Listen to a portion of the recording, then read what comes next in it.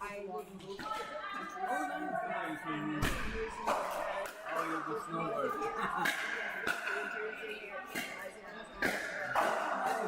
So,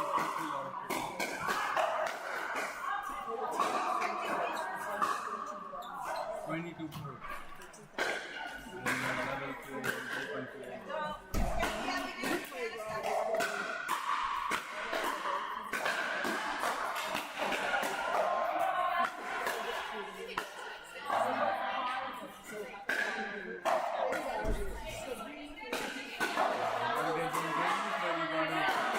everybody also involved.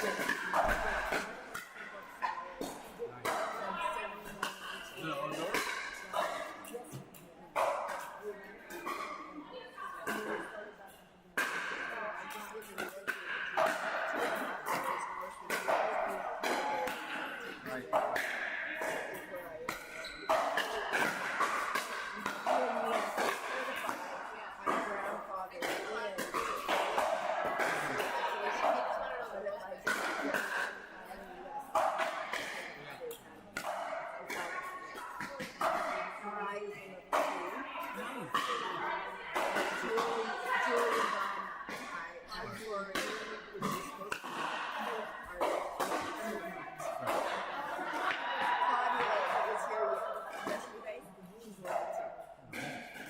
I know a couple of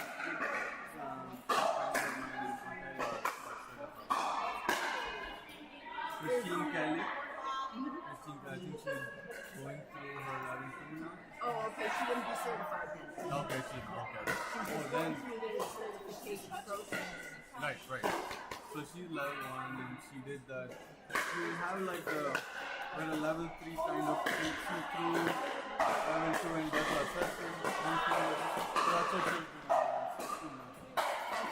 2 months ago, so she was In Kingston. Like she was in national. She does do it. We were in national. So she knows me. Because I also direct her on the show. Right? Yeah. So she put me in touch with a lady. It was in the central region. I was supposed to be the TV for that, but then I went to Kingston for somebody else. It was in Ontario, like in so I was just making sure there's only a few certified. The majority of it is. So, national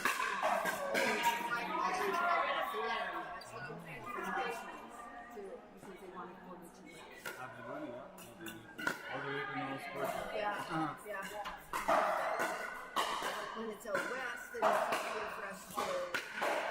So we use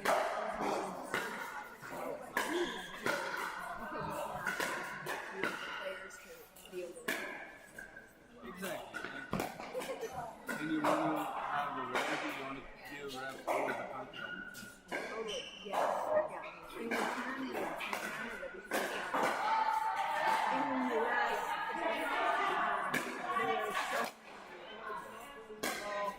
How do I get started? Because I'm right now I'm not sure end up with I did that in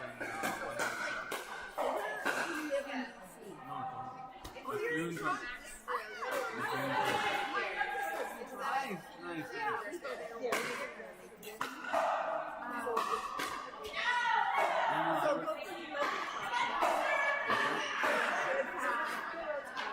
But it needs to be affiliated.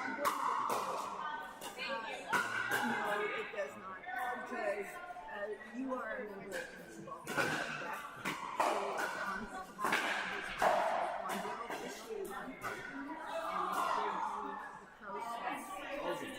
And you to get you started, and once you fill in that application to get started, they will teach you something more. Oh yeah, so I have Ian Campbell. Yeah, Ian Campbell is in Mississauga Pickleball. He's a guy, he guys the one. Okay, so walk you through the steps, and you will put in they'll give you a recommendation for your level 2. They will do your level 2. And then you get a recommendation to get certified. Oh, okay. It's a process. It's a process. But talk to people who will walk in the most certainly to get you started. Yeah. There was one last year I signed up, and I had to miss it for a tournament. I was cleaned it.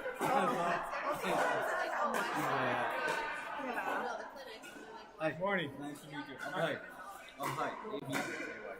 I'm Brian. So you're doing the live streaming one. Okay, yeah, cool.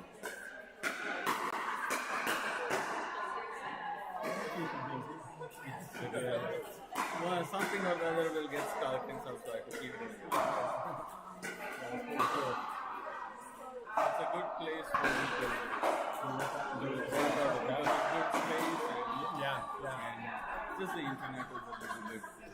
I don't like it.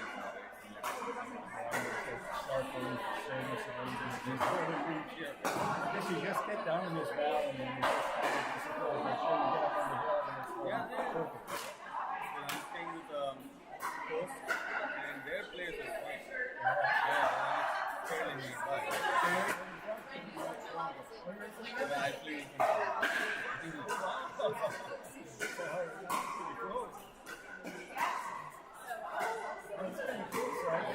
I'm not even sure like the girls that are from the US or they from all over. That's pretty cool.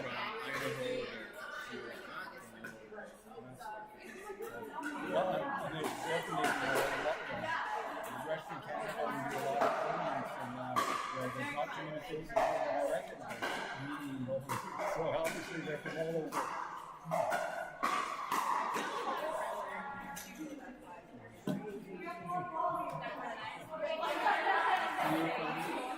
From Edmonton, yeah, just outside Edmonton. So how are you?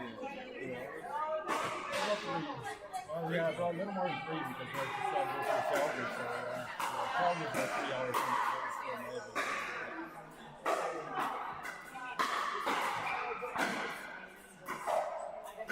So you should keep that time.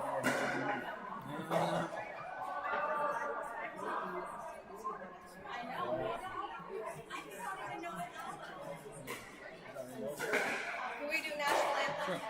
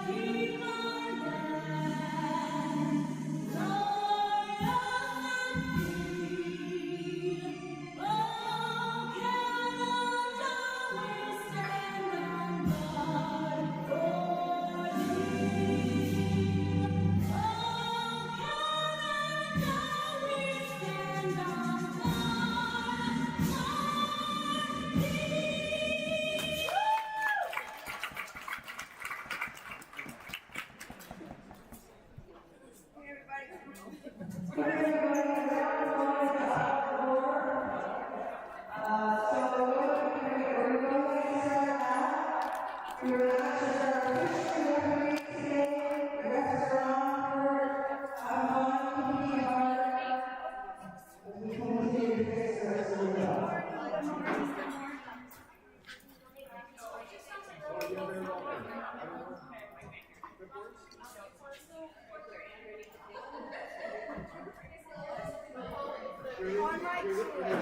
my cooler at the end of the table.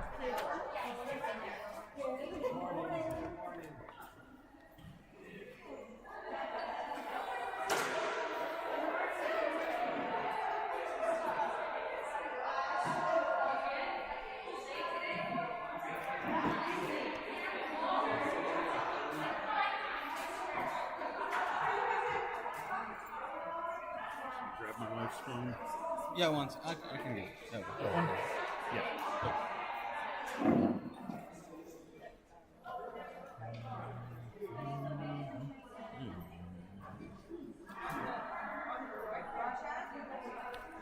Raja, this is your partner right now.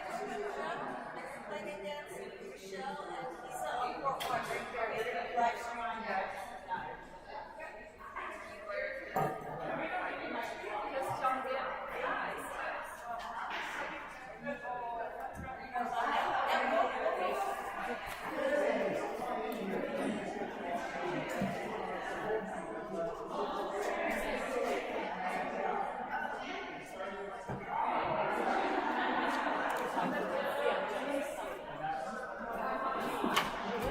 So, tennis, is it amateur head on head right now?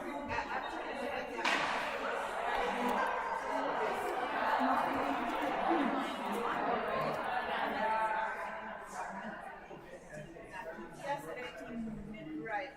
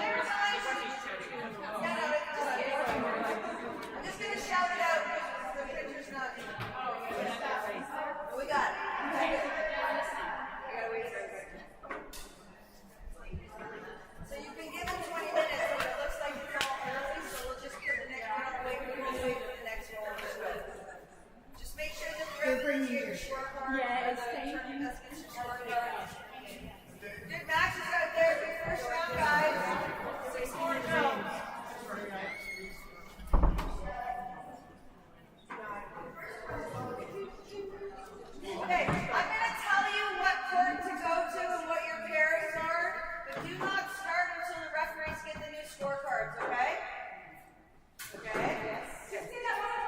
I said I'm going to send you to your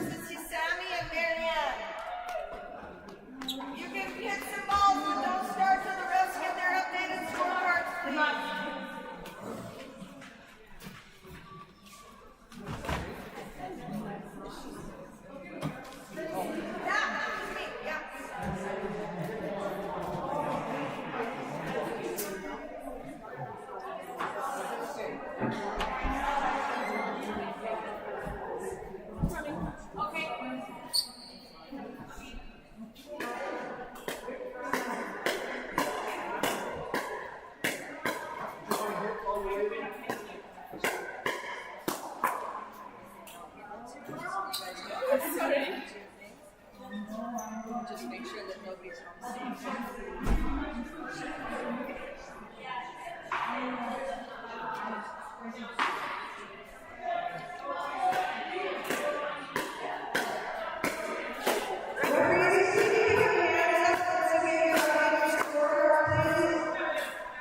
Once you get your updated scorecards, they're coming. They're coming.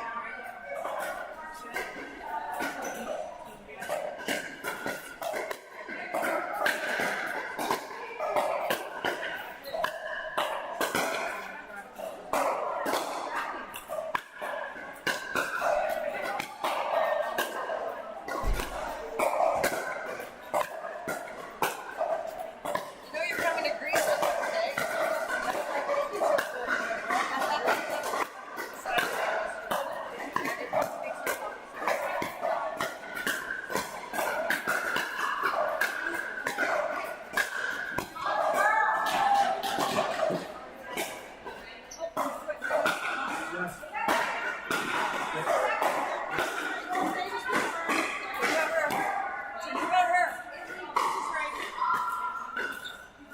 She doesn't have her scorecard. Yeah, that's 3. There you go. Wait, no.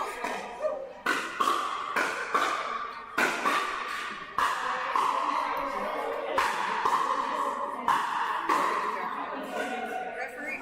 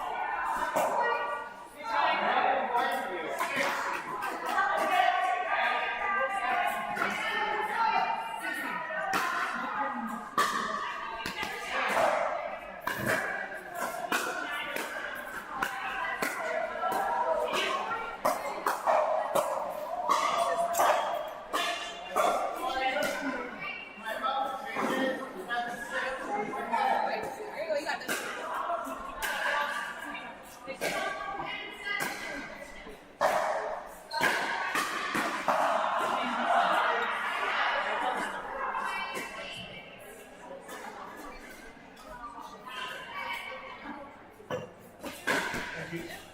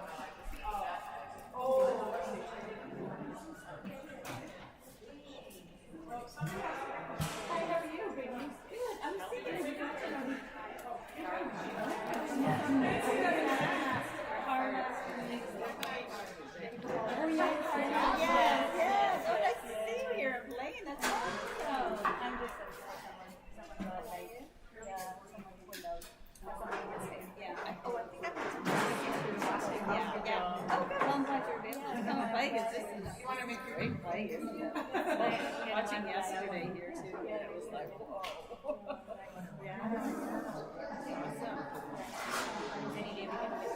Yeah, exactly.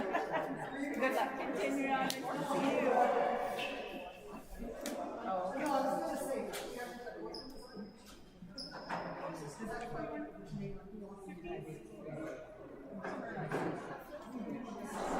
Oh, did they get to 17?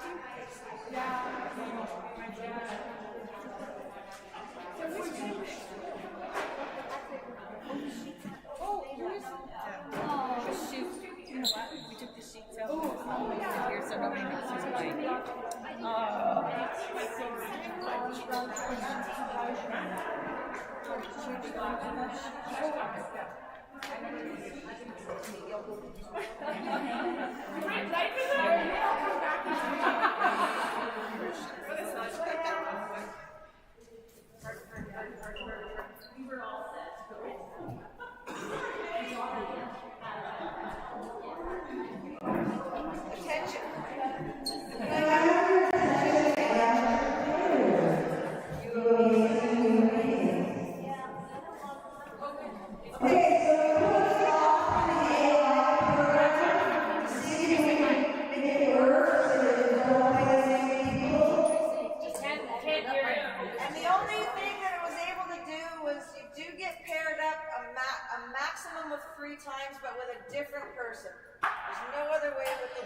Of the draw size and the number of people here.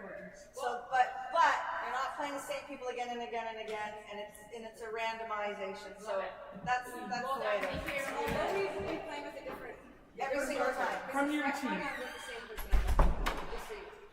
If that makes sense.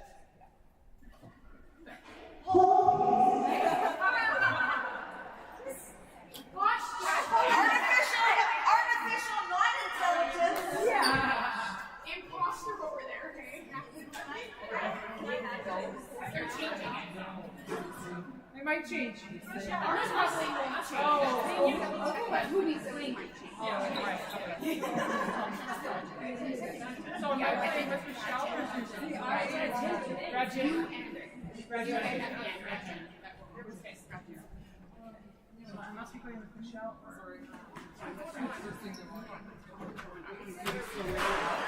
So good.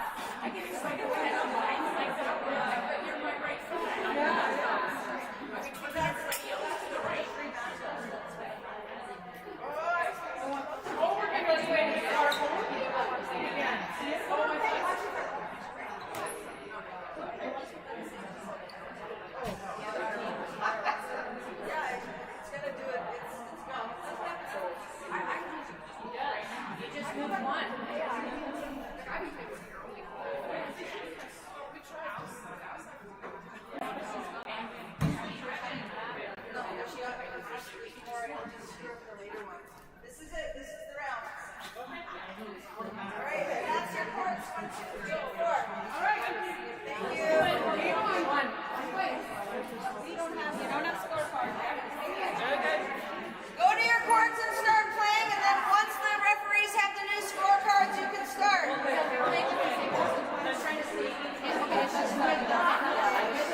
Yeah, just this one time. Oh, that's fine. Yeah, just this one time. We're fixing it all.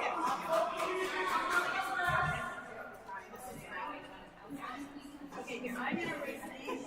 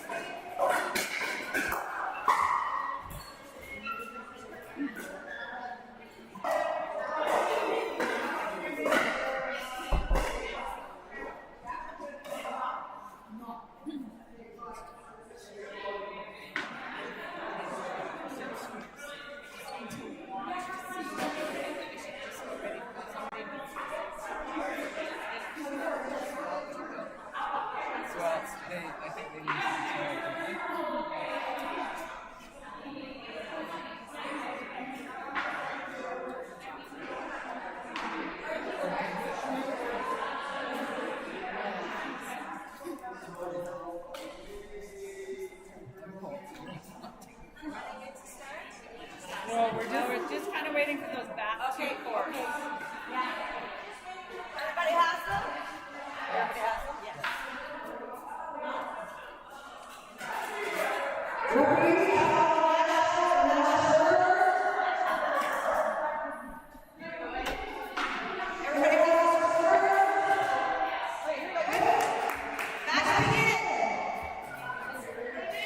match begin. Thanks, everybody.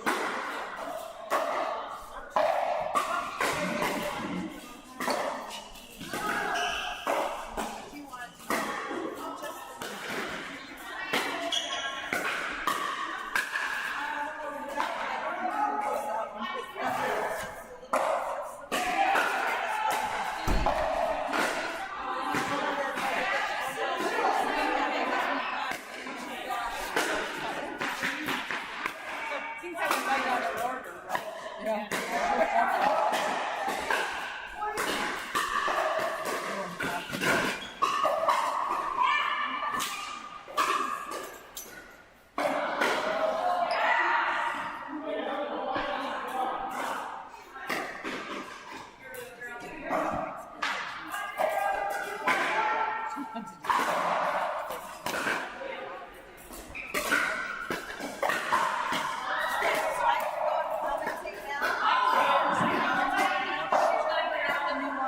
And it works. It's all fine now. Thank you, guys.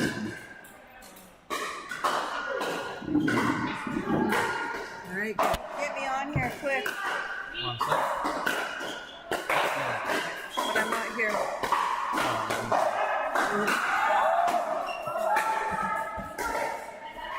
I saw that.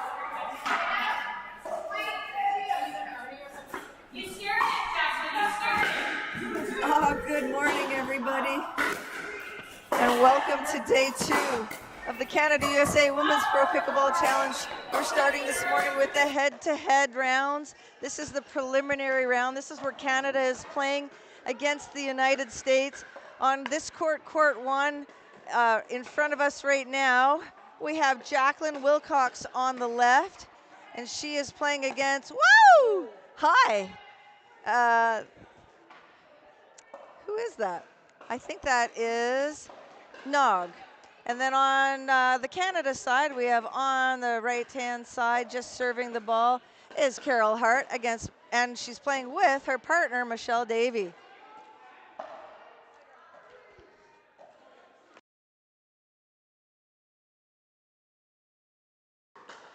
Looks like this 3-4 is the score.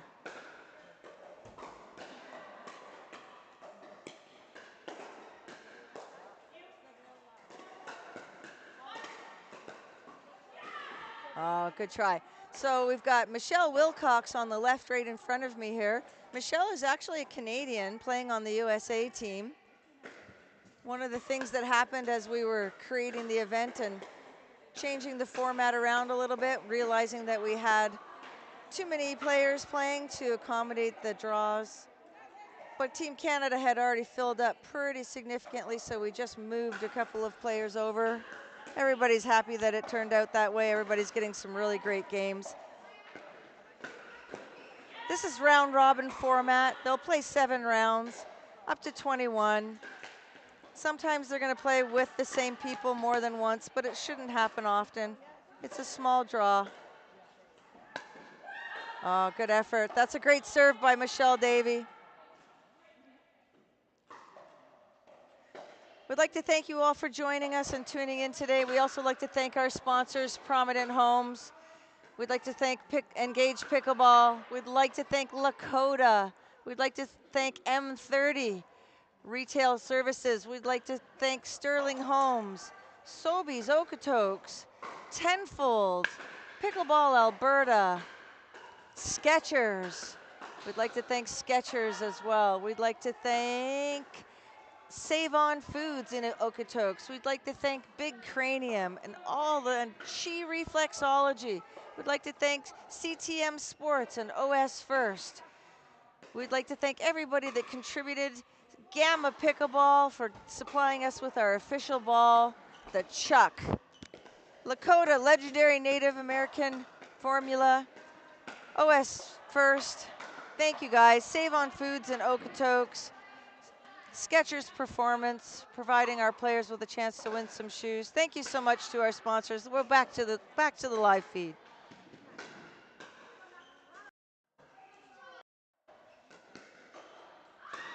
Here we are again.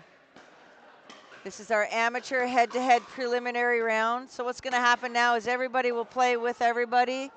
And then what we'll do from the results from today is we're going to rank all the players for the finals tomorrow. So everybody right now is fighting for first, second, third, fourth, fifth, sixth, seventh, eighth, and then we'll be pairing them up for the finals tomorrow. 1 and 2 will play together, 3 and 4 will play together, and so on tomorrow in the finals.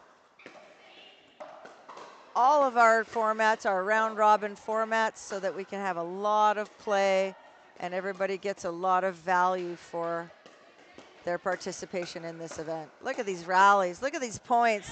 That's simply wonderful. Well done. Great hands by Michelle Davey. Well done, you guys. Well done. They're going to switch sides now.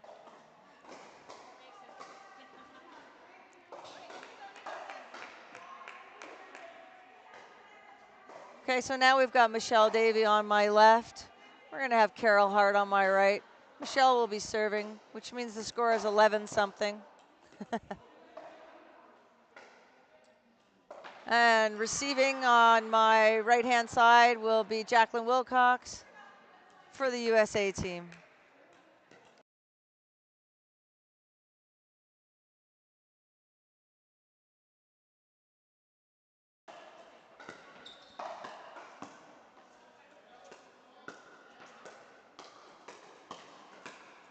What a great point. What a great point. This one came up for Team USA. Great point though by both teams. Well done. Let's see if we can get the score. 7-11. Canada winning a little bit over the USA just now. 8-11. That was a generous call by Carol Hart. Thought that was a little bit out. She played it. Well done. Good sportsmanship all around. Good line calls here. I want to say thank you to the referees as well. Shout out to Carol Whip for helping organize this. Well done, Carol. Gloria Whip. Sorry, Gloria. Called you Carol. Gloria Whip. Thank you for organizing all the referees. Thank you to ASSL Sports, our live streaming producer, for putting all these on today. You should be able to see more than just one court today. I'm not sure how many courts you're going to be seeing. I think 4. But commentating on 1 right now.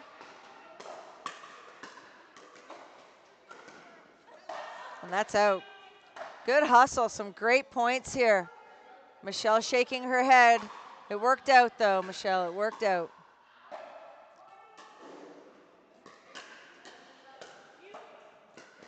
Nice deep return by Nog.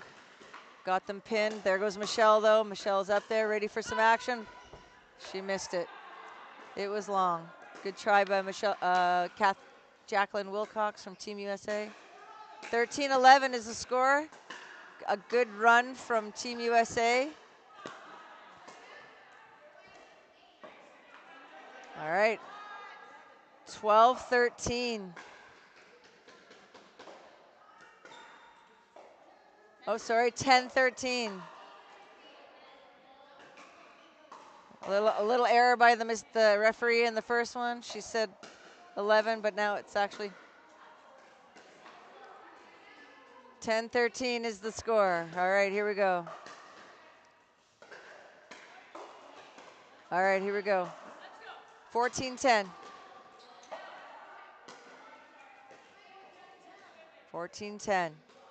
Team Canada up, 14-10. Great drop by Carol.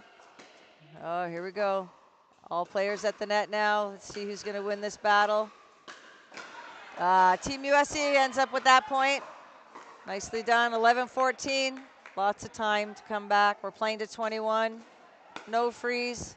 First to 21 or 20 minutes, whichever comes first. Oh, unforced error by Carol Hart. Great point, though. Good job by Nog. Get that ball back and make them play it. Good job. 12-14. It's getting close. Great serve by Nog.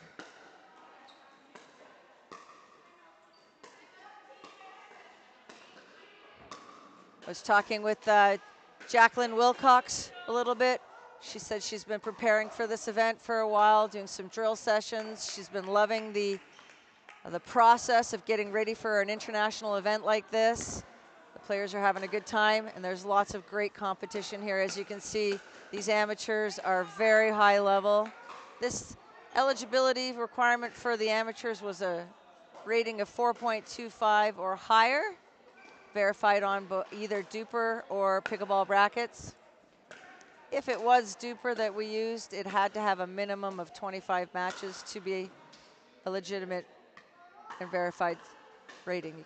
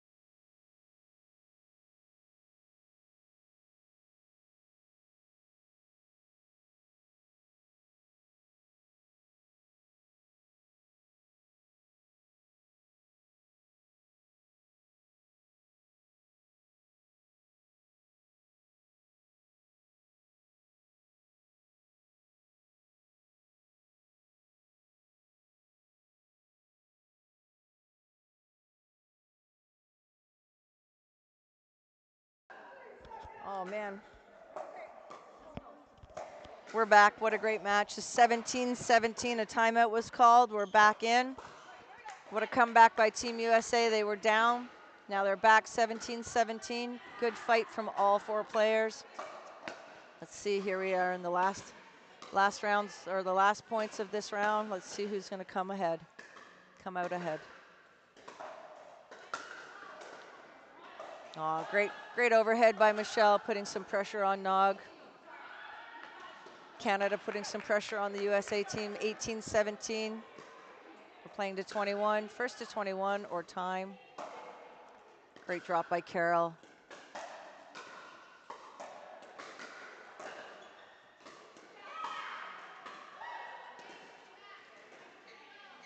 Oh, hit the tape, just goes over.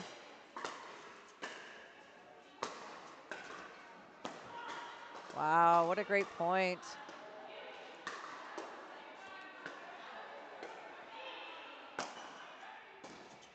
Oh, what a great point. Great point by all four players. Team Canada comes out on top there, 19-17 for Team Canada. Michelle Davy hitting a good drop. Carol coming in. This is great pickleball, you guys. Yeah, Jacqueline Wilcox making her statement up the middle with that big overhead.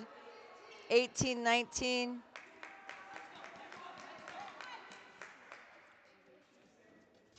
Well done, everybody. High fives from the players coming off the court. Well done. All right, here we go.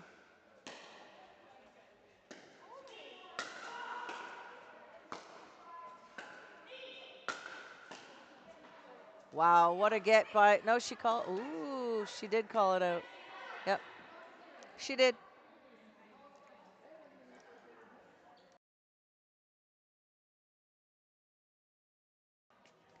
Good call by Nog. The other players didn't notice it, but it was a good call, good legitimate call. I believe it's 1919 now. Let's ask Jacqueline's daughter. 1919, she said thumbs up. Okay, 2019, match point right here. Team USA coming back and getting a match point right here. First one to 21. Let's see if Canada can get them to 2020.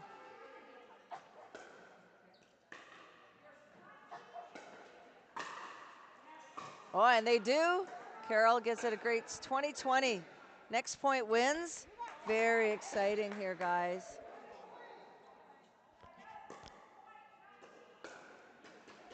Carol up for, oh, and the unforced error. Wow, what a game. 21-20, USA wins that one.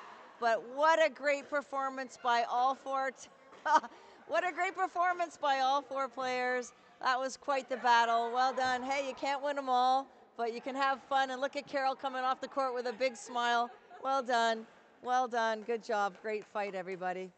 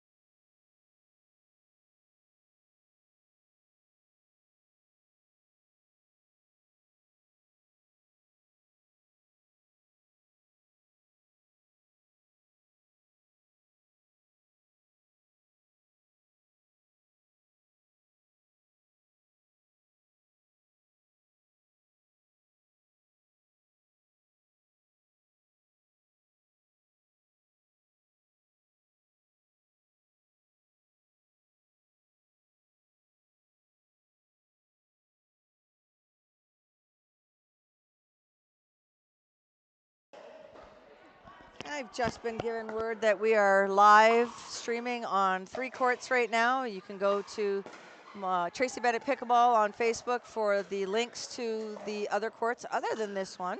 But I'm hanging out on court number 1. And again, we've got Michelle Davey over here on my left playing for Team Canada. This time she's playing with Denise Wielden.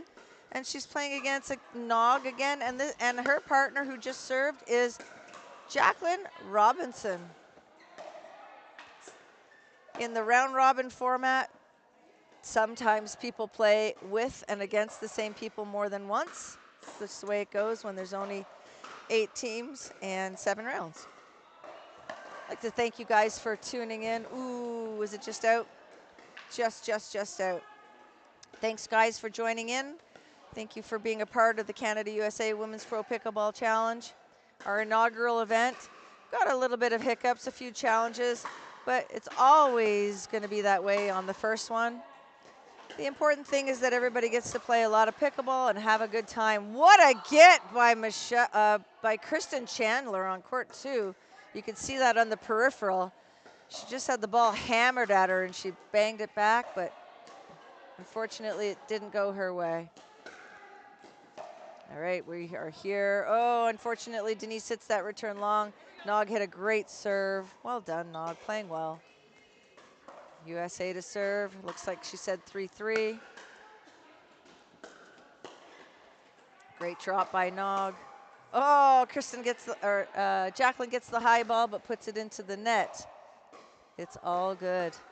More play to go. 4-3, Canada to serve. What a great return by Nog. Holy smokes. Oh, foot fault by Jacqueline R. Too bad. 5-3 Canada. Good catch by the ref.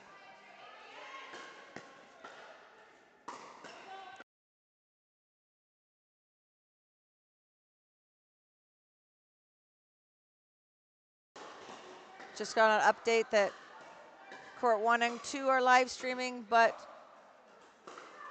not court 3 and 4 as of yet. Oh, unforced error by Michelle. I think we're at 5-5 now, if I've got this right. Yep, it's 5-5, USA. Oh, we're stuck. A little bit of a frozen screen. It's all good, it'll come back. Whew.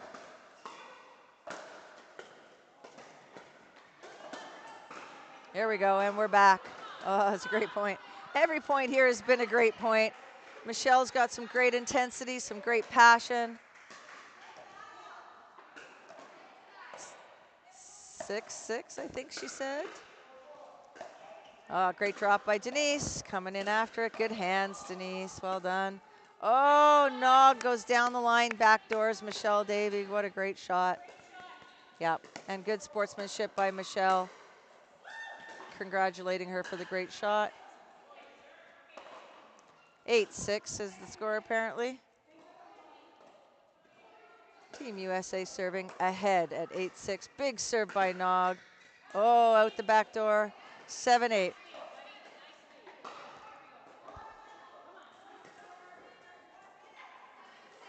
Oh, sorry, 7-6. Oof. Canada's up. Good job. Oh! All right. Sounds like 8-6 for Canada. Yep, Canada's up 8-6. Let's verify that with the ref. 8-6 is it. Yep. Good.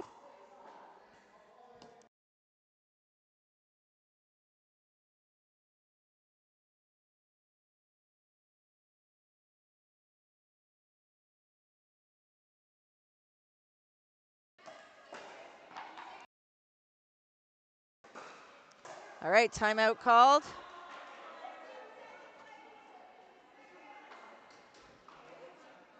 Yeah, one of the players has to go to the bathroom. Go ahead.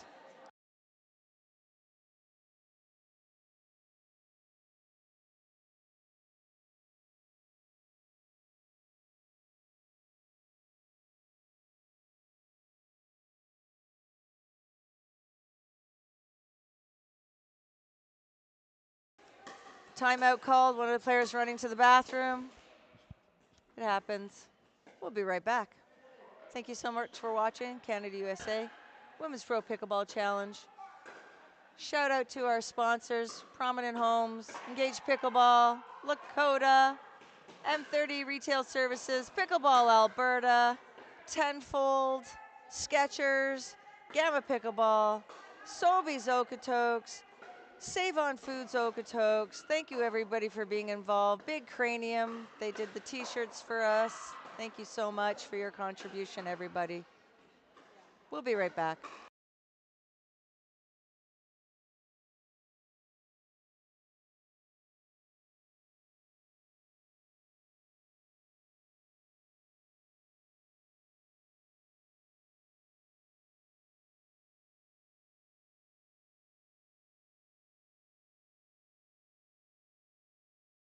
All right, and we're back. Timeout is over.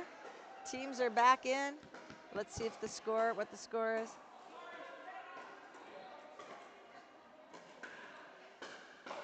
Oh. Oh, they're asking to change the ball. All right, let's have them work this out.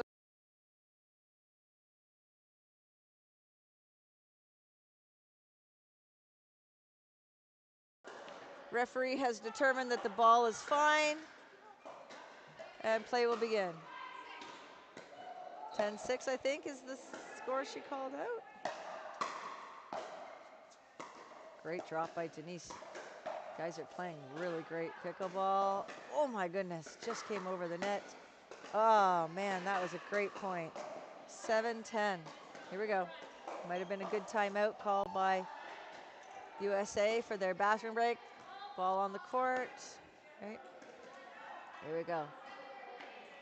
7-10. See how this goes.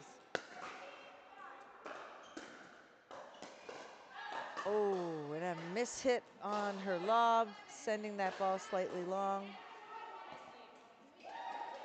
11.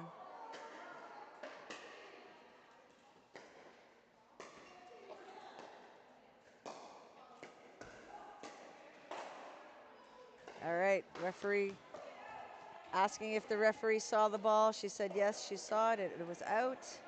Okay, on my left now on Team USA, I've got Jackie Robinson, the famous baseball player, and Nog is on the right. Here we go, Canada to serve. 11-7 is the score. Both teams playing really well. Great pinning volley by Jackie Robinson, well done.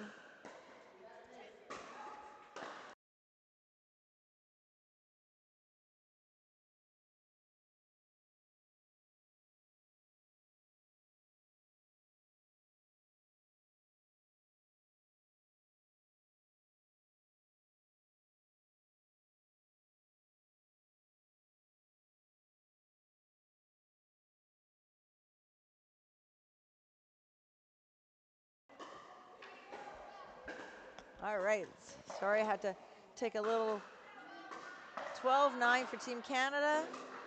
Had to be the event coordinator, tournament director for a minute there, but we're back. 13-9. Jackie looking serious here. Let's see if she can pull this off.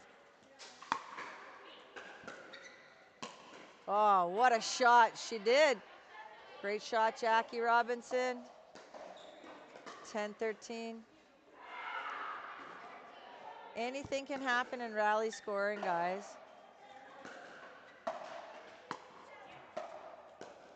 Everybody's playing so well. Ooh. The facility here has a pretty low ceiling, but the lobs are still somewhat effective. Sometimes they're hitting the ceiling, but not very often. It's 14-11, I believe.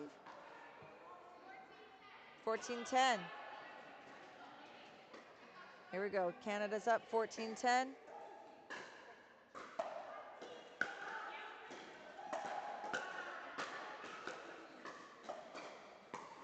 Oh, good try by Jackie Robinson again.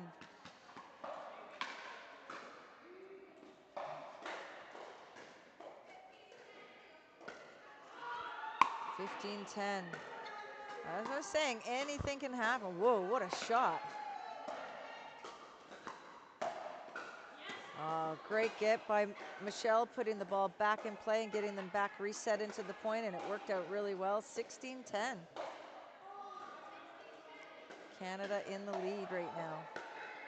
Oh, big serve again by the lefty, Denise Wilden. Denise is coming to us from Vancouver Island. I think she's coming from the Victoria area. Oh, great serve by Michelle. Let's see what they're setting up here. Oh, she's pinned a bit. Is she going to come in? Here she is. And they're in. Good. Oh, and they did that so well. Came to the lefty's forehand. Unforced error into the net, unfortunately. 11-17. There's still plenty of time for a comeback. Great serve right on the back of the line. Oh, that drive into the top of the net. Jackie's still looking to find her stride.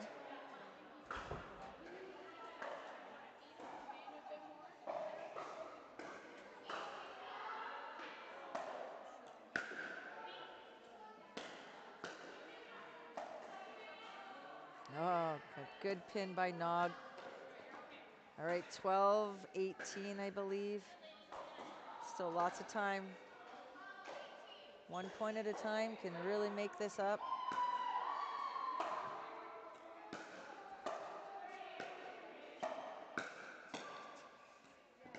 Oh, good try by Nog. Michelle's ball just got slightly behind her. 19-12 for Canada. Oof. Oh, another unforced error by Jackie. 20-12.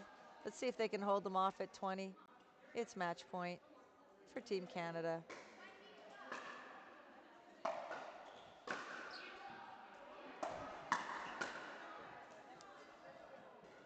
Oh, and the call is out. All right, 13-20.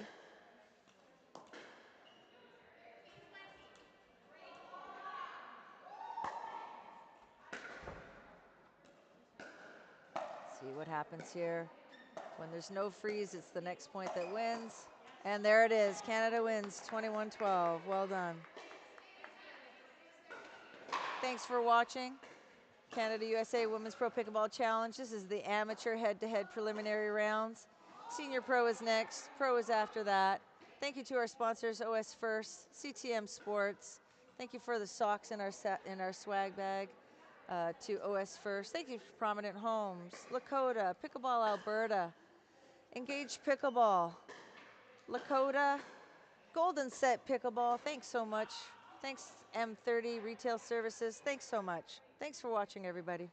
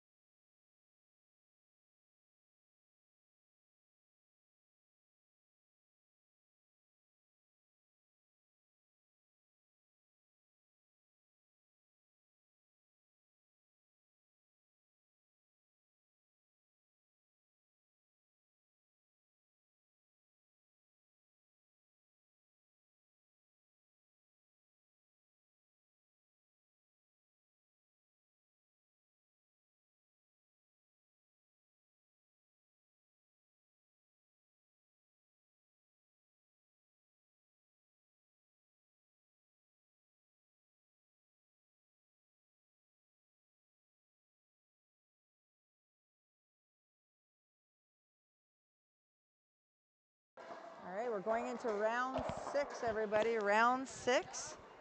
Canada USA Women's Pro Pickleball Challenge. This is the amateur head-to-head. Some of the senior pros are sneaking onto the amateur courts. This is the amateur head-to-head.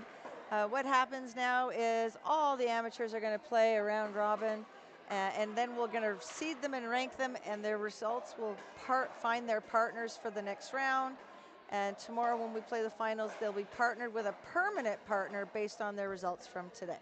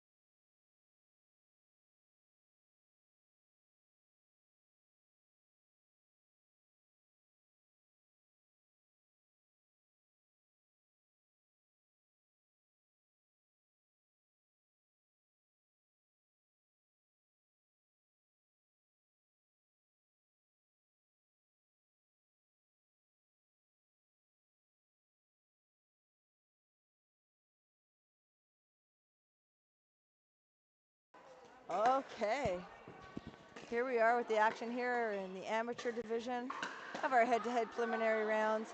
On this side is the USA. We've got Irene Gorman. She's Canadian, but she's playing for the USA team. They're playing against Michelle Davey, who just returned that ball. Rebecca Bramley on the other side. Ooh, she hit a high one. Ooh! Almost had that. And Irene is playing with Hisami.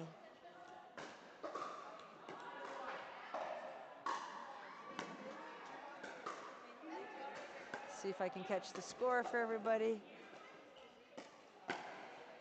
Oh, just caught the outside of the line.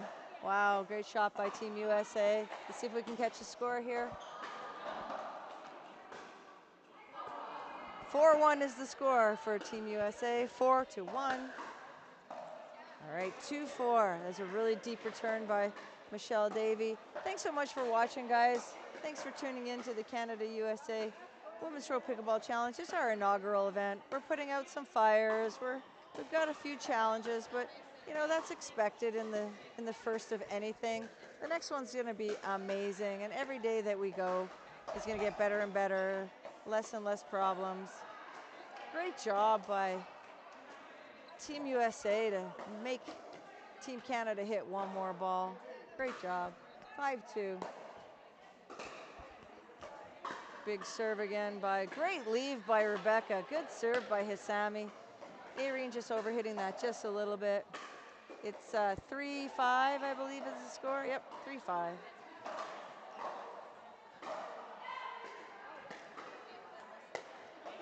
Nice serve to the backhand by Rebecca. Nice drop, way to come in on that. Oh, good leave by Irene, just wide. Some good hands battles here. This is the amateur division of the event model. The amateurs play head-to-head today in a preliminary matchup. Their results from today will rank them for tomorrow and set them up with their permanent partners for the Sunday finals. What a great point. Oh, Rebecca was celebrating. Yeah, Rebecca was celebrating and hit a foot fault because of that. But Irene did an amazing job diving for that ball, getting that back. A little bit of a shock to Team Canada, who thought the point was over. 7-3, I believe the score is. Ooh, nice deep ball.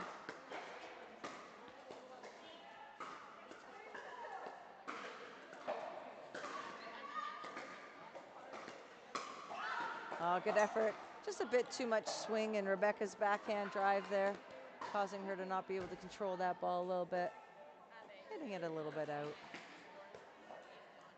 8-3, I believe, is the score. Team USA. Oh, good job. There's that big swing again, and a big swing there as well. Just out.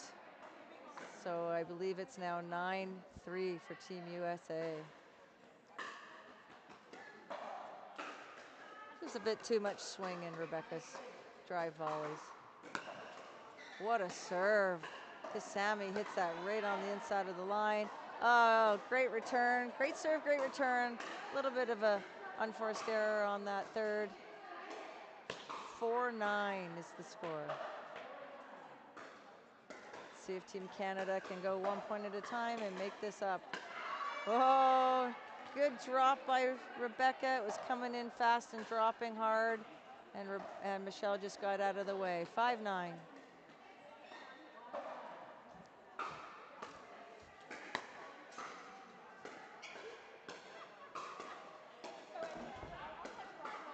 Another good point starting here. Oh, make them play it, make them play it. Team USA again making Team Canada hit one more ball. Team Canada making that unforced error.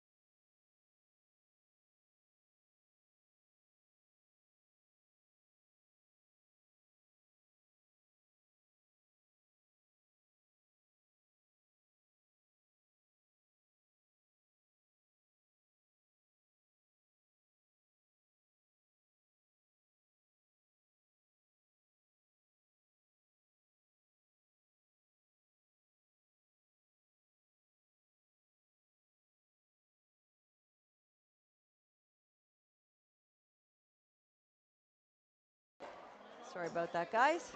Just had to say good morning to some of the pros coming in. See if we can catch up on the score. Rebecca, what's the score? 8-12? 8-12. All right. Canada is serving 8-12. All right, lots of time to come back. Let's see how we do it. We're playing to 21. First to 21 or time 20 minutes. Great drop by Rebecca. Sammy just playing a little too much. She was making those earlier. She got all excited. Not making them now, but that's okay. Anything can turn around in these games on a dime. Great deep return. Oh, that's a nice drop by Rebecca. She didn't quite get in for the reply though. And now she's in a bit of trouble.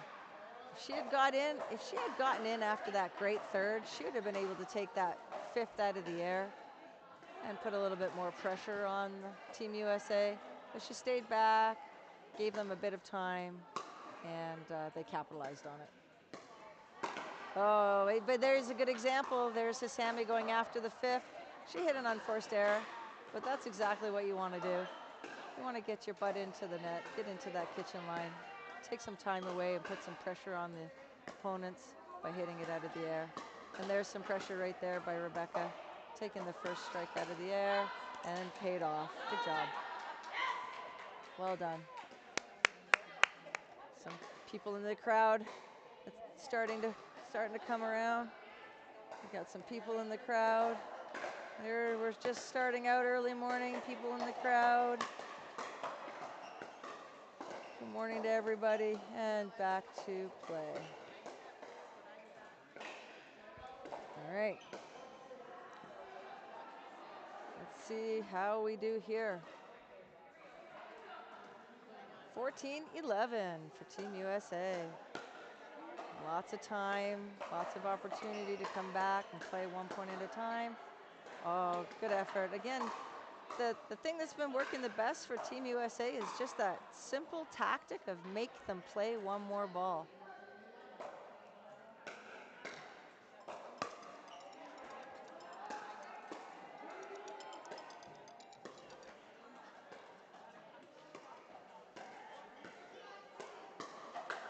Oh, great setup by Team USA, getting that high ball. Irene hitting down first, getting a high ball up from Rebecca, and Hisami hitting down again. 2 hitting down. The second shot was the success.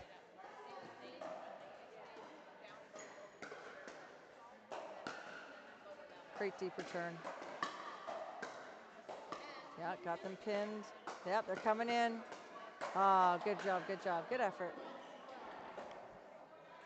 See if I can get a score for you.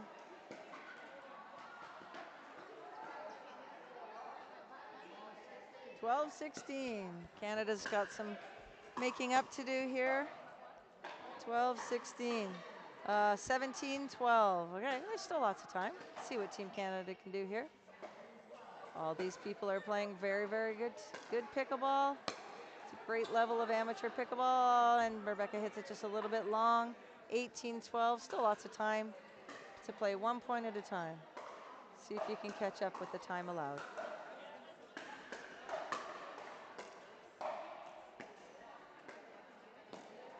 There it is again. Just that one more ball mentality. Make them play it. It's not too hard. It's just making them play it. And they're getting the unforced error. 19-12. Great return by Rebecca. Nice and deep, keeping them back. They're on their way in, though. Oh, really good effort. Really good effort. Just a small unforced error. I'm sorry, just a small off-centered hit is what I meant to say. 20-12, it's match point for Team USA. Great return, though, by Michelle Davy, and it paid off. That big return kept Irene back. It's 13-20. It's still match point. We're only playing to 21, first to 21, or the time of the match being called.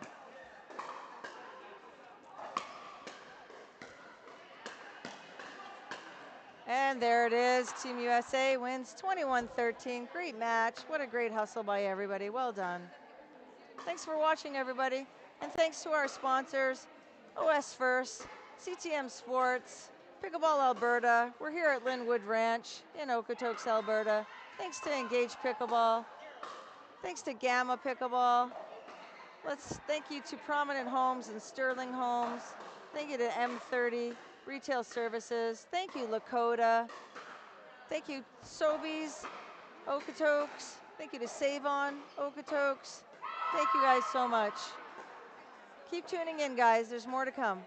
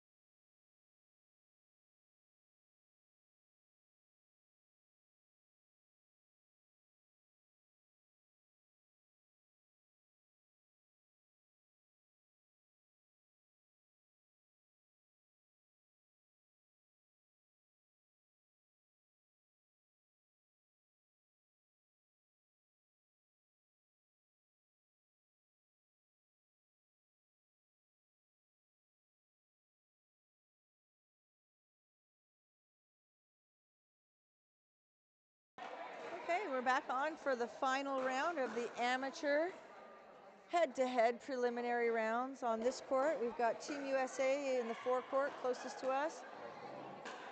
Jackie Robinson on the left, Jackie Wilcox on the right, playing against Denise Wilden and Zhuzha Pap on Team Canada. Play has begun with a big serve from the lefty, Denise Wilden.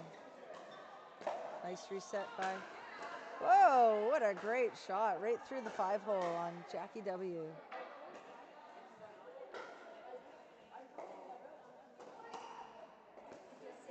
One 0, Team Canada.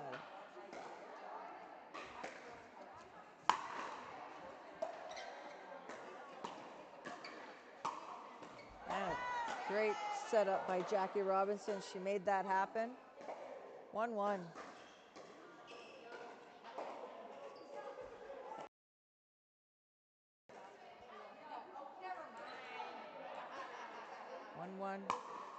Big serve by Jackie Robinson, taking the big middle.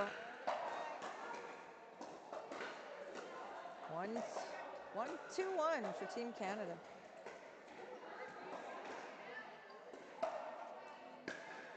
Oh, nice deep return by Jackie. Gets her into the net. Oh, another unforced error, causing it to be 2-2. Thanks so much for watching, everybody. The Canada-USA Women's Pro Pickleball Challenge. This is the amateur portion of the event, and these are our preliminary rounds. We're going to play to 21. First team to 21. There's no freeze. First team to 21, or the timed match of 20 minutes. That was a really good speed up. Jackie almost got that. Had a little chat with Jackie Wilcox before this match, and she was like, I really want to do better. I want to play really well in this match. So she's looking intense because she's really looking at playing a good game. She's got a high expectation of herself, which a lot of high achievers do. Unforced error by Denise Wilden, and I believe that brings us in at 3-3.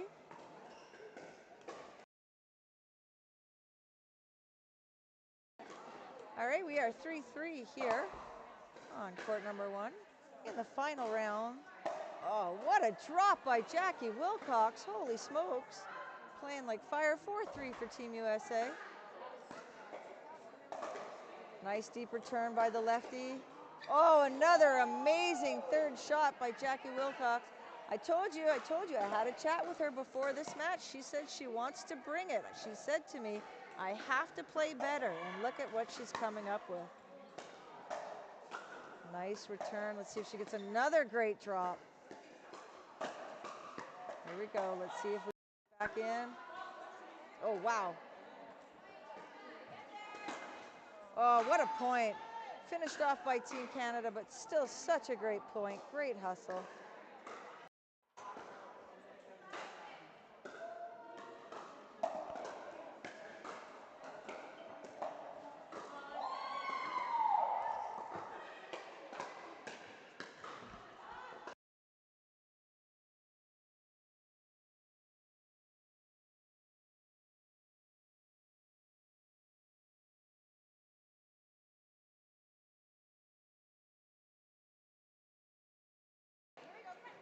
Hey everybody, guess who's here for day 2 to commentate? Hey Tracy, good morning. Caitlin Soroka, Yeah. Thanks for joining us again, Caitlin. Yeah, thanks for having me. How has the morning been going? The morning has been a challenge.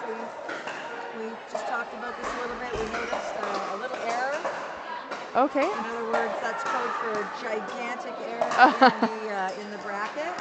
And we spent the entire morning fixing it unsuccessfully. Oh no, okay. But that's okay. We ended up fixing all the other errors going forward, so we're good. But these things happen. Amateurs have had to deal with the growing pains of a new event. Yep, always happens. We're learning. They've been very patient, and thankfully their responses has been, hey, we're still playing pickleball. Yeah, exactly. So and good. it's a beautiful day out. Super thankful for that. Jackie Robinson just hits a really big drive, hits the top of the tape, and over it trickles. Hard to get those ones when your momentum is not moving forward. Another great serve by Jackie W, who told me she was going to bring her best game today. So is there finals for the amateurs? 9, Are 10. there? There's a finals tomorrow. Okay. Today what's going to happen, Caitlin, is these guys are going to, this is their last round. We're going to add up all their wins and losses and scores and head-to-heads and differentials to find out who the number 1, 2, 3, 4, 5, 6, 7, and 8 ranked players are. And for tomorrow, we're going to partner 1 and 2 together, 3 and 4 together, 5 and 6 together. Oh, that's 7 and really 8 cool. together That's for so, the final round. wow. The final rounds are still going to be a round-robin format, but they get to stay with the same partners the whole way and playing against the same players from Team USA. Yeah. And then we'll do the same thing. Total wins, Okay. head-to-heads, differential. For pros and senior pros, All same of them are thing. playing the same way. Oh yeah. wow, that's actually that's We cool. wanted to maximize everybody's time here. Yeah, You absolutely. know, one of the elements of this model for this event was to be able to give players a lot of value, and a lot of value meant a lot of time on court. You know, you go and you play a lot of tournaments, and sometimes if you lose 2, you're out. And you traveled a long way. Yeah. You paid a little bit of money, to travel there and get your hotel and everything. And unfortunately, if you lose twice, you're out. But in this format, you can lose all day and you still get to play the same amount of matches as everybody else. Yeah. So Have you ever? Has there been an event like this before with this setup? I've never been in an event like this No, before. I haven't either. So we wanted to make this a very inclusive event. Yeah. So that's why we did it this way. We needed this. I think women's pickleball needs this specifically. So thank you, Tracy, so much for setting it up. Oh my goodness, I'm just so thrilled that everybody's being patient with us as we make mistakes throughout the weekend. Yeah. It's our first attempt. Like I said to everybody, this one's going to be the worst. And everybody's loving it. So imagine next year when all the kinks are ironed out. Big thank you to Chandra Sosek. She's one of our team members. She's going to be the one in this seat next year. She's going to be hosting this in the States next year. Canada's going to be joining them. And she put out the fire for the next one. She had the solution. What a point! That was a beauty by Suja Pap. What an angle, yes. This is amateur pickleball, everybody, and that is a great point. There's a ball on the court, too. Really nice to have the refs here today too and calling the score. That'll be easier to keep track of today. We had 5 refs originally. We lost one for some reason, and now we have 4. They're going to be tired. It's a long day. Yes. But we're going to feed them at the end of the day. Today is the day we have our players' party, and the referees are going to get a chance to join the players. And good effort by Jackie. Again, with that make them hit one more ball mentality. You just got to be that last person to hit the ball over the net and in. Especially in rally point. Especially in rally point. What a big serve by Zhuzha. Zhuzha comes to us from Saskatchewan. So does Jacqueline play in events in the States? What kind of, because she looks very familiar to me, and we've been these players are these are amateur players who are very involved in the pickleball world in Canada and in the United States. Yeah. Jackie Wilcox is playing on Team USA. She's very involved in the tournament scene here. Jackie Robinson and all of the players. Oh, just over the net there. From the United States are incredible athletes, heavily involved in the tournament, the USAPA tournament scene in the United States, in their hometowns. Yeah. And they're coming here to, like everybody else, expand their pickleball community, their pickleball family, and their pickleball opportunities. Yeah, I know Dana Rogest looked so familiar to me, and I'm like, I know she plays in the Arizona League. Watched some podcasts with her on them after she absolutely has torn up some of the leagues. There was, she's just winning a majority of the points for her team at one point, so they had her on a podcast there. It was awesome. Dana is a lovely player, but she's a lovely human being. Yes, yeah. And I want to take this opportunity to express my gratitude to Alex Walker. Yes. Alex Walker, also from Arizona, played for the Stingers, I believe, in the Arizona Pickleball League last year. And Alex Walker has been a massive supporter. She and her sister could not be here for this event due to other obligations. But she was a massive supporter of this and really wanted to show her support So she called up Dana and said, Dana, Tracy wants you. Oh, You gotta play. And really? Dana Oh was my like, gosh. okay, That's I'm there. amazing. And here she is, and she brought her family Wow. all the way from Alaska. Yeah. Her technique is just absolutely lovely to watch. Trying to soak it in as much as possible. Obviously, I couldn't play this event, but if I can take away and learn something from it, definitely trying to do that. That's one of the other things for the amateurs. They're really taking away a lot from role modeling. These pro and senior pros are being great role models, and they're just learning a lot just through observation. Yep. Oh, yeah, she just hit Nice the shot. outside of that line. Great call by Zhizha Pat. Really great sportsmanship in this entire event. Yes, yep. This is the last round, Caitlin, of this amateur preliminary round. Then we have a little bit of warm-up time for the senior pros, and then the senior pros get to go at it next. Yes, I did see some warming up outside. I got to meet Susie Fott finally, which was. Susie Fott is a former tennis player and tennis professional from British Columbia, Canada. Her entire family. She's the mother of Todd Fott. Yes, I figured that. For, I think, is it the Hard Eights that he's playing for? Yes. He's playing for one of the MLP teams down in the United States. So an accomplished tennis player and an accomplished pickleball player. I think Brad actually played against Todd in the States. When Brad and Steve Deacon were playing. Yeah, I don't know if it was rec or if it was their first round. But yeah, it was really, really neat to see. Yeah. I didn't realize he was Canadian. That's awesome. One of the interesting things for me is to see all the overlapping now from my tennis world into the pickleball world. Yes. So many of the players that I played with and coached in the tennis world are now playing pickleball. Yeah. Pretty cool, like the Walkers. Yep. And Susie Fott and Todd Fott. So did you know the Walkers before they played? I used Oh to my coach, gosh, that's so cool. I used to coach Alex. I did a tiny bit of coaching with Annie. She's a little bit older. I did most of the coaching with Alex Walker in North Vancouver. Oh, this is really good defense.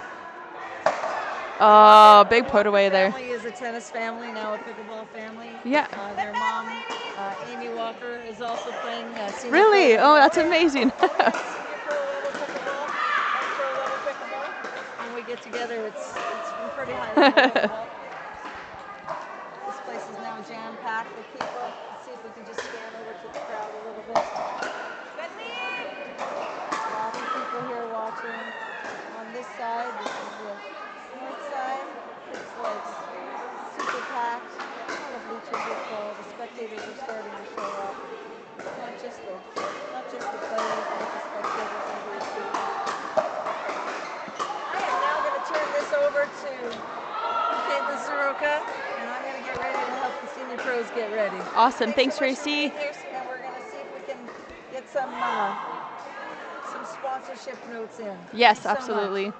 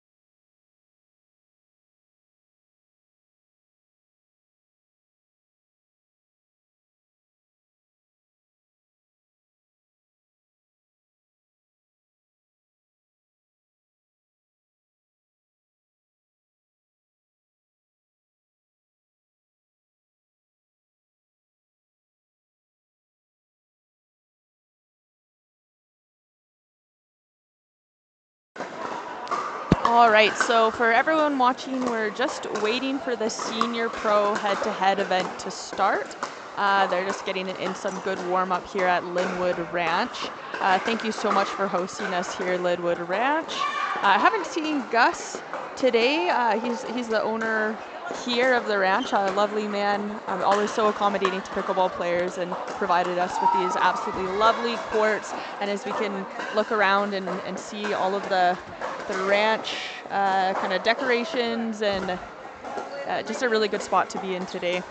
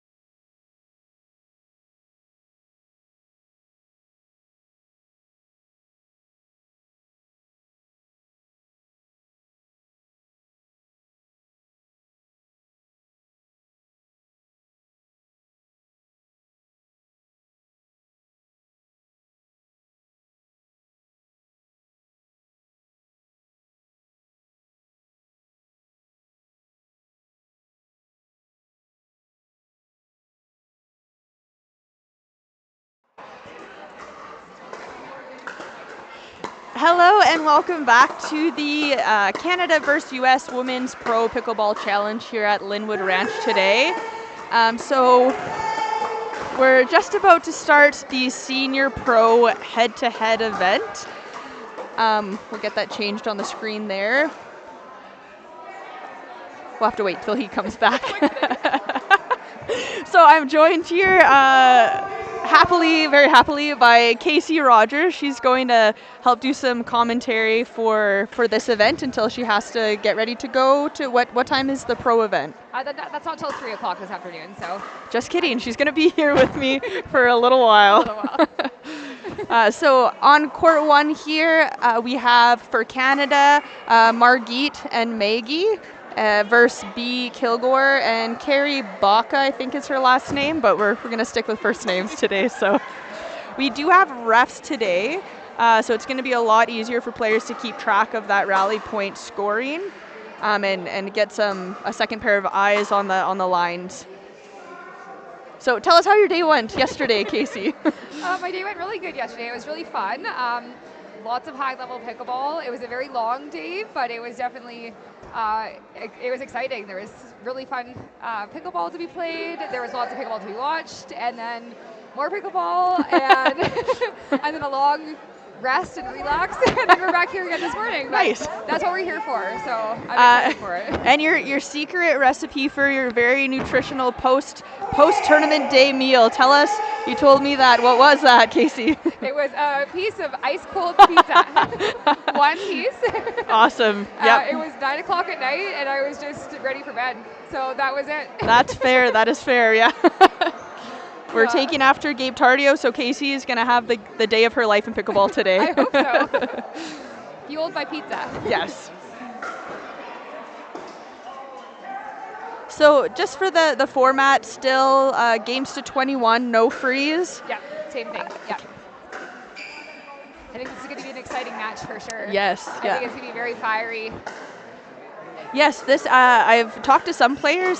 The ball is pretty poppy. It is. I've heard, so it's kind of lending to a much faster game. Obviously, women's pickleball seems a little bit faster anyway, but it's the ball is definitely harder than a Franklin, softer than a Dura, but so kind of a little bit in between. Okay. But these courts are also, I don't even know, like they're not super gritty either. So it seems like it's fast. It skids very fast. Yeah. So it's interesting. Yes, yeah. Yesterday in the morning, you could tell like there's lots of out balls and things like that, and the players seem to be getting more used to the courts and used to the ball, and we got a lot more consistency later in the day. Definitely, and I think it was really cold in the morning too. So yes. The balls were flying. So yeah. We'll see how that is this morning too. Yeah. Great shot by Carrie there. I love B's leggings there, just really representing the U.S. Most definitely. She's definitely representing very well. Yes, and Love she's it. got the neck scarf too going on. That's great. I did see some Canadian socks and good. Canadian Okay, hats. yeah. Like, Okay, maybe good. Maybe not leggings, but we're trying to represent a little bit. We're putting maple syrup on our paddles for extra stick. Yeah, that's our secret. Yeah.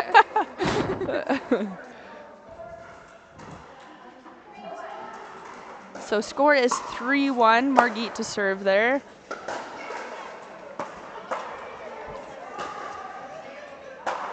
So we're going to have an appeal to the judges here.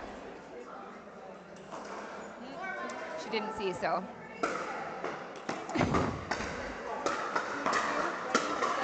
Really great setup. That was a great shot. Maggie has a lot of power, so does Margit, so I'm pretty sure they're going to be a little fiery. You've Yes, played with definitely. Margit a lot. She's from BC? Yeah, I have lately. Not so much before, but I played against her a few times, but now I played with her in a tournament, and yeah, it was fun. It was a lot of banging. Awesome. And Yes, we yeah. had a great time. We did very well together. Yeah, she has a really, really strong forehand. Yes. Oh, there it is beautiful right there, post, too. yeah. And great movement. Oh, there we go. We have a timeout here. And are you allowed just one timeout or two? Two here? timeouts per Two match, time, yeah. and you can switch players. Yes, you can. Okay. Yeah, you can switch then, and you can switch at the end change as well. So at 11, you're able to switch too. Okay. So, or switch sides, that is. And how has it been since you're playing with players you maybe haven't played with before? How are you determining who is on the left and right? You just have a quick discussion before? You arm wrestle for it? Well, when I was playing with the amateurs yesterday, I kind of left it up to them and just said, whatever side you're comfortable with, we'll put you there, and I can just adjust to how it is, and we'll just, if we have to switch, we will. So there was a few times that I started on the right, and then maybe had to switch to the left, but we just, for the most part, it was just, I wanted them to be comfortable, and then I could adjust to their game, and if that wasn't working, then we'd have to switch it up. That's so nice. Yeah. Instead of just coming in being like, I'm the pro here, I'm going to play the left. That's so nice. Yeah, no. I love playing the right side. Yeah. So I love my two-handed backhand. And I feel like I have good movement to get to certain balls. So I think it's fine for me.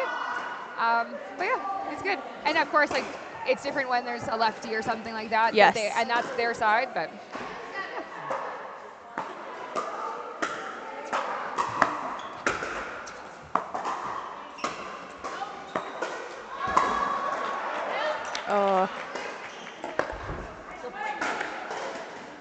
just out. Really good defense by US there.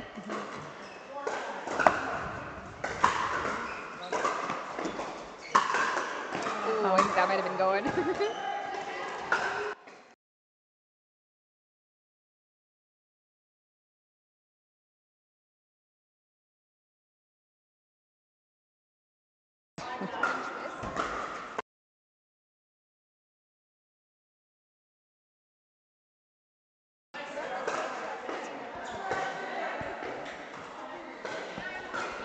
All right, the score, Canada is up 9-3 right now. There's that amazing forehand. Oh, just missed it. Everybody there, but US came out on top of that one. I've just seen an exceptional display all day yesterday and today of power here, right? Obviously, it's women's pickleball. We like to hit it hard and fast. But I'm actually, there's so many players that are so powerful. Yes, most definitely. These women are ripping the ball for sure. Yeah.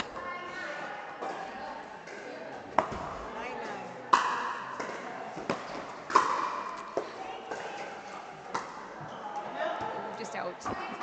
So when we did get a timeout there for the US or the side switch, we did actually be and carry flipped sides, hoping this will work a little bit better for them there.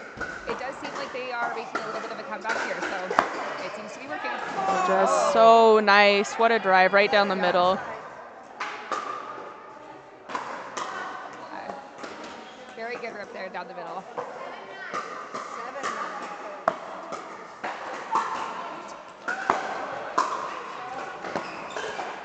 Oh, just out there. The US looks like they're having a little bit of trouble getting to the kitchen. Maggie and Margit, they're really good at keeping them back, and those rolls are giving them a little bit of trouble.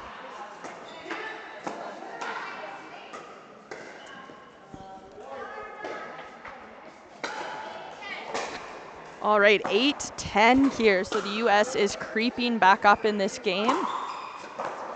How hard is it, Casey, to stay ahead in a rally point scoring game? It's so different than traditional pickleball. It is so different. That's so true. It's so hard. It doesn't matter what lead you have. Every point matters.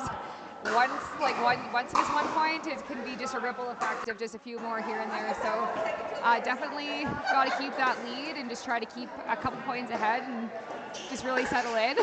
Yes. Because it happens fast for sure. Do you think players are consciously playing more safe, or do you think at this point we're just playing hard and aggressive, or is there strategy to dropping instead of driving, or trying to do different things to play higher percentage pickleball here? I think it's a little bit of both. I think at the beginning of the match, you're definitely just coming out swinging and just trying to get that lead and trying to get ahead. But by the end of it, you do have to be a little bit more conservative and just set up the point and grind it out. But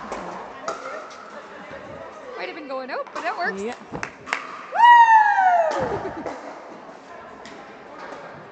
Do you know Margit's background? Obviously tennis. Do you know kind of what she played at all? I'm not. I know she played very high level tennis. That's for Yes. sure. I want to say she had to touch a pro. I'm not sure exactly how Wow. far she went, but definitely high level tennis. She's actually from Europe. She's Estonia, I want to say. Wow, amazing. I'm saying that wrong.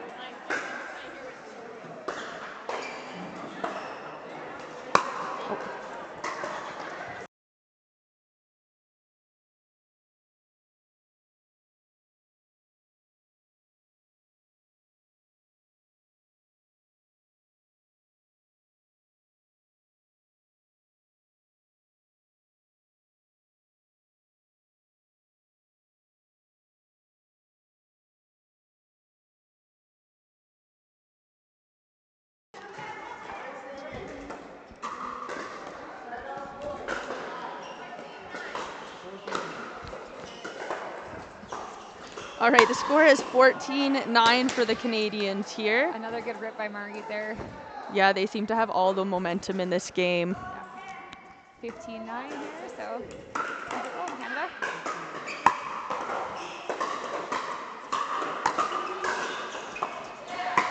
Yeah, I think Oh, Margit no. just took a wrong step on her ankle here. You might see a timeout. I think she's okay, hopefully.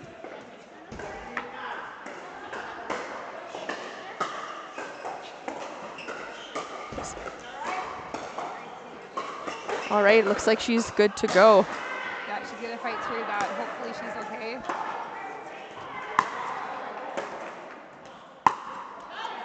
Oh, just a bit down of a angle. miscommunication there between partners. We saw that a lot yesterday. Obviously, we're playing with new partners. That's a really good place to test when you know you're playing a new partnership. Yeah, that's definitely a safe play. I would say most of the time, for sure.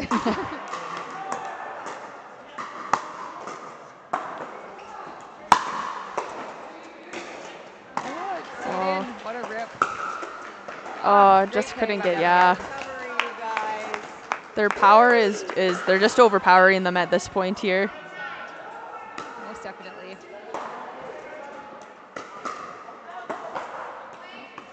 Another big serve. That's by really Margit. good. I love it when you're at the back, you're just trying to play the ball. So if your partner can lend you a hand and look at the line and make a call, it's so helpful. It is so hard to read those balls when you're the one and you're behind the line. Yeah. So a lot of them even actually do look like they're in, even though they're not. So yeah, Yes. that's definitely a partner's job for sure.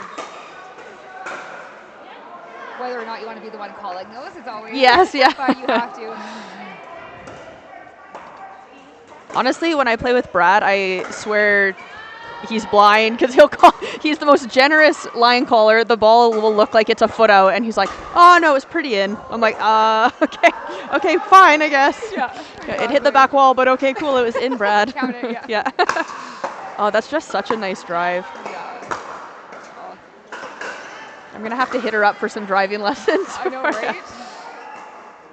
And tell us about the paddle that you're using. I played a couple kind of rec games with you at CNPL there the other weekend, and obviously you're powerful to begin with that, but that paddle was ripping. Oh, there's the game. Oh, there. For Canada. Good job. Awesome. Good start for the Canadian pros for Margit and Maggie. Really nice job. We'll be back in a few minutes after this round.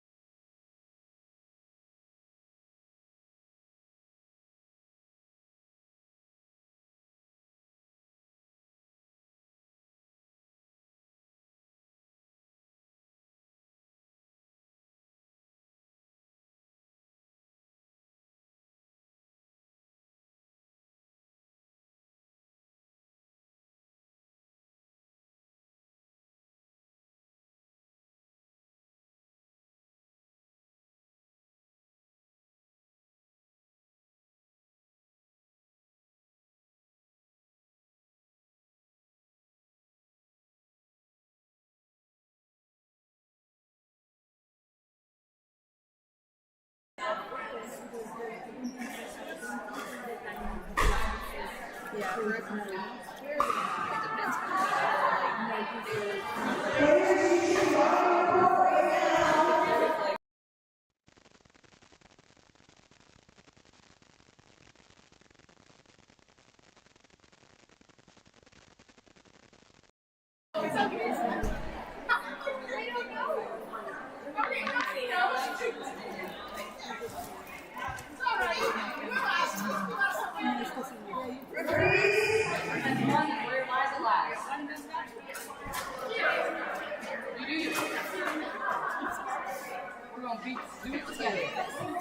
tell you here just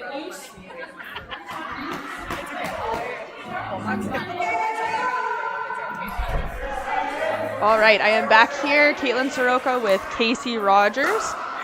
We are starting a second game in the round here. So we have Chandra and Krishan playing for the U.S. here. And then Susie and Maggie. We just saw Maggie play, got a really good win there with Margit. Krishan is one of our team members. She's part of this event and she'll be hosting this next year. So just spoke with Tracy. I guess Krishan has taken a big leadership role in this, putting on this event as well. And really excited to say this event will be held next year in the U.S. and we will be traveling to the U.S. to take on, well, the USA, Casey. I think they mentioned it might be Virginia. I might be Oh, that saying would it be wrong, so but cool, I think yeah. that's what they were mentioning yesterday. So.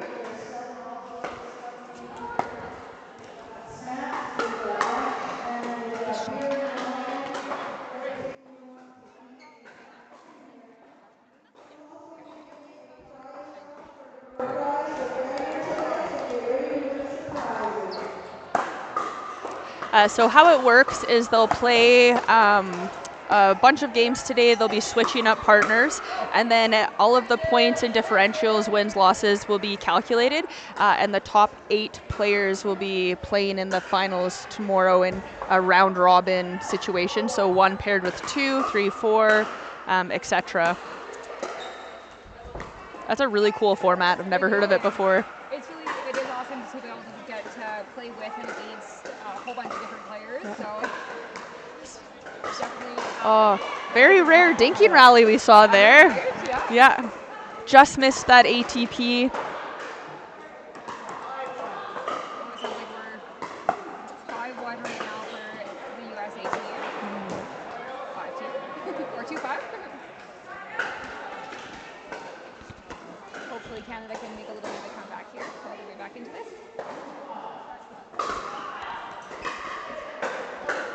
And all it takes is a few mistakes and you're right back in the game. Exactly. That's the rally scoring for you for sure.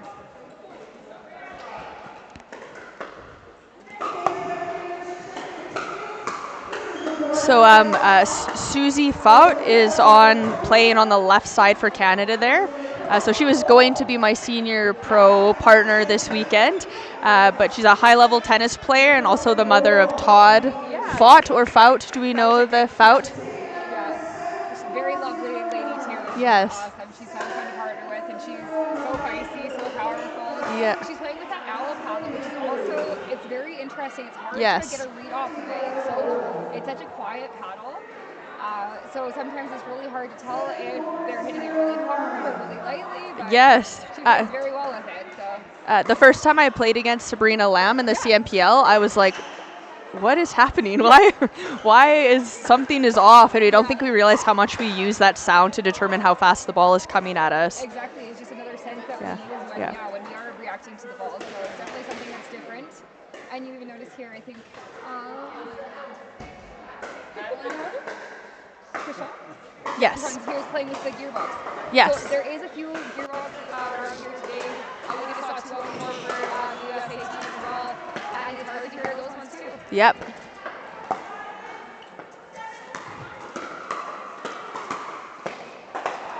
Oh, just really nice hands battle. Krishan has saved us from several black eyes.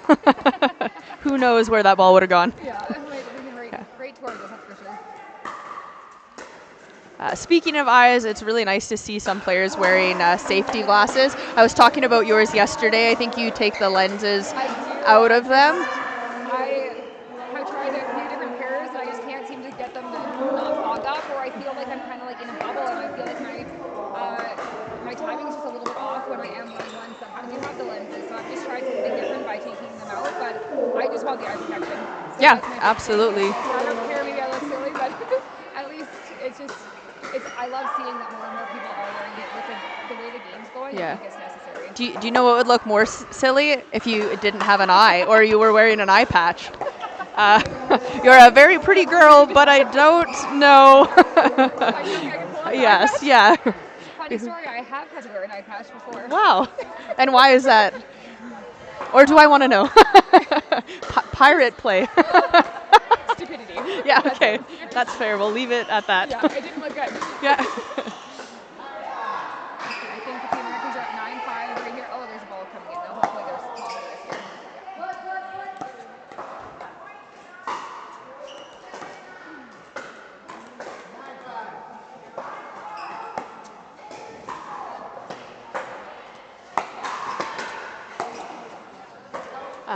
So Krishan has been using that lob serve at times, and it has been working for a few players. So she'll lob serve it, knowing that her and her partner are going to come in and drive right after. Just because of the surprise element, that the return off that lob serve often comes back a bit floaty and short. Yeah, so that's definitely. the benefit of surprising a player with that type of shot.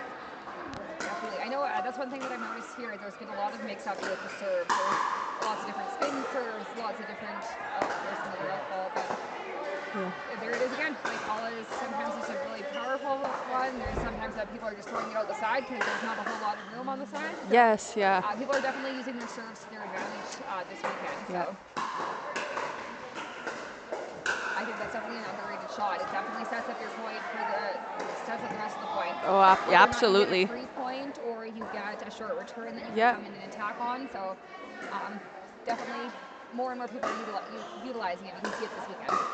I like when I am coaching, there's so many people that are like, oh, my serve's fine, it's fine. But it is a domino effect, like you said. Like if you can get the return to be of lower quality, then your third is easier.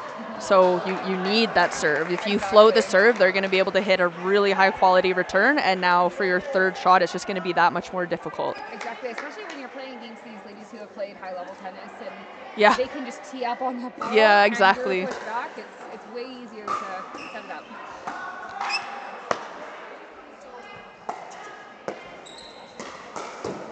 Oh, really nice cross-court attack there.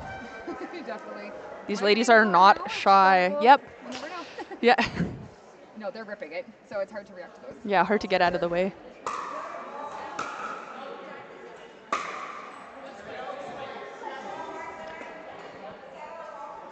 Sorry, hopefully Team Canada can make a little bit of a move here. All right, so 7-12, U.S. leading.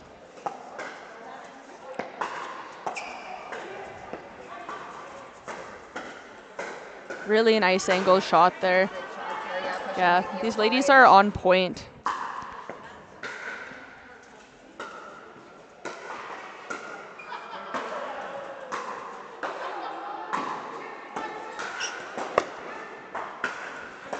Susie has a really, really nice slice return there, very consistent. Assuming from the tennis background, makes it look very easy. Yeah, and it definitely puts more pressure on the person who's taking that third, so it's working out well.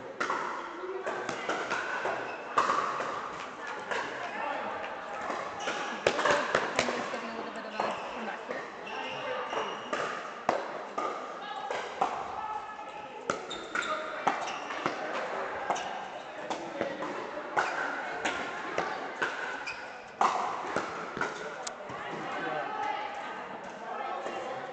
Nice try, just a bit of a defensive lob there. Yeah, Krishan just read that well and got the best of that one. Yeah, that forehand's right in the middle there to take that. Lobbing in this venue can be a little bit risky. The ceiling isn't incredibly high.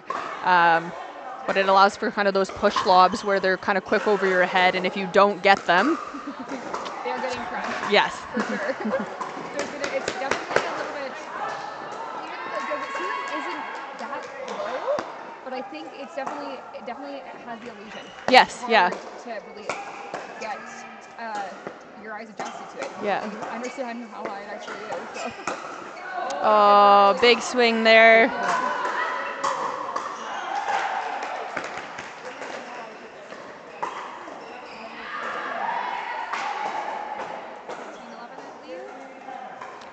15-11 for US.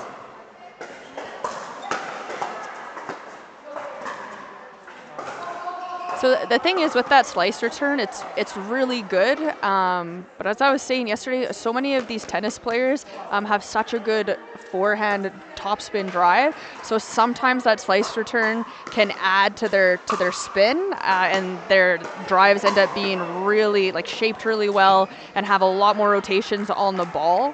So when you're returning, to someone who has that drive, are you trying to give them maybe more of a top spin or flat return? Definitely. It depends on who I'm playing, of course. Yeah.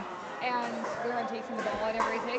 If I can get it nice and deep, and I can give myself lots of time to get up there, I'd still mix in a slice here and there, but I definitely hit with a little bit more top spin. Yep. Give myself a little bit more of a loftier return, give myself a long time to get up there, and then ready for that drive. Yeah. And then I can hopefully counter it a little bit better than just blocking it. Yeah.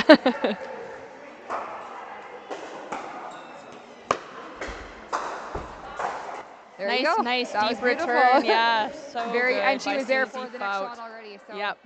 that was a great return. 14-17. Just a beautiful drive drop combo there by Susie Fout. Just missed it. I feel like those are shots Maggie makes all the time. So, and it's definitely as you're getting later and later into this game, you realize that you get a little bit tighter. You can't really. Oh, she got that one back. The old sorry, not sorry. Yeah. Krishan seems like she has an awesome sense of humor. She's hilarious. Yeah. On and off the court. Yeah. She's always joking around, and she's great. Honestly, they're all the women that are here this weekend have been amazing.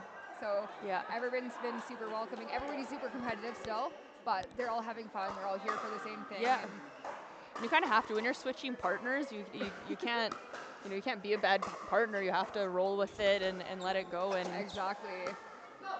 That's the last thing you need. Oh, beautiful inside out there. And I think that was even something that was talked about a little bit yesterday by Krishan, actually. She was just mentioning if the body language, it's just a huge thing, right? So don't take that personally just because whoever you're playing with is... Yeah, that was very deceptive. That was really... Yeah. Oh, what a drop.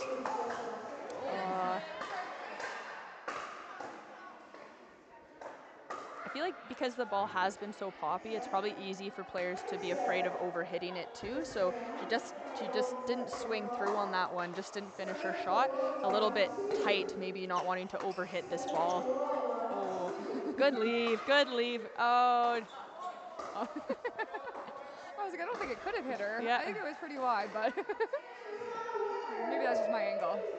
Okay, we got to make a move here, Canada.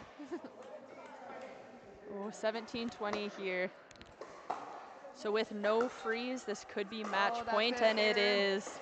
That's one thing that's it's different with most rally scoring that we've played, especially most playing in the CNPL this year. There was that freeze, so it is harder to get that last point when you have to make it on your serve. Oh, yeah. And it's easy to claw back. Just crawl your way back a little bit, right? Yeah. So you don't see that in this. It's very good for the team that's ahead. Yes, yeah. What would be your preference if you had to choose a freeze or no freeze? I like the freeze. Oh, okay. I do. It's just I don't know. It is harder to get that last point for sure. I don't know. When it is nice to have that option of just being okay. You're down a little bit. You can just come back. Yeah, point by point. Get a little bit closer. So I guess you probably like the freeze when you're behind, but if you're ahead, you're like, dang, this freeze. Yeah, exactly. Well, especially when you get it you're getting tighter and tighter, and then it's just like they're getting closer and closer. So Yep. you definitely, all of a sudden, you're gripping your paddle a little bit harder. You're going for shots that you're not making. So. Yes. We're going to put a shout out to our sponsors. So CTM Sports, Engage Pickleball, Gamma Pickleball, Golden Set Pickleball, Lakota Legendary Native American Formula, Brad's favorite go-to muscle relaxer, Save on Foods. Skechers Performance. We've seen lots of Skechers Lots here. of Skechers Yep. this weekend. Sobeys, great lunch they provided for us yesterday. Sterling Homes. Tenfold. And these are all our sponsors. Thank you so much for supporting this great pickleball event, supporting women in women's sport. The board and look for match round number 3. Chi Reflexology.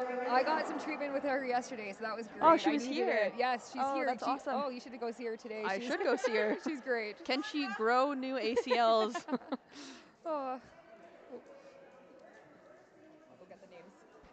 All right, and we'll be right back.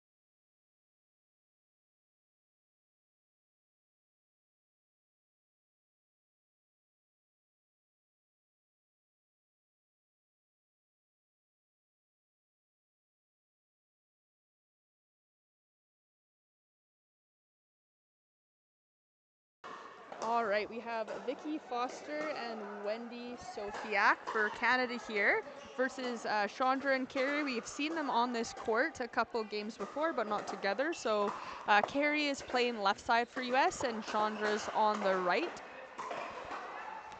Wendy Sofiak also from BC. Yes, she is. Both of them actually, Vicky and Wendy. Wow. Vicky now lives in the States though, so it's nice that she's still playing for Team Canada. Representing of course. Canada. Oh, what Wow, a drive down the middle. beautiful drive from Carrie.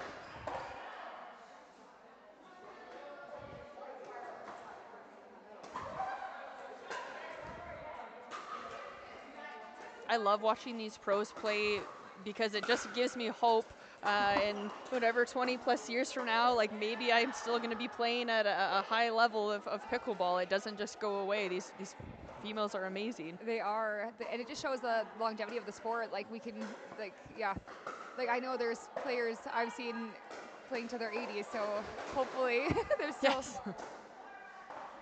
And we have refs today. So we have Jane reffing. She is just known all over Canada. An absolutely spectacular refs for the CNPL. Several different events. I always see her there. She travels and just like a wonderful person, really good ref. Happy to have her. Yes, I've seen her in so many different places. She's great. She's does a lot for the sport. So love to see it here.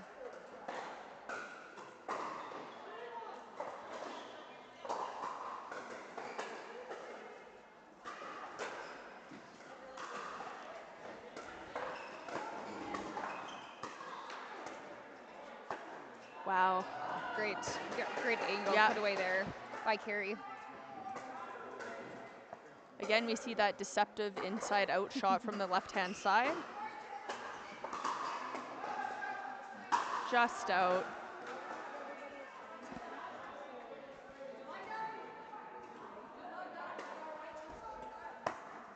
Oh, I think it's tied up now, 4-4.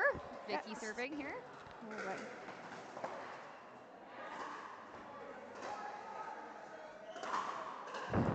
Vicky is one of those players with the craziest different serves. Spin, right? Yeah. Different spins, different angles.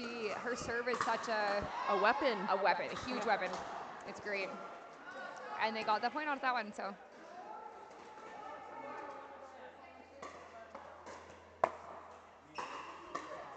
Oh, just missed that drop.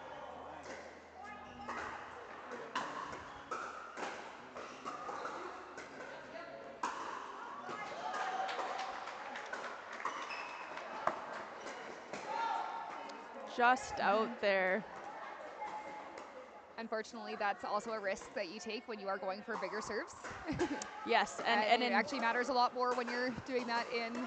Wow, she does change her serve up a lot. Exactly. You never know what's coming. That's probably mentally taxing, and especially in rally point where they're not switching sides, you don't get a break from it. Chandra is going to get Vicky's serve as long as she stays on that side. Exactly. That's definitely something I even noticed yesterday. And that's something I think you have to plan when you are playing against some of these ladies who are serving like that. You have to actually, if they're winning points off that over and over again, you have to switch it up. Maybe you have to change sides because that's just an easy point you're giving to them, right? Even in CMPL, playing against, let's say, Mark Godfrey, and he's a lefty, right? So he's serving to the girl, and his serves are fire when he wants them to be. So it can be very intimidating, kind of looking across the court, being like, I'm going to have to deal with this for however many points. Exactly. Yeah, and hopefully you can just adjust and really, settle in and get ready for it. Yeah. But when they're switching it up on you, that's when it's hard, for sure. Really nice reset there. Wendy has such a good touch on the ball. She does. This, I think, is the first dink rally we've seen so far. In a while.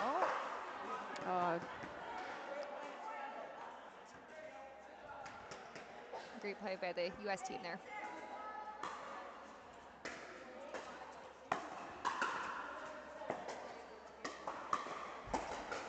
Oh, and just out.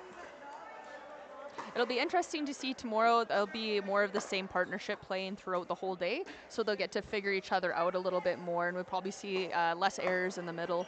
Yeah, exactly. I think once people get just more and more used to playing with each other and everything, I'm actually looking forward to my pro event today because I've actually played with Jessica, I played with Kim, I played with a few people out there, so we already know each other's game style, so hopefully we can use that to our advantage. Yes, absolutely.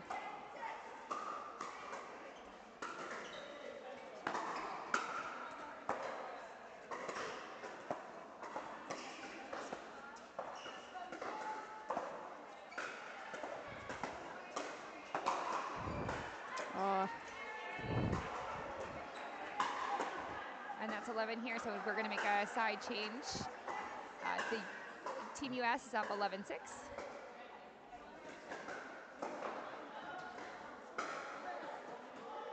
Do you know Wendy Sofiak's background at all, of her sports background? I want to say, I know it's baseball of some sort. I don't know if it's softball or fastball. I don't know what it was.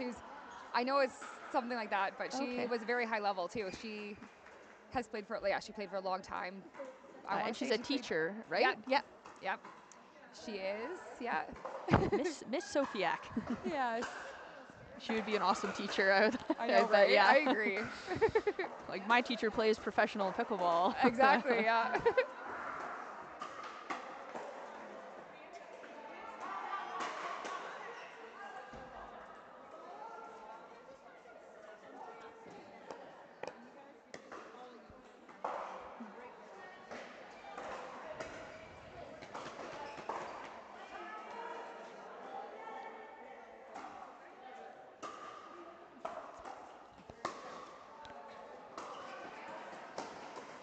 All right, so we've switched sides. The score is now, I believe, 7-11. Yeah.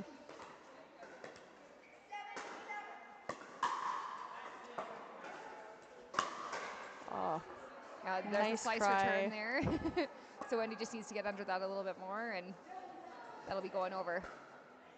But again, it's hard to read, especially off that gamma pad, or not Yes, the gamma pad, the sorry, gearbox, the gearbox yeah. is just that little bit different. Yeah, big advantage. Yeah.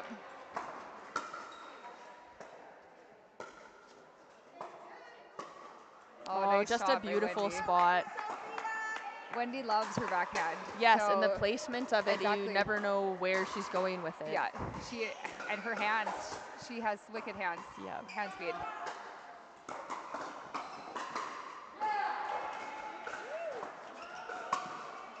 Oh, really nice drop there. Oh, she wants that one back. Yeah, just a half second too late there. It was a great setup though.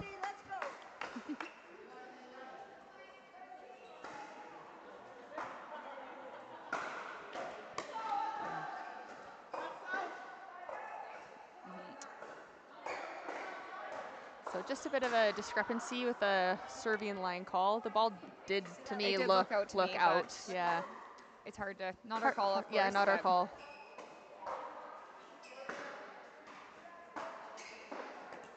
So 9-13 here. And Wendy does have the best view of that ball, and we Totally. have to trust that. Yeah. And that's a hard call for your partner to make from that angle, for Oh sure. yeah, it's gonna because, look yeah, you're in looking down the line. when Yeah. it's not. So.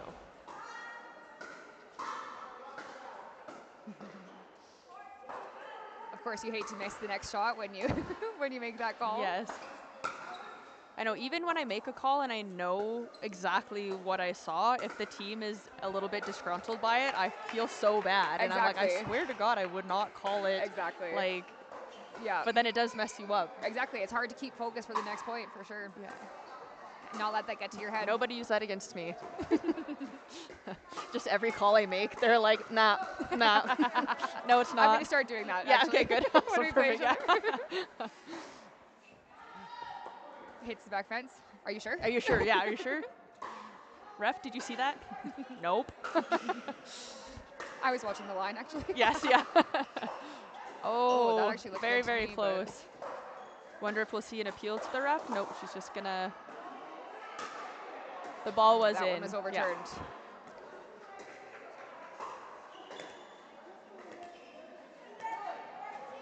11-14. So both teams obviously still in this. Rally point scoring, very easy to come back from a little bit of a deficit here. These ladies are fierce competitors. They've forced a timeout for the U.S. There we go. So, yeah, they're serving 12-14, so hopefully we can still see a few more points here. It's nice having the score up today. It's right? You're not just trying to, well, and of course and now we have referees, so it's a little bit easier to hear. Yes. Not everybody calls the score loud and clear, that's Yeah. for sure. So Brad makes fun of me all of the time because if I'm talking about something serious, I tend to have a deeper voice, but I can't project very well. So anytime I call the score, he'll just laugh at me and then mimic me like, 5-12. It's like, I can't. I need a little microphone on me while I'm my calling the goodness. score. That's too funny. Well, and especially with this, well, yesterday specifically when we didn't have a ref there to help keep score for us, every single point, it was just like, okay, let's make an effort of all trying to hear it. It's so loud in here, it's hard to hear. Yes. I swear, some people were counting by 2 the day before. Yeah. I'm not going to name names, Yeah. but Oh. Oh, there was just something sitting on the court here. I think they're just trying to get that cleaned up too. Yes, the players are passing aggressive notes under the net. Just kidding, that's not what's happening.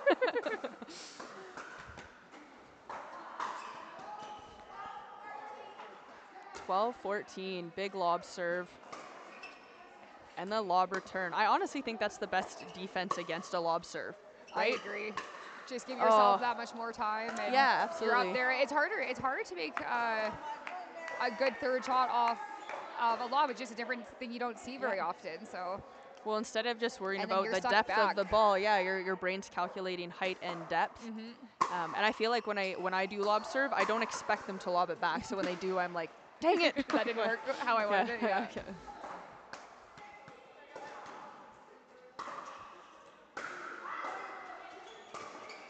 What a return! Yeah, by it was beautiful Vicky. return.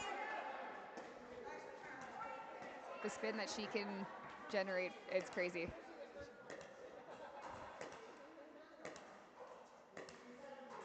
It's nice to hear Carrie called to Vicky, just let her know, hey, that was a really nice return. Really nice to see that. Definitely. And there's been lots of that this weekend. Like, everybody's celebrating great points when they do happen. Whether they go your way or not, they're still... Yeah, absolutely. Yeah.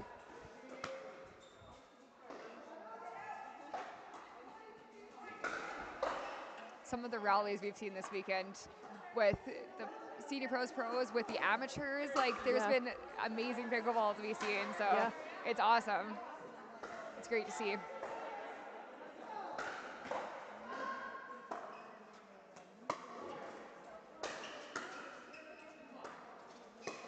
Just wanted to give a shout out to Susan Anderson. She's definitely one of the top senior pros in Canada.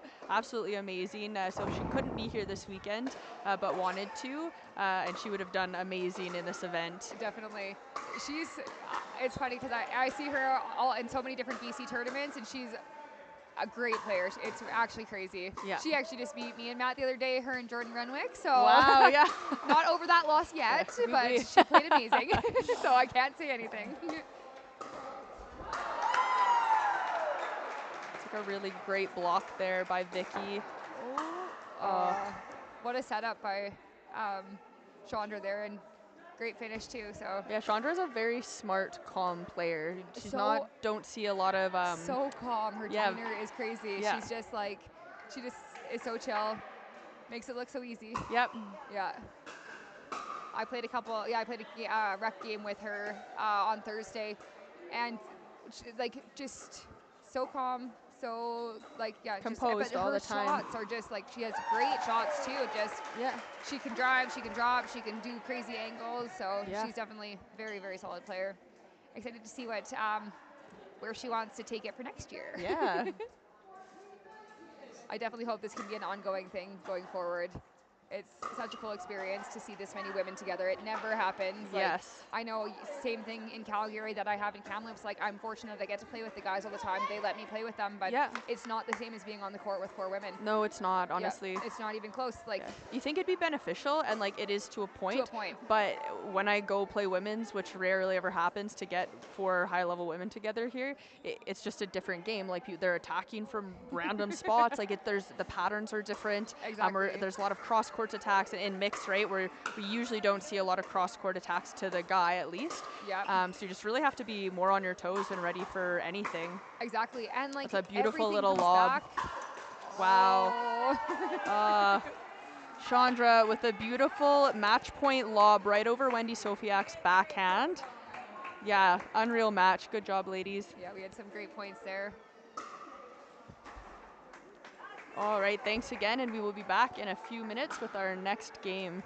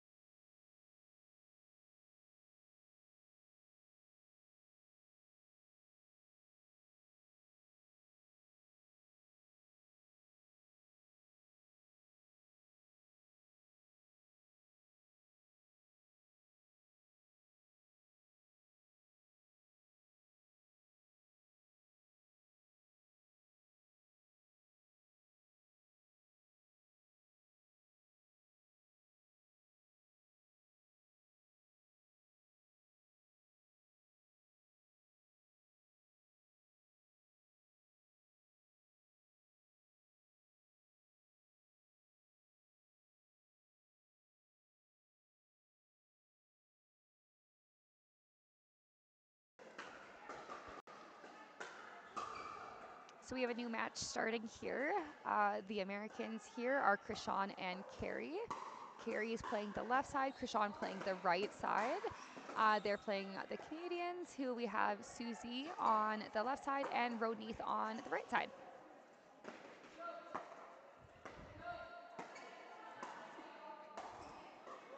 Oh, what a great point to start.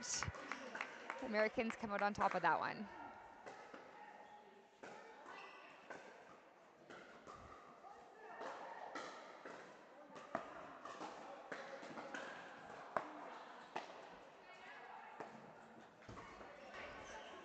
Oh, there's another point for the Americans here, so they're off to a good start. Well, and hey, Casey I Rogers. have Tracy Bennet here now with me. Hey, hey. Hey, Casey, this is some pretty high-level pickleball. It is amazing. Some These of these senior rallies that we're pros? watching are crazy. Holy It's been smoke-a-dee-doos, awesome. hey? Yeah, definitely. I mean, just wow. I think that the spectators are really getting a treat. Yes, definitely. They're getting their money's worth, that's for sure. Absolutely. Okay, so over here we've got Carrie Baca and Krishan Spackman. Krishan Spackman plays on the, they both actually, Carrie, I believe, and Krishan play on the NPL, which is the 50-plus pro team down in the United States. Krishan's wearing her NPL jacket right now with her name on it. We already know Susie Fout and Roneath Cogswell on the other side. Oh, good return by Good return. Roneath. That's getting Canada on the board here now too. So 1-4 they're serving. Here we go. It's coming up good. Awesome. Well done. All right. We also have live streaming on court number 2.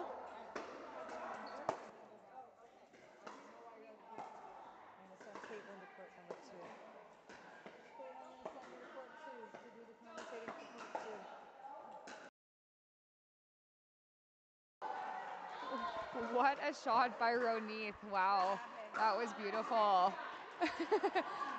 Even Krishan's trying to get the audience to give her a hand for that one. That was amazing. It really is better with 2 people. We're not going to have 2 individuals, yeah.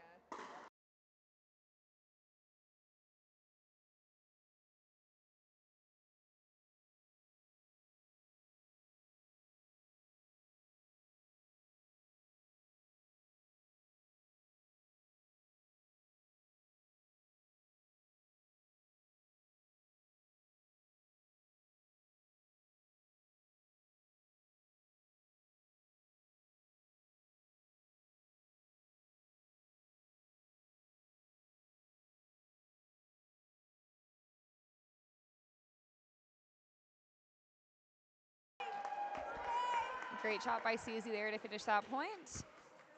I think we're looking at 3-5 here. Yeah, 3-5.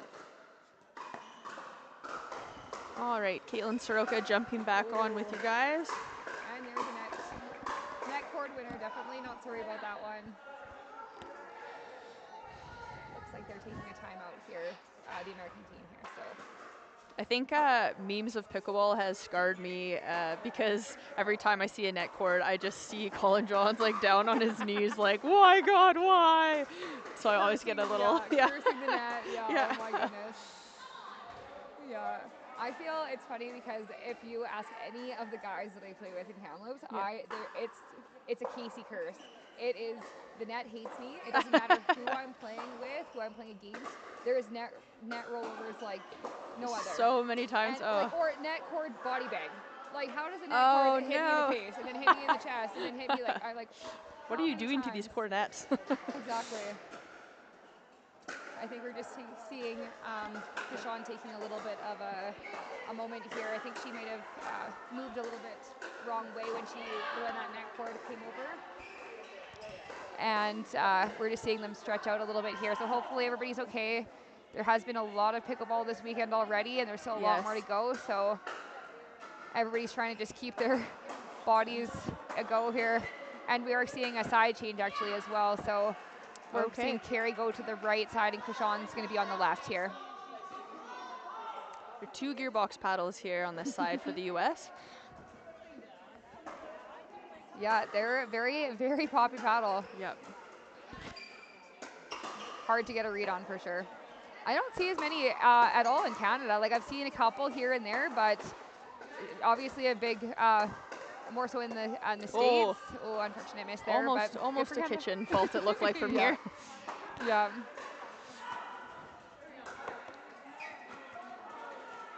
Yeah, the Canadians have tied it up. It's 5-5 down here. I think they were down 4-0, so that's a good comeback for them. Really, really nice drive there by Ronith, but just as good of a block there. Oh, just a little bit too high. Yeah, Krishan could just take that out of the air and roll it exactly where she wanted it.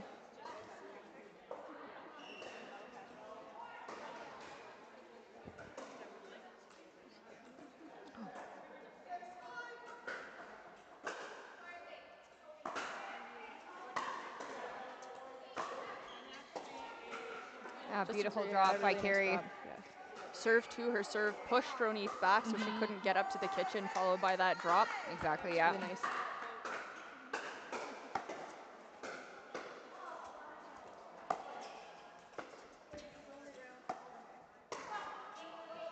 I just missed that.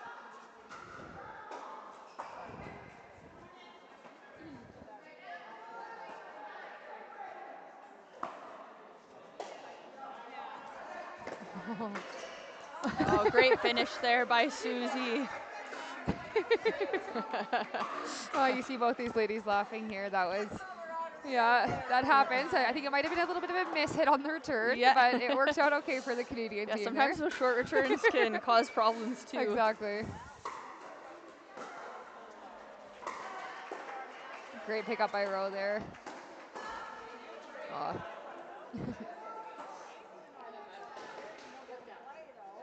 So Ronith just taking a second there to reset. Again, having a little trouble getting to the kitchen there, so hopefully the Canadians can tighten that up. Oh, good leave.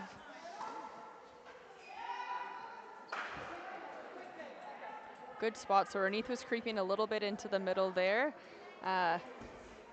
And Krishan was able to see that. Tried to go line, didn't quite work out for her. It was definitely a good look, but yeah, just a little bit too much.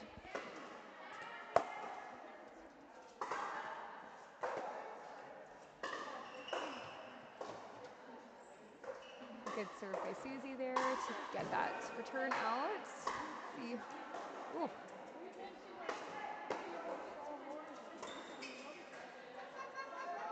Nice try. We're seeing those hybrid drops more and more, I think. Yeah, a little bit more of a drop drive kind of kind of thing for sure. Can be really hard to receive, right? Because we think it's coming fast, but if it has enough topspin, it's just going to dip right basically at our lap. So definitely a good tool. Yeah, definitely. Yeah, see more and more people going to that for sure. Yeah. Get a few more pop-ups that way for sure. Yeah. Oh. It's almost a little safer than trying to get something perfectly to drop, into or at the back of the kitchen. You kind of know it's over, you're giving it pace, but hoping it dips. Exactly, yeah.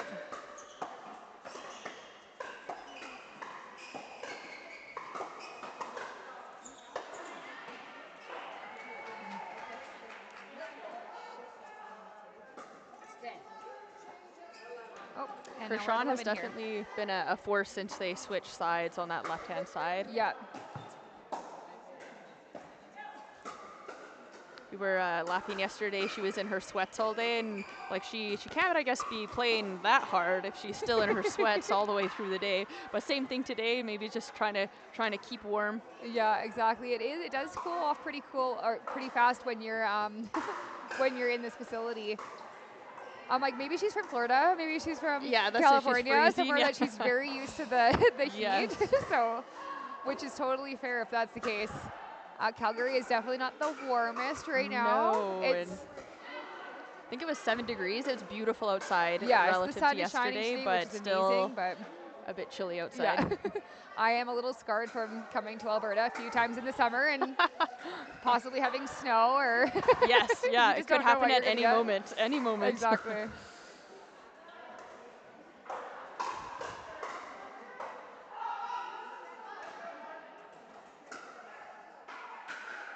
It's funny, we do play indoors on outdoor surfaces a lot in the winter, obviously, but Brad had the opportunity to play with some pros about a year and a half ago, and we were talking to DJ Young, and he just doesn't know a lot about Canada, and we were talking, or where we live, and so we were saying, like, yeah, like 6 to 7 months of the year we play indoors, and he was so distraught and was like, I wouldn't play pickleball if that's where I lived. Like, just couldn't believe that we had such a short outdoor period. So we Yeah, I just think you have it have a to little move bit somewhere worse here in warmer. Alberta Yeah. than we do in BC, but it's still a very short season, especially a very short, like, comfortable season, because there's times that we'll play in March and we'll play in November, but it's not like it's fun. Yeah, It's if I have to wear a scarf, I'm not playing outside. exactly. If I'm playing with 6 or 7 layers on and then stripping at the courts, but one layer at a time, but we got to do what we got to do here in Canada. Yes. Oh, that's a good shot by Carrie to keep row back. She just couldn't get it up the next one.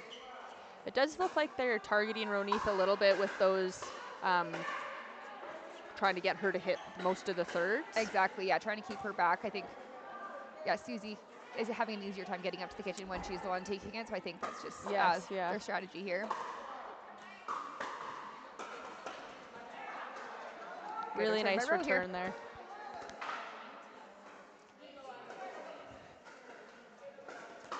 So now we have Susie 11-14. Let's see if they can make a little bit of a comeback here.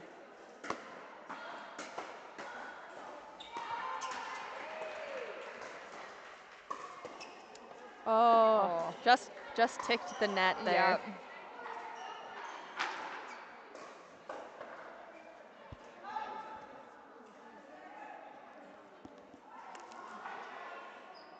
And the U.S. will move to 15.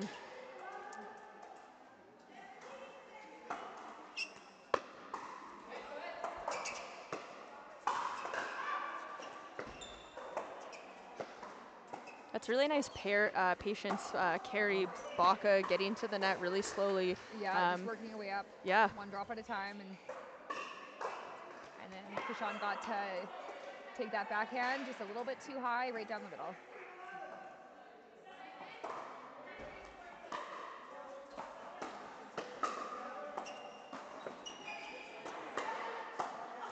Yeah, really nice. Really strong backhand.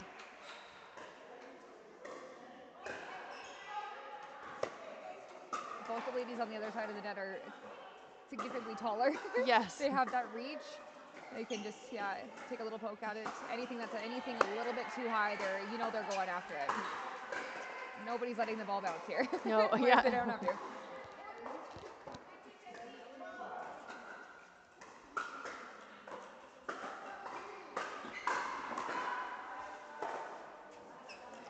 Just out there with the return.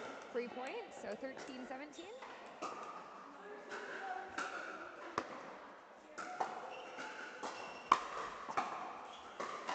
Oh, really nice block there. Just drive sitting up a little too high, and Krishan was able to put the angle she wanted on that ball. Yeah, we've seen Krishan now go down the middle a couple times, and then that time it was just a little bit too high, and she went down the line. So she definitely can pick and choose where she wants to go with that one. And that one worked out really nice.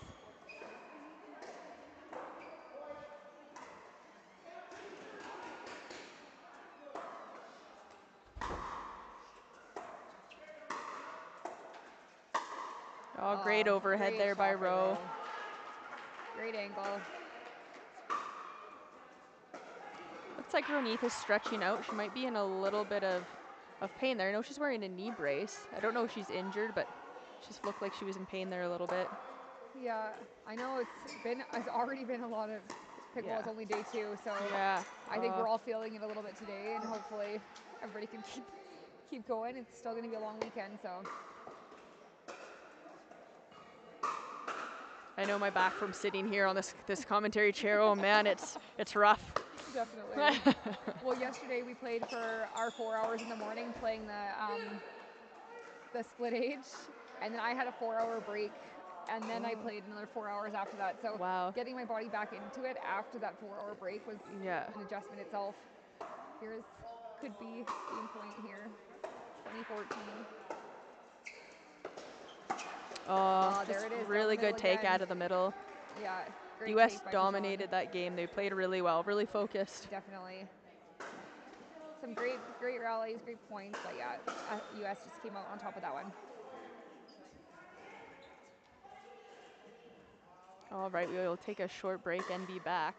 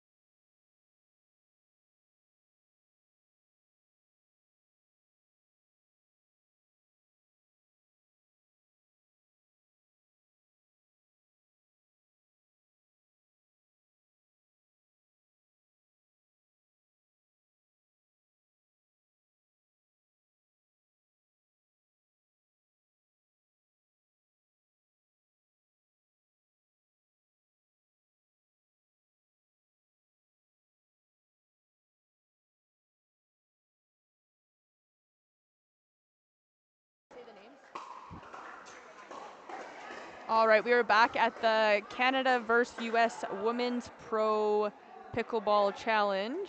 I'm here with Casey Rogers of BC, and it's Caitlin Soroka coming to you from Calgary, Alberta, Lynnwood Ranch. Yeah, so we have Sarah and Margit on the far side playing for Team Canada, and we have Catherine and Carrie here on the close side. We have Carrie, who's playing left side, playing with that gearbox paddle. We have Catherine, who's playing the right side. I think she's playing a Holbrook paddle. Ooh. And Margit just missing that poach attempt there. Carrie has been on this court, on the streaming court, almost every game, I think. So she must have slipped the organizer a 20 here to showcase her awesome skills. We haven't seen Sarah on this court today, so she's coming to us from Edmonton area, I believe. Originally Australian, absolutely phenomenal player, just an absolutely mean slice she has, and she's using a poach paddle, which is Canadian special. CEO Brett Forsyth created the poach brand, so she's supporting that. Shout out to Brett Forsyth from Kamloops. He's been a big supporter of Pickleball Alberta and sponsors a lot of the tournaments here. Oh, just a mean forehand by Margit, but just sails out.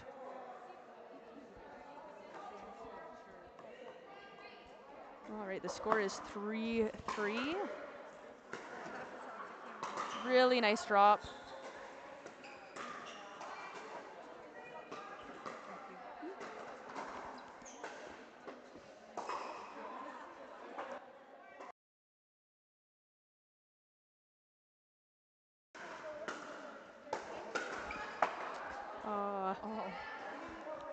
Just missed by Carrie there.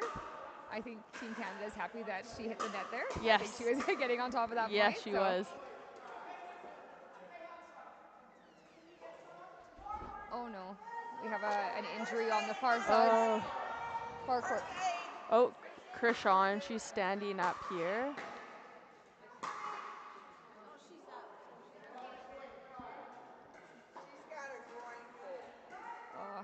We have an injury on the far court, so that's just interrupting the flow of this game a little bit, but I think we're getting first aid out there. I immediately want to cry for her. Especially like you're just dealing with a very fresh injury, so it's hard to see. Probably a lot less tough than Krishan though, so she's probably just walking off a complete tear, and I was ambulance. I don't know about that. Trust me, I'd be screaming and crying and be cursing it all. Sarah's upset about that one. So there's a really nice setup, a really nice forehand drive there down the line. Got the pop-up she wanted and just couldn't finish it out. Oh, it's a good grip by Carrie there. Yeah, Bye-bye. beautiful overhead. Great finish by Sarah.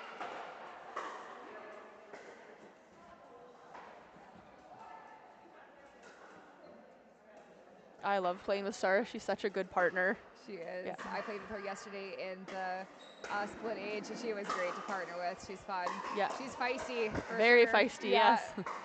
I think that's that Aussie spirit in her. Yeah, definitely.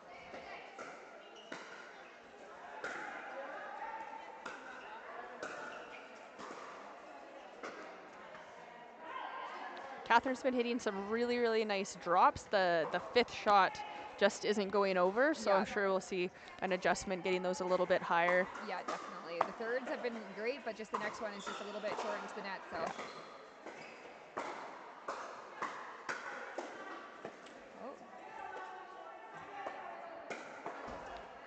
Really great gets by Carrie. She does not miss. Wow. Oh, yeah. So good. What a point. That was definitely the point. Probably the best point we've seen. Yes, absolutely. Great play. Great hands by all the ladies out there. And Team Canada coming on top of that one.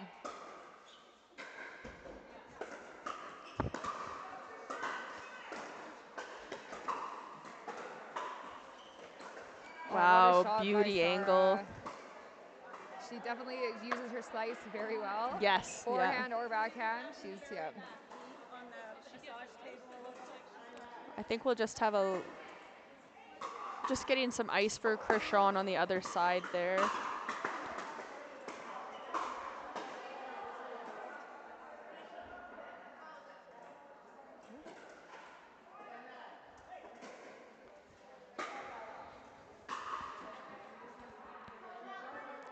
So Canada is leading this game, hoping to hold on to their 4-point deficit here or increase it.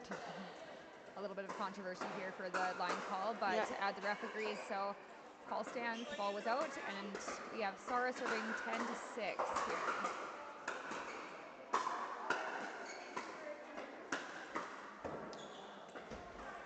And Margit just couldn't get those resets down. Yeah, just a little bit too high, and now we have Carrie serving 7-10 here.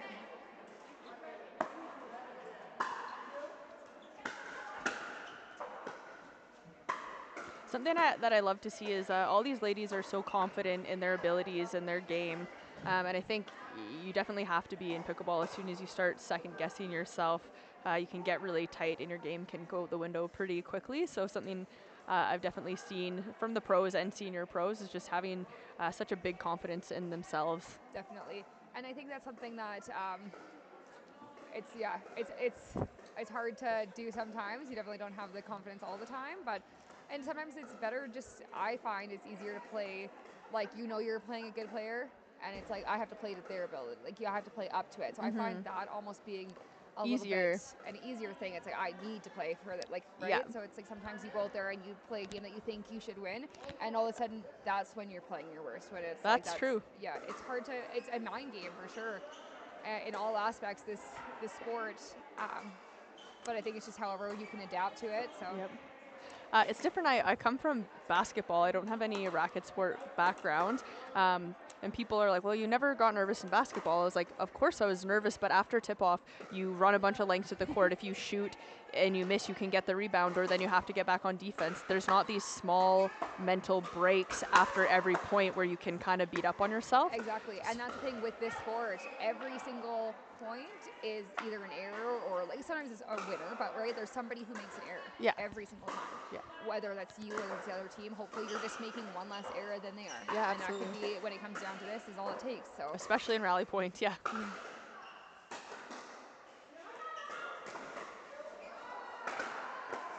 There's a little bit of miscommunication there in the middle, but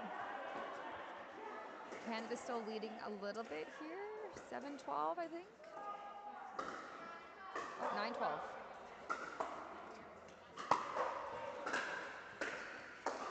9-12. Oh, just a bit of a miss hit there.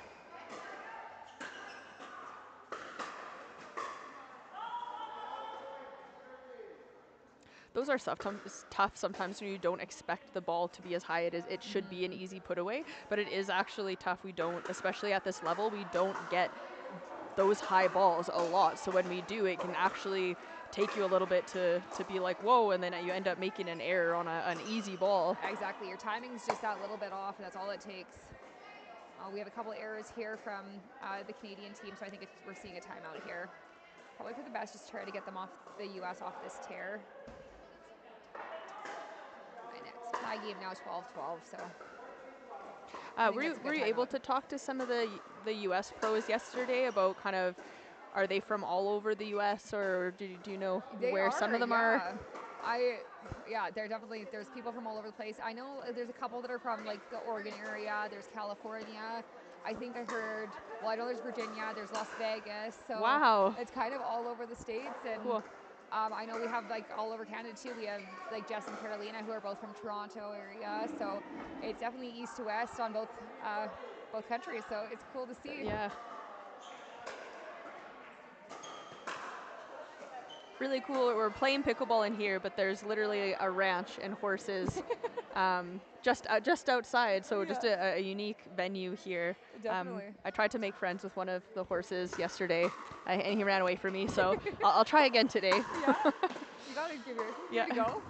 That's funny though. I was driving in here and I was like, this doesn't seem right. This doesn't seem right. Like I feel like I'm going to the wrong spot. I just keep going into farmland.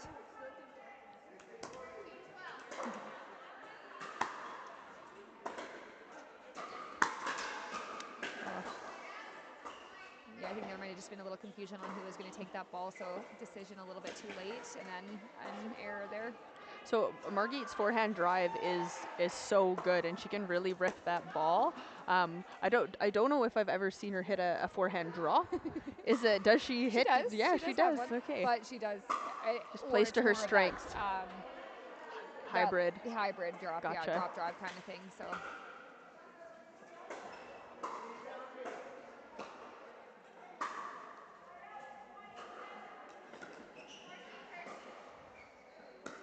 All right, so Canada leading by 1 here. Sarah trying to find her way up to the kitchen. Can't quite get there.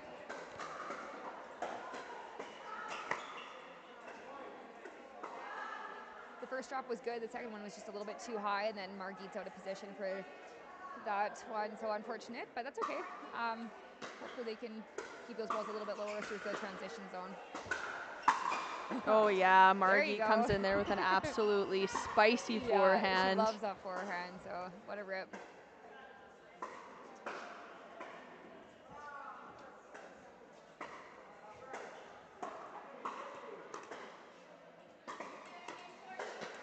Really close game here.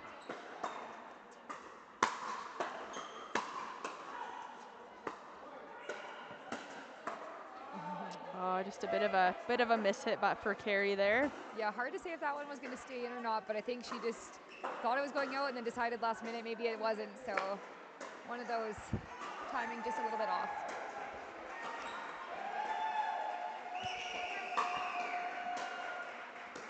It got loud in here, so it must have been a good point from the other side. So. Really nice shot by Catherine, right down at Sarah's feet. Hard to dig that up. Yeah, hard to pick that one up for sure.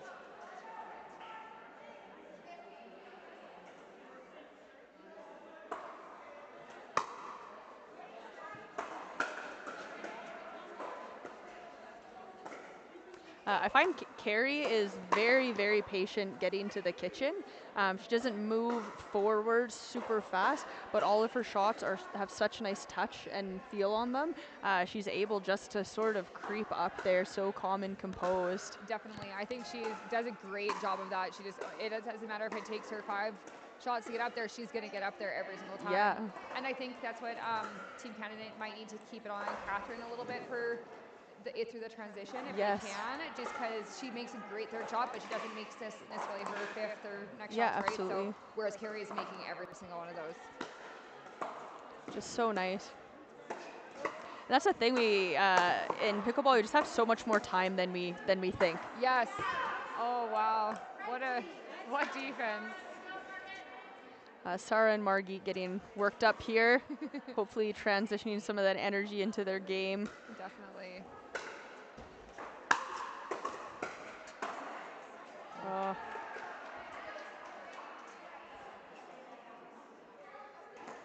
And these players haven't really had a break since we've started. We started around 10:30, so they've been playing for about 2 hours. So of course that's good because you don't want to get cold, but it can be a lot to play for that long. Definitely. Sometimes in this format, you might have games back to back, but sometimes you do get the one break in between, but still, like, it's not a whole lot. It's it quick. goes by quick, yeah. That's a great shot by Sarah there. Saw her back and just dropped it. And we're at 19-17 here, getting close to the end.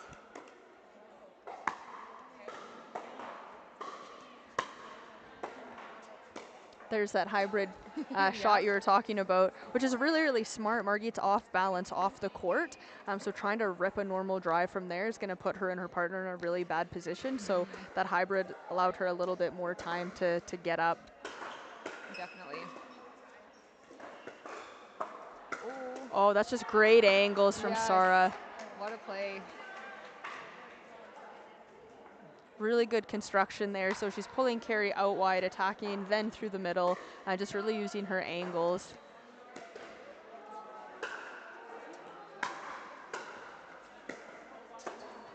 Oh, that one I think she should have just... Yes, a little too ambitious. Yeah.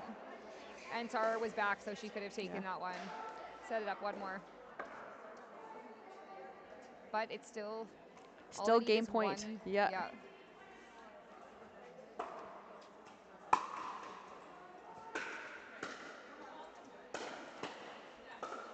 Great movement, really smart choice there from Oh, Carrie. what Oh, what a game. That was so awesome. close. Good job. That was a fun one to So commentate Team for Canada sure. wins that one. Those ladies are playing great. 21-19.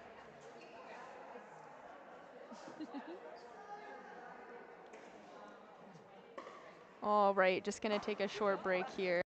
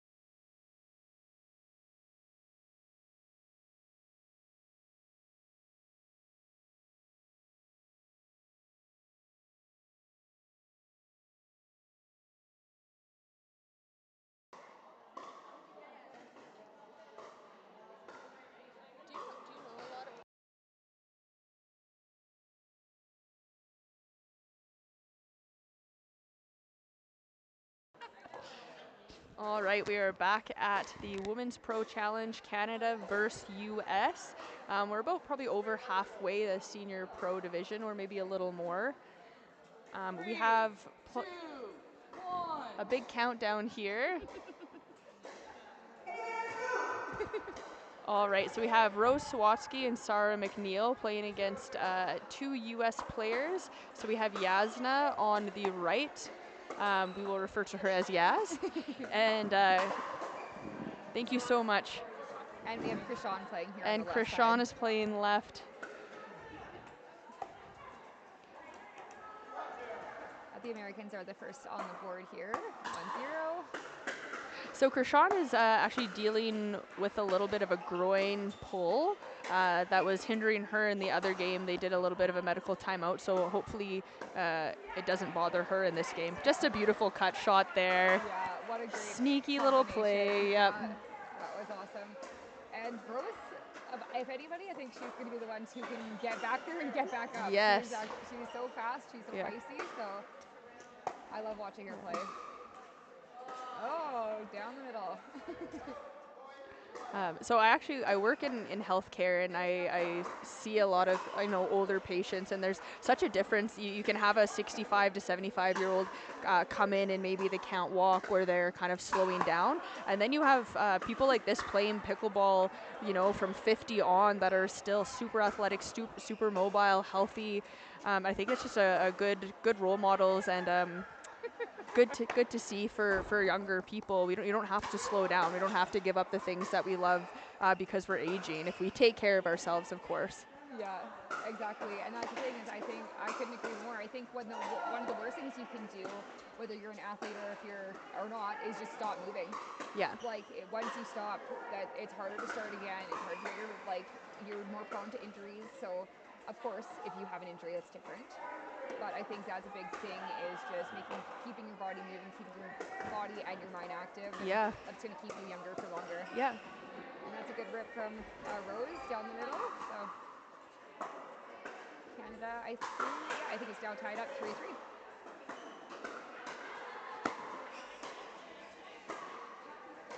Really nice deep return there.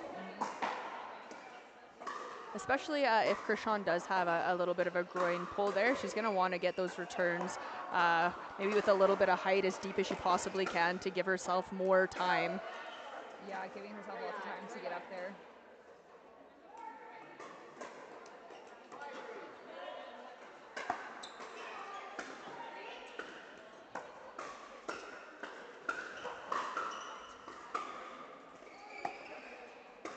So a really good recovery there by Yaz and Krishan.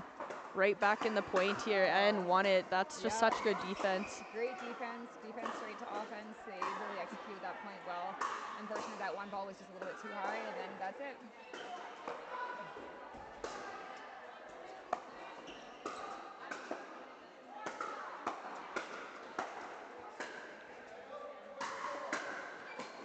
So Krishan's playing pretty big, pretty forceful in the middle there, which seems to suit her game. So Rose and Sarah are gonna kind of have to find a way to keep those balls lower in the middle, or maybe go to her backhand. Yeah. Well, and there's a point for Team Canada right there with a net rollover. That one looks like it went right through the net. One of those. That's the thing with when you're playing with these temp nets, anything can happen. Yes. Balls that you never think are going over, especially with the amount of topspin that's going on. Yeah, they just happen to roll.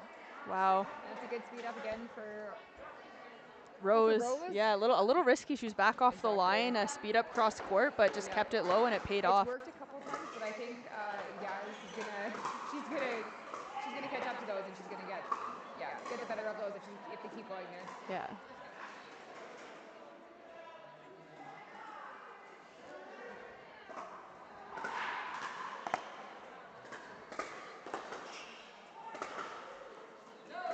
Oh, another net tick. Yeah, does not go their way. I honestly think there's many reasons for eye protection though, but especially with the ball coming off that net. Actually, so Brad was coaching yesterday, and ball deflected off of one of his students' paddles into his eye, and he doesn't usually wear eye protection for coaching, but he does for games. But he said it hit him like his exact words, I believe, were in the juice of the eye, which is not a good sight, no pun intended. Yeah. But I just really like to see those players wearing that eye protection. You know, all it takes is one ball. Exactly. You don't know when it's going to happen or if it's going to happen. But it's usually, honestly, it's usually a deflection off your own, like if your partner, like it's usually that. It could be a net rollover that hits you. Yeah. And I've even seen a referee been taken out by Really? getting Wow. hit in the eye by a rogue ball. Yeah. So I think it's for everybody. I think it's just something that is, especially with these powerful paddles coming in. Oh my gosh, it's gonna have to go that way. I wonder if they'll, I know there is, I can't remember where it was, but there is a facility that you have to, I'm a member of the Vernon Club in British Columbia, and as of January 1st, it's going to be mandatory. Yep, that's so smart.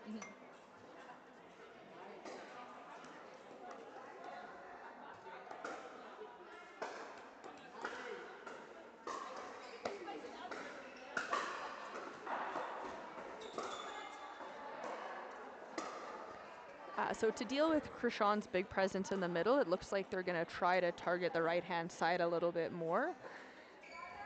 Yaz can definitely hold her own, but it looks like she'll be hitting most of the balls here. Yeah, I think they're going to try to target her a little bit more here. And Krishan's just so tall, too. Really, really hard to hit a good reset and drop against a taller player that can roll the way she does. Exactly. Well, and the Americans are the first to get to 11 here, so we're going to be switching sides.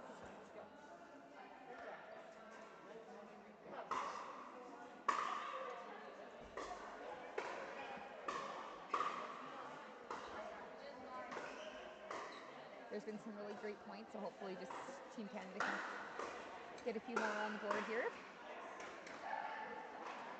So Casey, you played in Australian MLP. So how did that come about? And just tell us a little bit about your experience down under.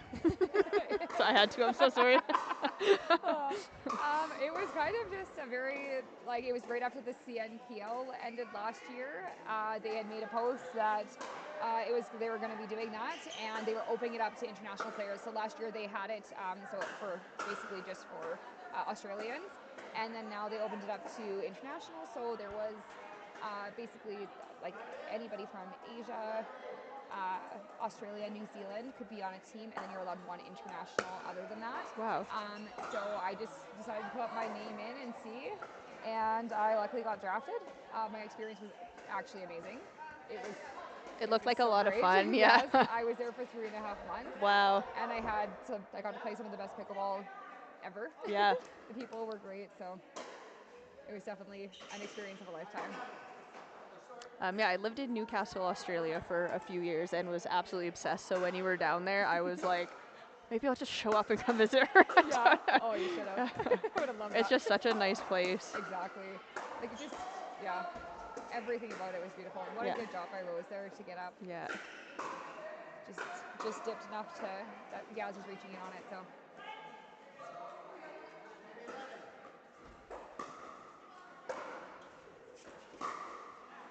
Just missing that. So just creeping in a little bit and had to sort of lean back and reach for that third. So really important that she's staying back to receive those returns.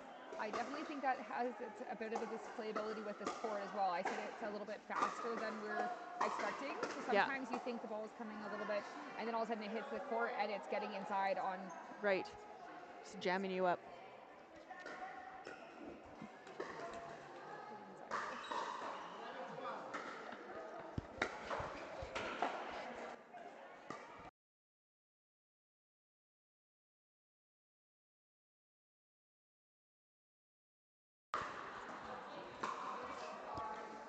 All right, so 13-11 for the Americans.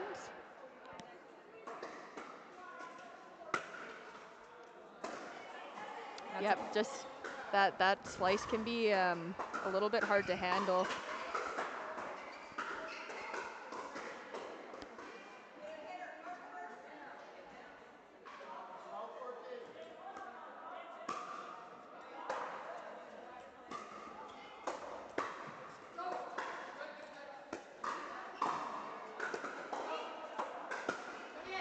seeing some really good backhand work by Yaz and Krishan over there.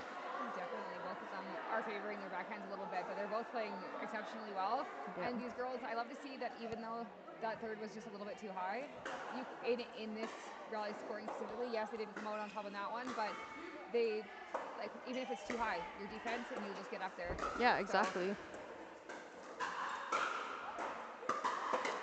One of the few.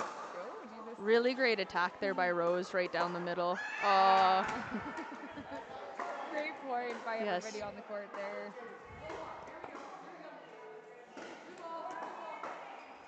Great to see the enthusiasm out of these ladies. Even after a mistake, you can just tell. I guess it's a really great, fun tournament, but it's very competitive, and players are focused in here.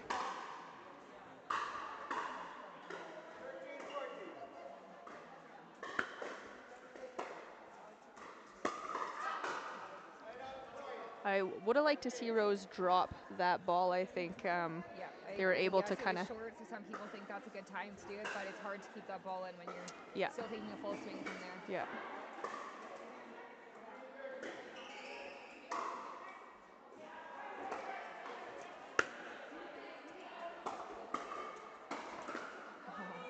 Oh yeah. Oh, that's a good play by Krishan right there. Taking that her shorter ball, athleticism. attacking it, Yeah. and then following up her third top drive.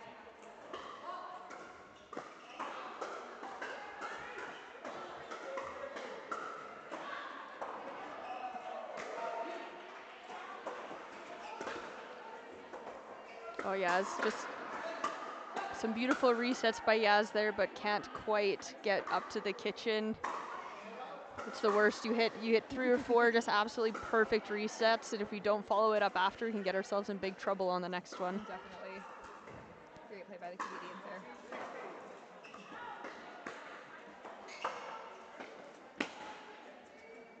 Oh yeah.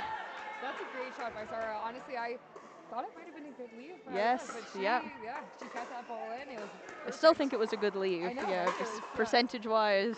Yeah, and just the way it was, the way it was going, it looked like it was definitely not going to stay in. Oh, wow, great get off the net. Yes, that was a great get, but it still worked out to the Canadians' advantage.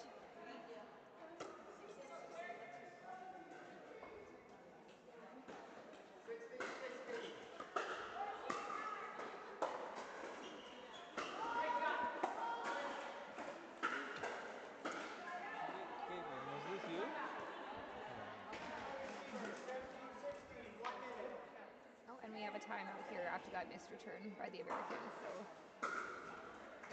16-16, anything can happen.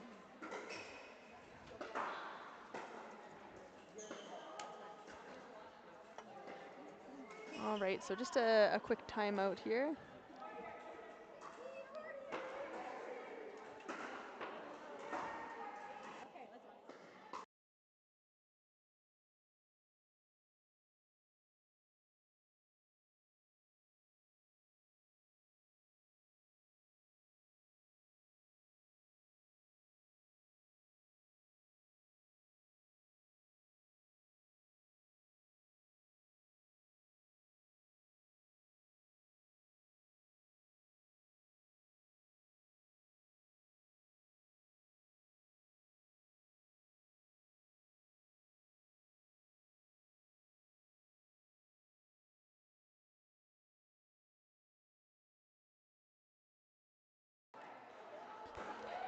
All right, we are back after the timeout. The score is 18-16.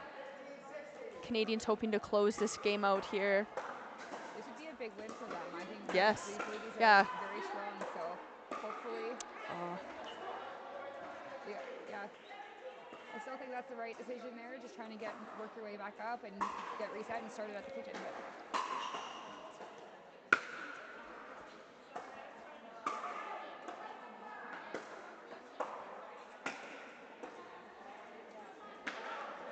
And just again stuck in that transition zone, so. Yeah, really good pressure by Sarah. Exactly, yeah.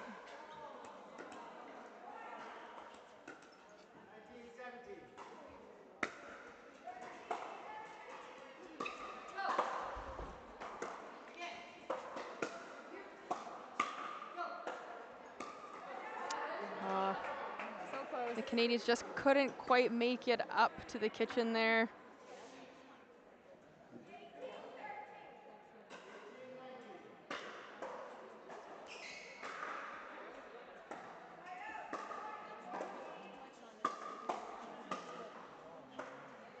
So really good pressure by Rose. And Yaz has been absolutely on fire with her resets. Yeah, definitely. That was really good for them to get up there.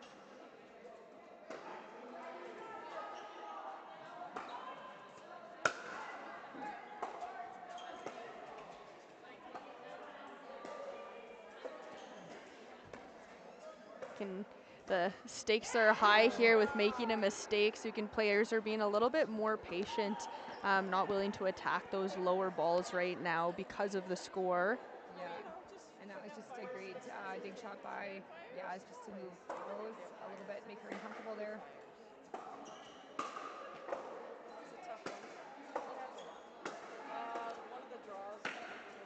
Sarah really being careful with those overheads. Oh, a net dribbler. Oh. Just a nail-biting point there, just long, and the U.S. takes it. Really nice last rally. That's for sure. So good. So That it looks like great. this What a way event to end is it. winding down. Yeah, great points by everybody on that court. That was an awesome game to commentate. Really nice. I love when the match point is like, it sucks when it's like a missed return and you're like, oh. Exactly, yeah. There can be mulligan. Yeah, you want to see that. That's for sure. That's how you want to end a game like that. All right, another big shout out to Lynnwood Ranch for hosting this great event here. Yeah, thank you to Gus and his family for letting us take over their ranch. And it looks like this event is wrapping up, so we'll be back in a few minutes. There's a pro-led session with the amateurs, is that correct? Do you know how that works? I'm not sure exactly. I'm part of it, so I should know. But just make something up, Casey, come on. Yeah, so we're going to have a drill session, I know that much, but yeah. So from what I know, they've just scheduled sort of each pro is going to take a small group of amateurs and just give them a lot of coaching tips, run some sessions, maybe some scrimmage type practice. And then just kind of show them how we do our drills, how we are trying to get better and work on our game. Yeah. So just trying to share the knowledge that we all have. So it's always great to learn new drills and just like it gets old just doing the same thing over and over again, right? So. Yeah. And you never know what I've learned lots from beginner players too that are coming from different sports and kind of someone will have like a really unique shot that I'm trying being the keyword to mirror. So we'll take a break. The pro to pro competition is going to start after the drill session. So that will be around, if you want to tune back in at 3. On the sheet, it does say 3:13. I'm going to assume it's 3:15 I know there. we are also a little bit behind, so I think that's probably going to maybe be a little bit closer to 3:45 or 4, just because there were some injuries, there was some scheduling mishaps. One person was sick, so they started a little bit later this morning. So I'm sure that's going to push everything back a little bit. But yes, it looks like we are getting a last round here. We're just going to see how many rounds we have left. Oh, I think we might have another round here. I think we actually have 2 rounds. So we might still be on the go for a little bit.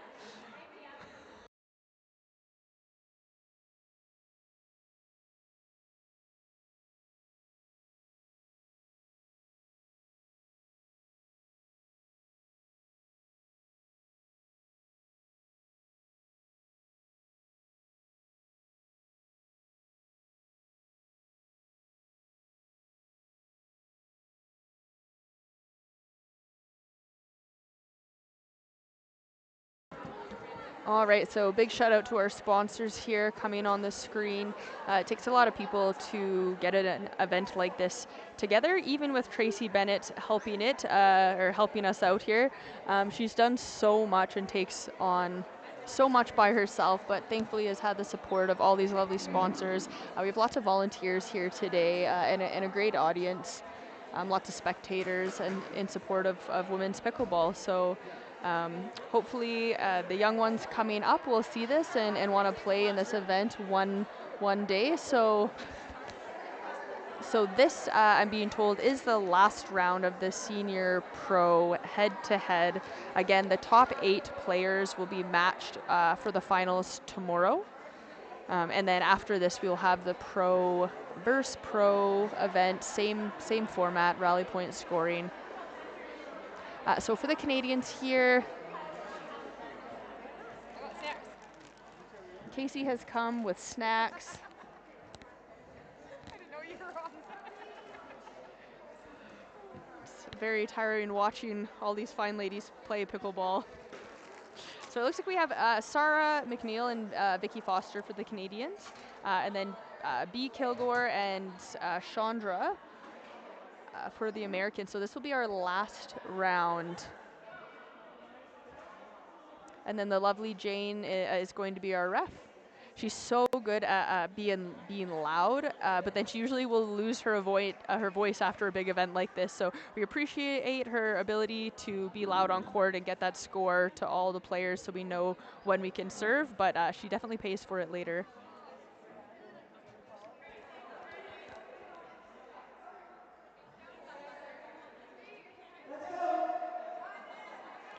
So time in, Chandra to serve here to Vicky. Just hammering that drive. Chandra, again, just so much composure, such a good player. And we have a net dribbler to start us off. The U.S. is going to be up by 1 here. And just getting those names changed over for this round.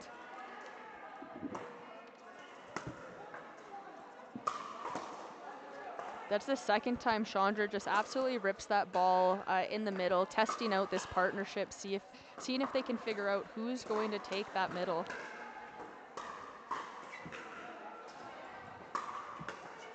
And she does it again. That's 3 in a row. We're going to have to maybe try to return to B and kind of put out that fire before it starts. And B's going to rip that one too. Yes. They're definitely going for the third shot drives, not the third shot drops in this game so far.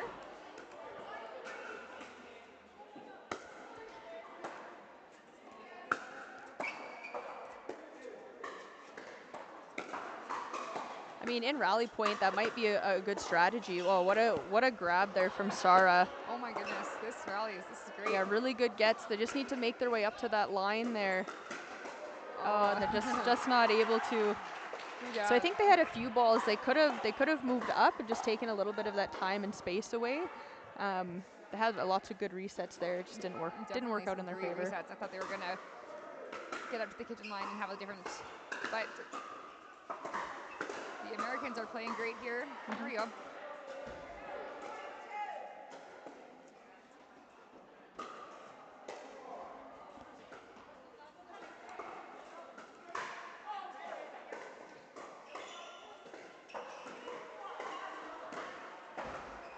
And you'll notice we'll see Vicky mix up her serves here. Really good tactic that she's using. She does a lob. I know she can put some side spin on there, but never really know what's coming when she's serving.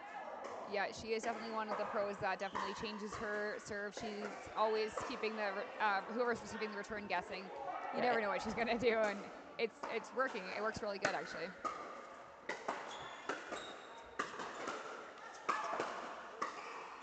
Yeah, interesting look as well. So Vicky is a lefty, so we have 2 forehands in the middle.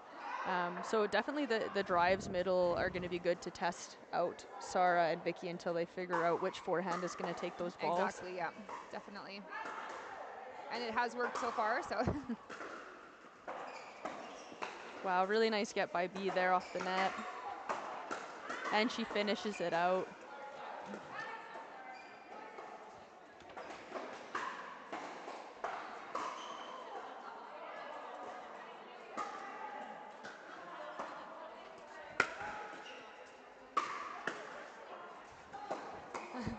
Both of them ripping forehand or backhand, doesn't matter where the ball's going, they're going after it for sure. Yeah, and these are good drives. These drives are a couple inches above the net and they're dipping hard.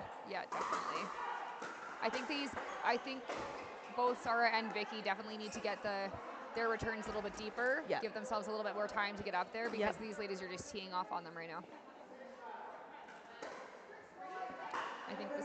3-8. Yeah, 3-8 right now. Semifinals, lights, power, minutes combined. Please start your right position. Yes, what an angle by B. Kilgore. Absolutely representing the U.S. Senior Pro Pickleball. She's definitely best dressed today. She's Yes. got the attire. She's definitely Yes. looking the part today. Yeah, no doubt where she's from here. Yeah. Oh, Wow, what a great get hands by Sarah. Sarah. Yeah, they don't want to get Sarah fired up. Yeah. Get her fired up and she's going to... Cause some issues. Yes, most definitely. I swear that just grazed or Right? just, Oh, good try by Vicky there. It was open. very She could've close to the just- ceiling there. Yeah.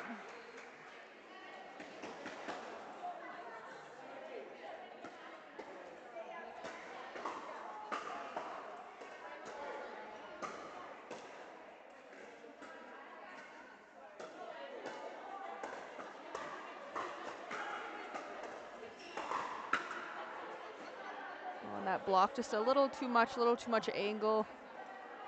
Yeah, so we have the Americans getting to 11 first at this side change. The Canadians are definitely going to have to try to do something a little bit different here if they're going to want to get back into this game. They're down 4-11 right now, so I think first things first is just getting that return deeper, and that should help. Yeah. And then they can start. It's hard sometimes with players that can rip the ball.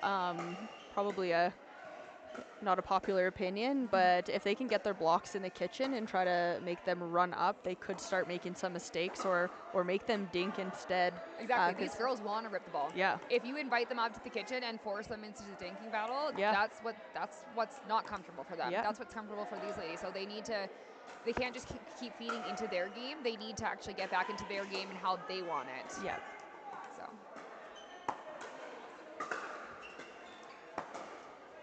What a drop, though. Yeah, Wow. perfect. Yeah. So they can drop and they can drop. Yes, yeah. Just Forehand, don't hit backhand. either of them the ball. Yeah, they're both playing great right now. At least with the drop, at least if they're dinking, they have a chance to move them around a little bit. Yeah, exactly, definitely. Chandra looks pretty tall too. Yeah. I have been sitting down with my leg elevated all weekend, but so all these ladies look tall, but I know, right? There's some height here this weekend. Yeah. Like Kim Leighton, Anna. Yeah, I didn't know that Anna. Diatango, Yeah, she's very tall. Yeah.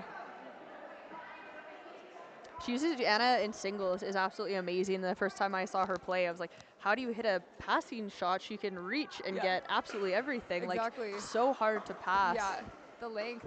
You can't teach that. That's for sure. No, yeah. I'm like something I will never have. Yeah.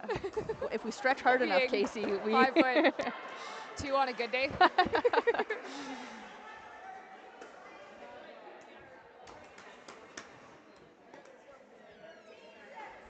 13-6 right the now. Canadians for the need to Americans. do something to turn this around. Oh, great shot by Vicky. It might have been going out, but that one that she hit was definitely not. So. Wrapping it up in a ladies pickleball half and a card for your racer. I do like that decision from Vicky to counter. So obviously when their drives are low, very hard to do that. But if they do miss their drive a bit high, I really like that decision to counter instead of blocking into the kitchen. Give that pace back to them, use it against them. Totally, and Vicky can do that. She Yes. has that power. She has that placement too, so that was great. And then she just pulled off that excellent lob, and now Yes, look at that. beautiful So drop, yeah. they're working their way back into it. So I think Vicky just, whatever she did, she just lit some fire. And Yes. got a few points together here, so hopefully they can keep it going.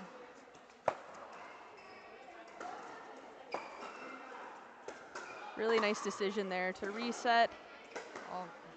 Sarah coming over, trying to protect her partner, just a little bit out of her reach. Yeah, she knew Vicky was back a little bit, so she tried to just take that time away, but I think, that was a little bit too ambitious on that one. Vicky could have taken it off the bounce, and then they would have been back square, so. Nice try with the two-y. Canada gets the ball back at least. And we're at 9-4. Nope, we're not. 10-14. Yeah. Oh, What a Oh serve. yeah, See, beautiful that's serve. Yeah. that's the one. You don't know what she's going to give you. So Never serve the same twice. Oh, and we have a timeout coming from the American side here. Yeah, it's funny playing Vicky. I've played her a lot in rec too, and I don't think I've ever been ace before I played against Yeah, her. yeah. And I was like, wow, like, because one time she used to have to stand back, like, because she could rip the ball, but then all of a sudden she pulls one out the side and it Yeah. hits the line and skips, and you're like, yeah, okay, well. Very smart. Yeah, she's awesome. She definitely uses her spin very well. So we'll see if that timeout was effective in stopping the momentum of the Canadians here.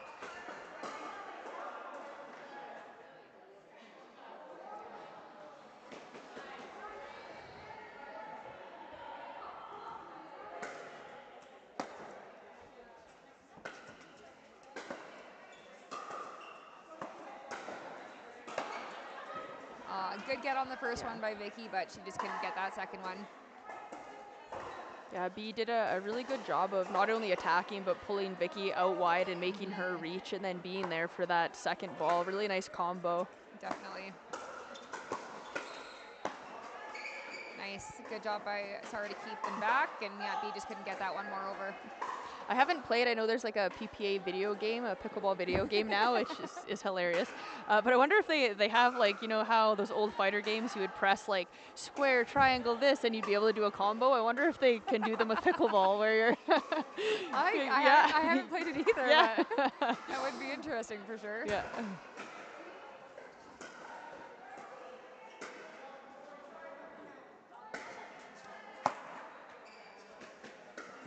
Really nice deep return there by B.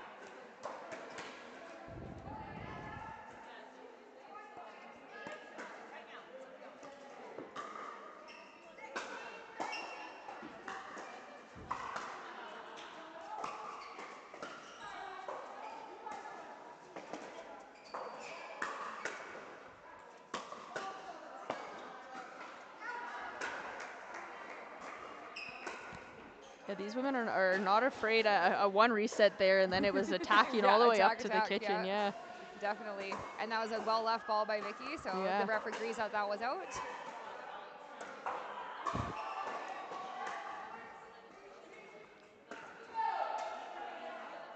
And just a little bit short on that drop for Sarah.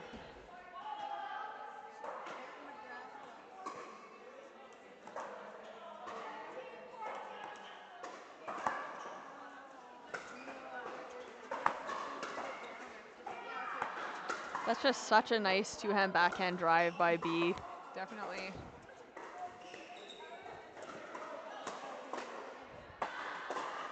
Oh, what gets. Oh. And Sarah is fiery. Really good defense there. Yeah, what defense. That was a great play by Sarah. The Canadians getting that one for sure. Great defense.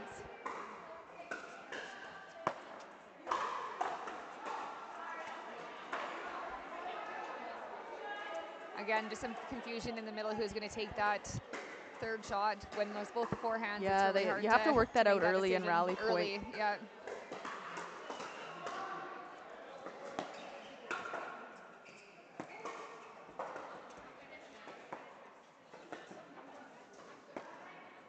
Oh yeah. That's a beauty, great shot by beauty B, line yeah. shot. And that's Love a the hard energy. one because that's Vicky's backhand too. So she's, yeah, it was a great pull, great shot.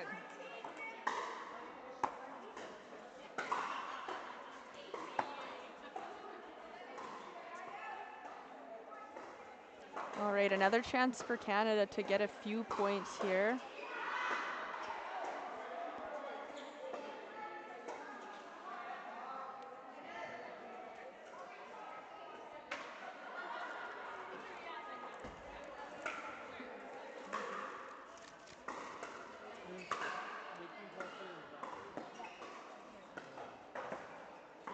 All right, we're gonna see them get into a dinking rally here.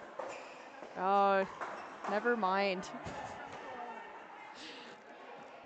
So these women are just so good at attacking. If that ball is just a little bit high, they're going to go for it. So the dinking rallies haven't been really long. I think the ball, and like Casey was saying, the court is just everything's kind of gravitating towards a faster game here. What a great drop by Sarah there. She saw that B was way back and just cut drop. It was perfect. Nobody was getting that one.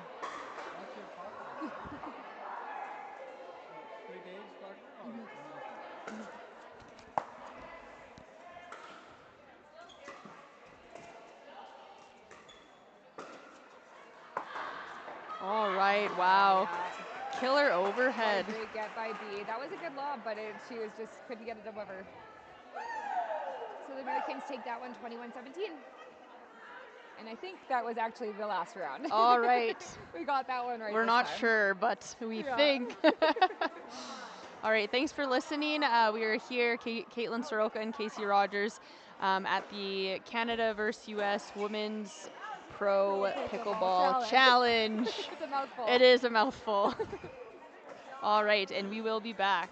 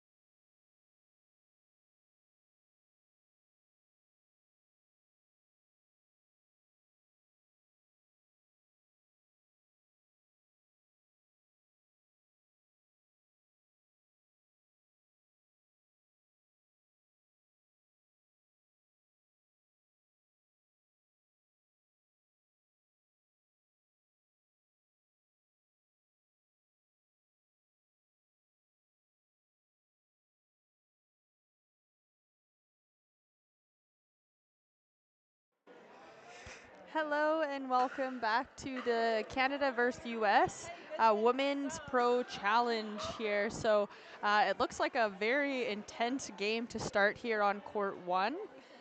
Again, this is a women's pro head-to-head division. So we're playing rally point games to 21. There's no freeze, so you'll notice that players aren't switching sides. They're going to stay on the same side as long as it's working for them. They are able to change on a timeout if they choose, and of course they can stack. So we have Kim Layton and Anna Dyashenko here for the Canadians, and they are playing Lauren Mercado and Sabrina for US here. It looks like US will start. So all really, really high-level players. Lauren plays for the PPA. She's turned pro at 16 years old. She plays Tuesday night at the Orchard. Just an amazing little player. Her background is basketball, I believe. I'm not sure about the racket sports, but coming here from Vegas, and we're off. Yeah, there we go. Really, really nice shot. Did a bit of a help off the net there. So we have Anna playing left here. So Kim and Anna are both, as you can see, really tall players, very aggressive players. So they're going to be trying to take it to US pretty early.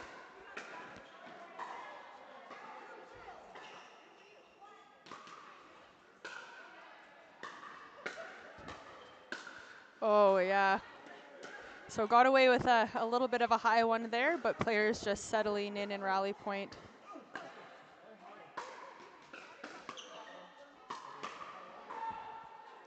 Just a really, really nice attack there by Sabrina.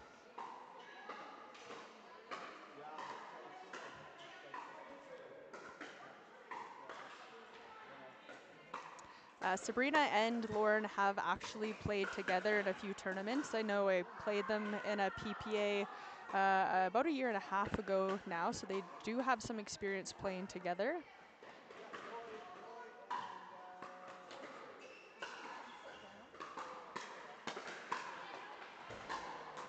Great hands. So both sides coming out fiery here. Kim has been working on her drives recently, which really paid off in nationals. She was absolutely on fire. Oh, that's just such a nice shot by Anna. Big backhand there down the line.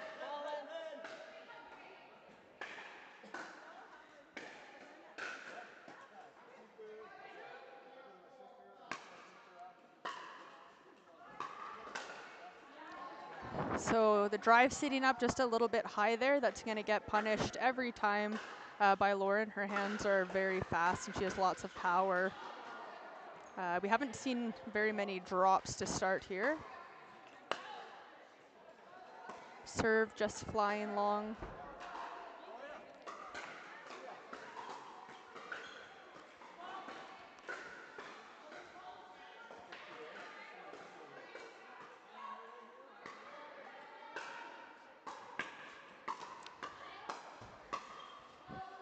Just long there. Gonna be a little bit hard for Lauren and Sabrina to get a nice drop on Anna and Kim. They're quite tall. I know playing Kim, just really nice shot down the middle. If her partners don't play together, that's a really good spot. But like I was saying, trying to hit a third shot drop against someone that can, has a long reach can be a little bit challenging.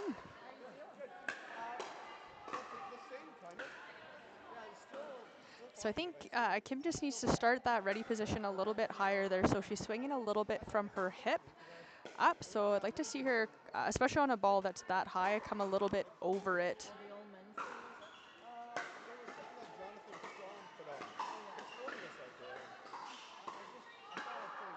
Oh, really nice take there.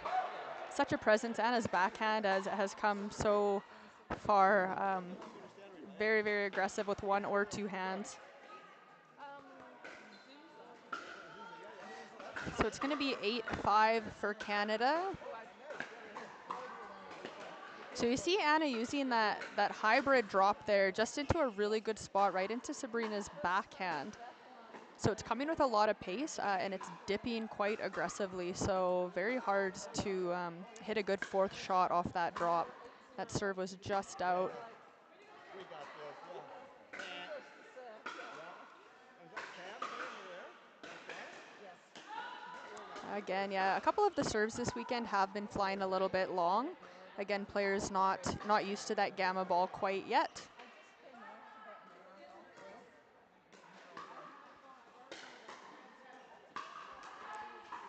And that drive just sails long there.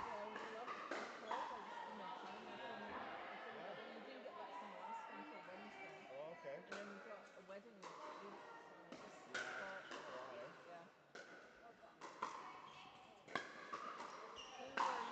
Oh, that drive is absolutely deadly. And Anna finds the middle there. Sabrina's going to have to come over and cover that ball. Lauren's doing a good job of covering line, but just leaving a gap in the court there between partners.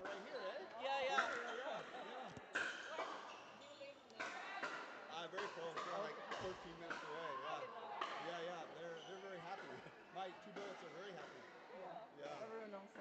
Yeah. So we're just going to switch sides here, switching sides at 11. Canadians coming in. Kim and Anna, 11 to 7. We'll see if Lauren and Sabrina can turn it up here a little bit. We'll see if they do a side switch. They're going to have to find a way to cover that middle.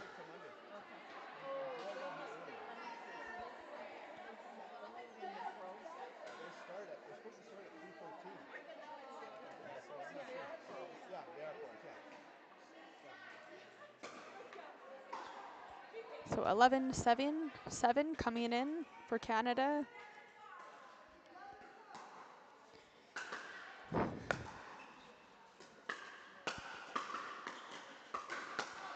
Really, really nice hands by all four of these ladies here. Just not wasting an opportunity to attack.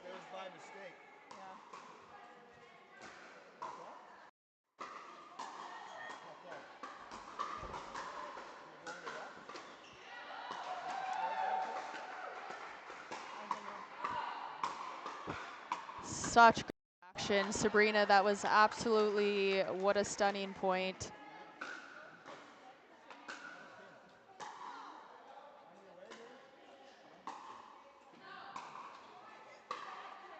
So we did see a side switch. So Lauren is, wow, what a get by Lauren Mercado there. Lauren is playing the left side now. They're going to see if this will help. Really good get by Sabrina. Ball just doesn't find its way over the net there.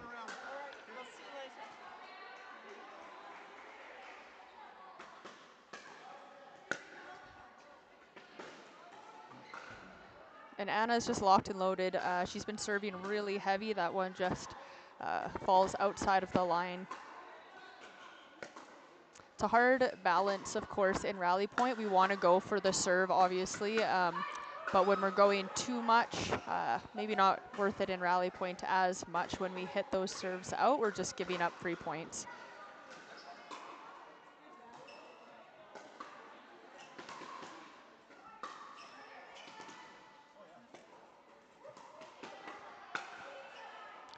And the ball is just sailing long. Lauren a little bit frustrated with herself.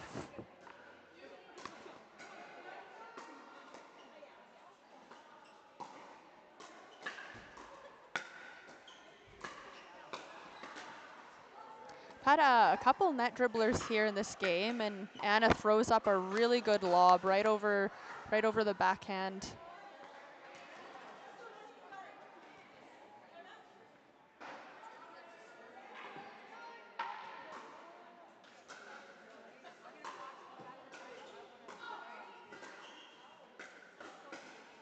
So quick timeout here. Canada is up 16-9. Gonna see if we see a change in strategy from Lauren and Sabrina here. So Kim and Anna are doing a really good job of attacking first and then finishing off most of those points. So I'm wondering if we're gonna see either some heavy counters from the US or if they're gonna try to bring them in and make them dink.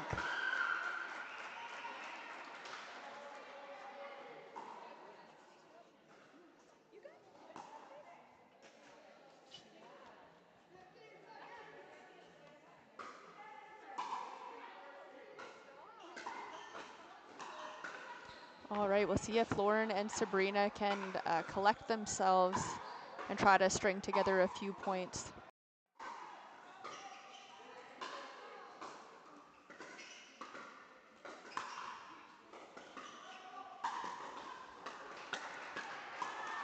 All right.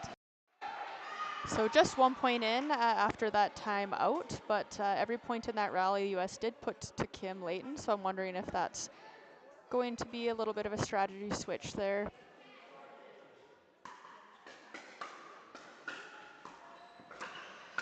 Yeah, I'm gonna say every ball is gonna go to the right side here. Oh, I just left it a little bit high on Anna's backhand. We definitely can't do that.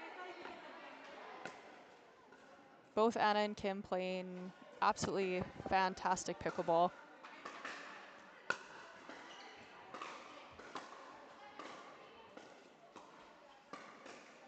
All right, yeah. So Sabrina and Lauren just can't figure out that middle. Really good flick there by Kim. Kept that well in the court.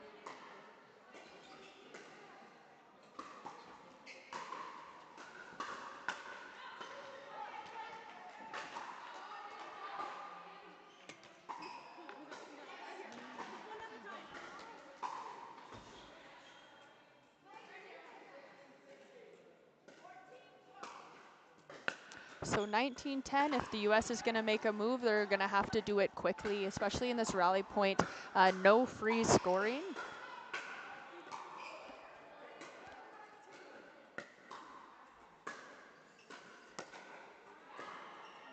Really, really nice drop there. So it's going to be 12 serving 19.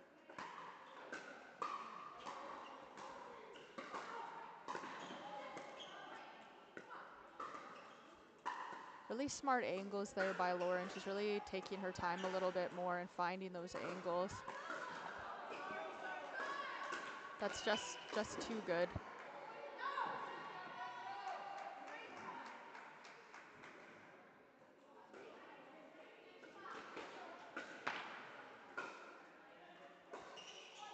So possible match point here.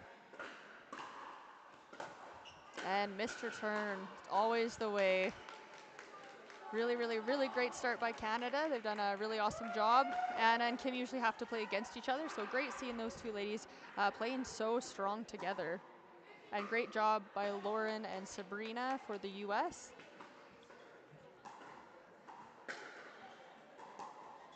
And we're just gonna take a short break here. Thanks for tuning in.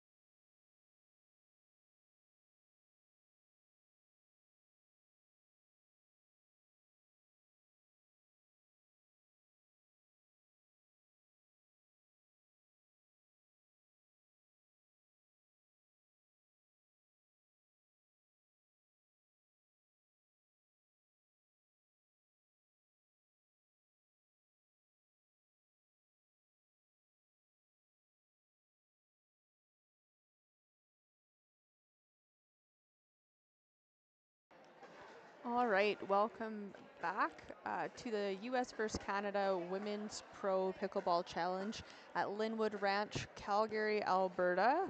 So we're moving into round 2 here. So we have Casey Rogers and Carolina Hack for Canada, and they are facing Dana Rogest and Sabrina G from the U.S.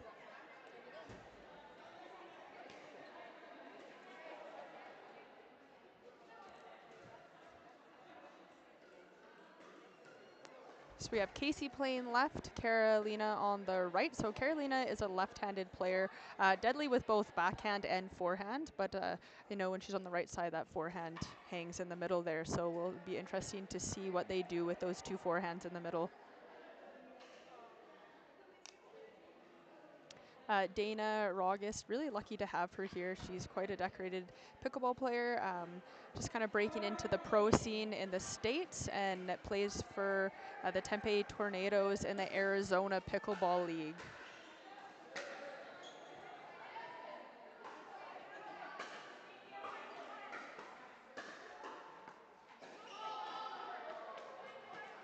So Canada's going to get on the board first. And just out there.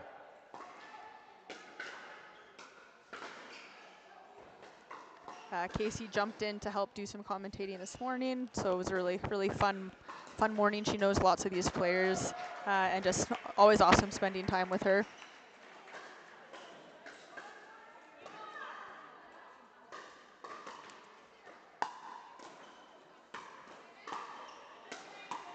And Dana just comes in with an absolutely scorching two-hand backhand. They'll have to look out for that.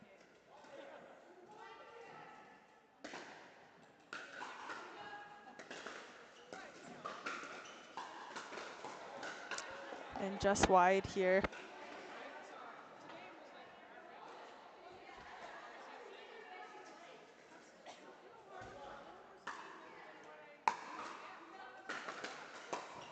Just such a powerful drive.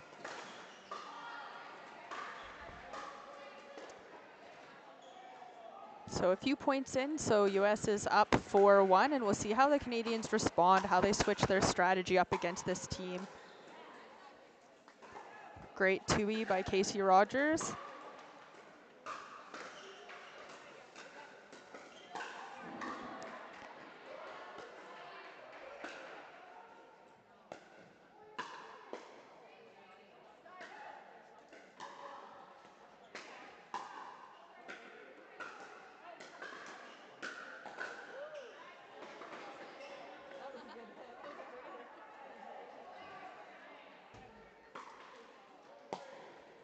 Oh, great get by Casey. And you just can't leave the ball up. So all of these women, such high-level players, so good at attacking. You can't leave a dink high or even floaty, or that ball is definitely being attacked. Oh, ball on court.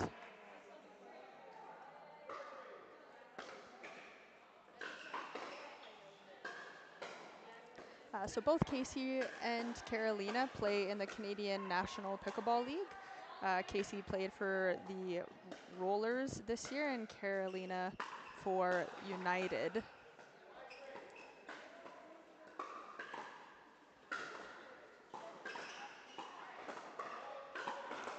Really great dinking. Casey set that point up really well, and Carolina was there to finish it.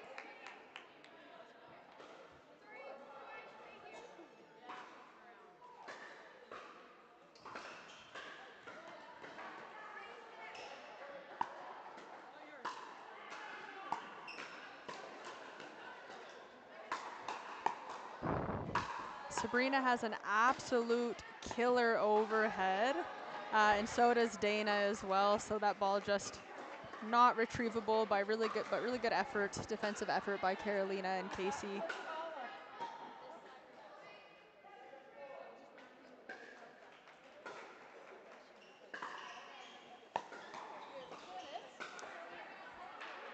And ball just takes a little bit of a weird bounce there.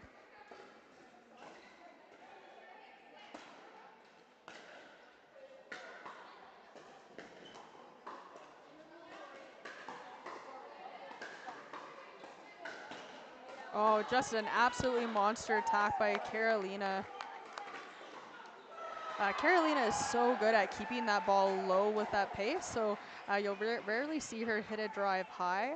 And then because she can drive very consistently and well on both the forehand and backhand, she definitely uses that to her advantage.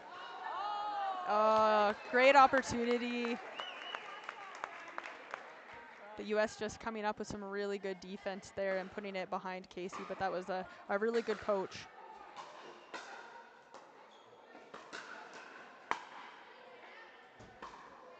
Very nice return. They're going to try to keep this team back as much as possible, especially with their power. And we go for that cross-court attack there, which is a little bit, can be risky, especially with Dana's powerful two-hand backhand in the middle there.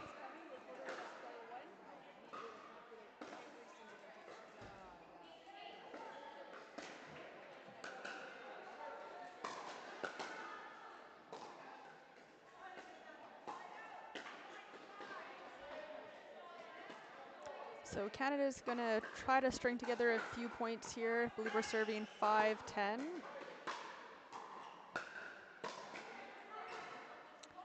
And Sabrina's just a little bit slow getting to the kitchen there after her return, and Carolina takes advantage and hits a really nice drive that dips at her lap.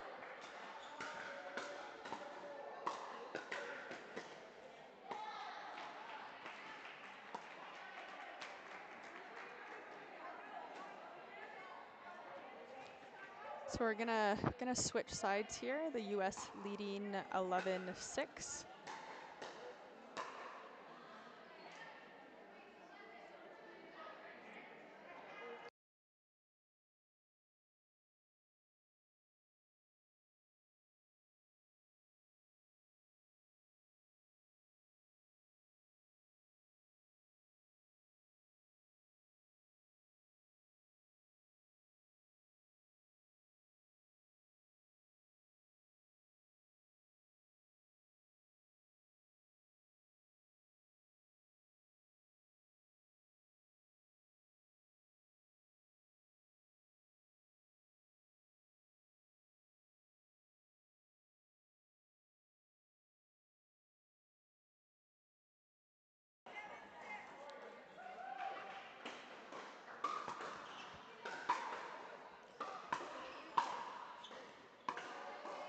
Oh, just missing that.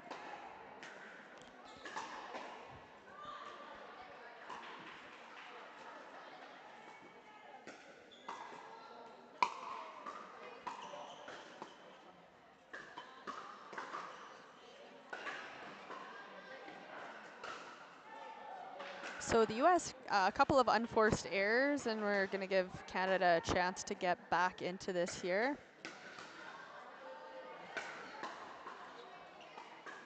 Carolina just absolutely ripping a drive. What a good get from Sabrina. Just absolutely amazing defense by Sabrina G here for the U.S. And Casey's going to try to finish this point out. But the U.S. is slowly creeping their way back into the kitchen, and ball just sails long there. Really good leave by Dana and Sabrina.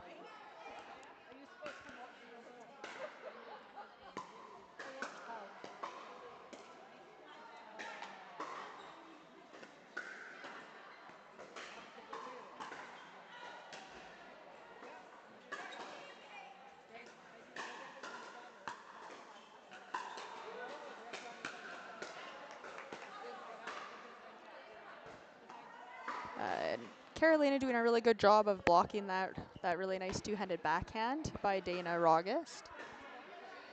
In women's pickleball, just so fast, you always have to expect an attack. Always expect the ball fast. It seems to be a lot less consistent with patterns. Obviously, in mixed, we end up going usually forehand to forehand dinking with the female, and you don't end up attacking the guy straight on too much. But in women's, attacks are going straight on cross court. You just never know where the ball is going to go, so always have to be ready for those hard shots.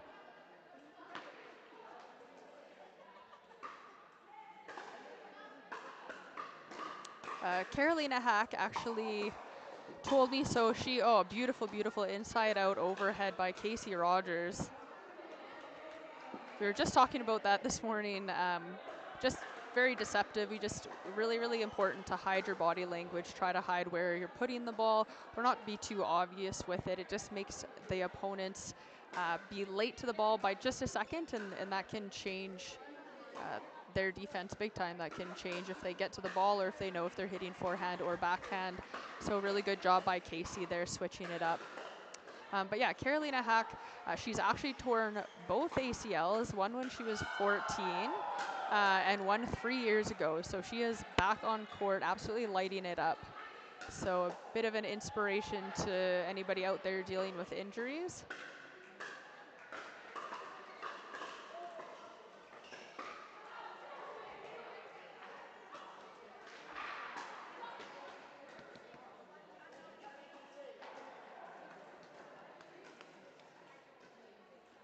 So Canada has got themselves back in this game. It's 11-13.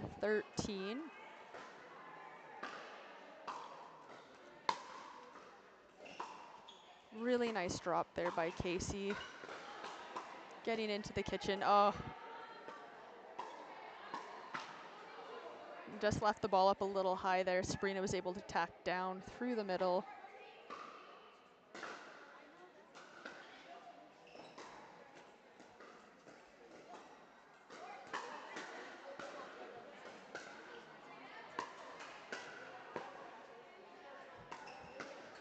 Really nice attack. So Casey was just left a little bit of a floater there. Could have reset it, but saw an opportunity right down the middle. Really, really nice shot.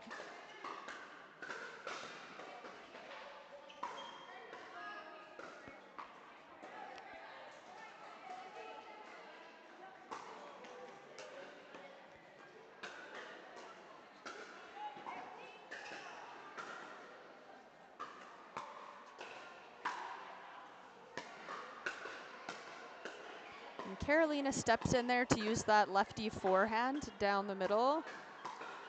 Oh, and Casey's just gonna put that one a little bit long.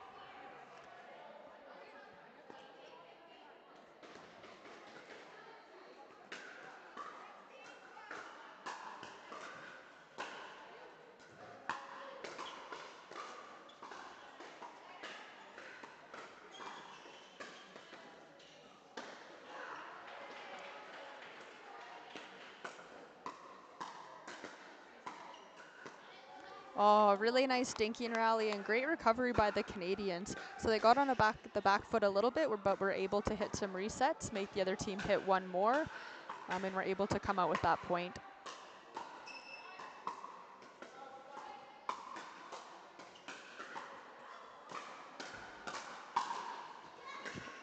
Oh yeah, beauty shot.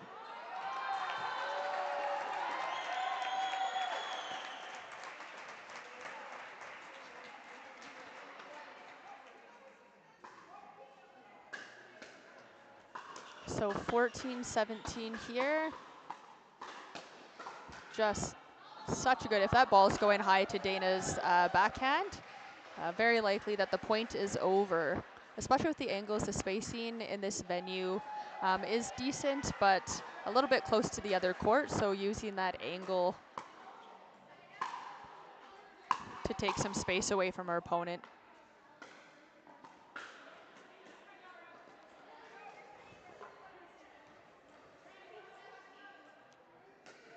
I think the Canadians called a timeout there, so it's 19-14 for the US. So we're just gonna go and do a quick shout out to our sponsors. So I have Sterling Homes, Tenfold Group Inc. Thank you so much to all of our sponsors there up on the screen for supporting this event in women's sports.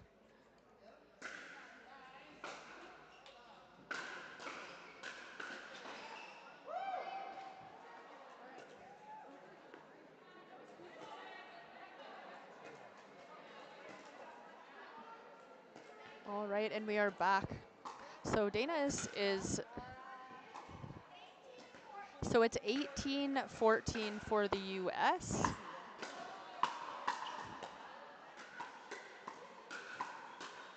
And that one just sails long.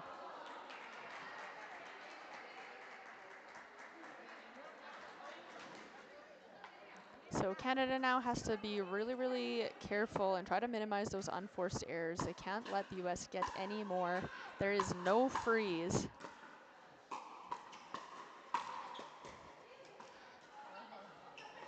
Nice setup by Casey. Couldn't quite put it away, and it's going to be match point here.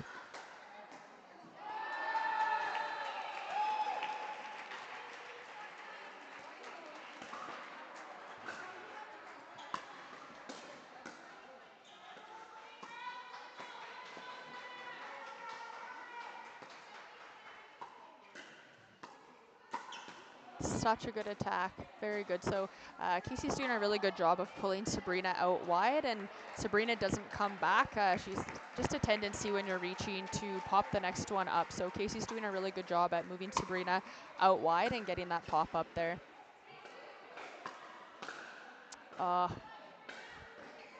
Just misses it, so that game will go to the US. Awesome play from all 4 ladies, and we're gonna take a break here, but thanks for tuning in to the Canada vs. US Women's Pro Challenge out here at Lynnwood Ranch, Okotoks, Alberta.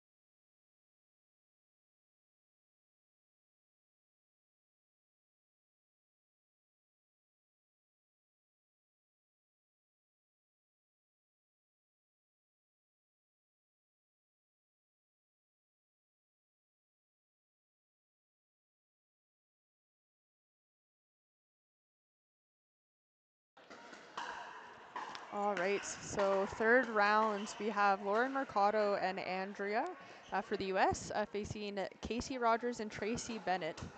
So Tracy is the main organizer and creator of this event, along with, of course, a lot of help. Absolutely tears a drive down the middle. So Tracy is playing with a new paddle. She's playing with a Gamma Airbender. So she's been working with it for only about a week. So we'll see what she can do with it today. Tracy is known for being an absolute presence on court and with her partner. There's no other player that can get you fired up as much as she can. So I'm expecting to see some feisty plays and some big energy from Tracy and Casey.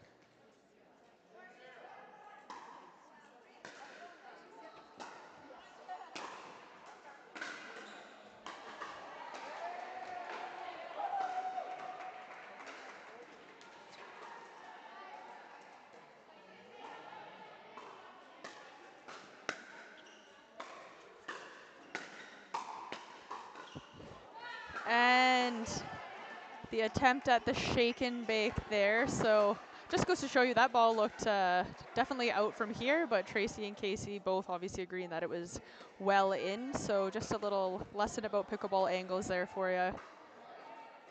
Really nice touch there by Andrea.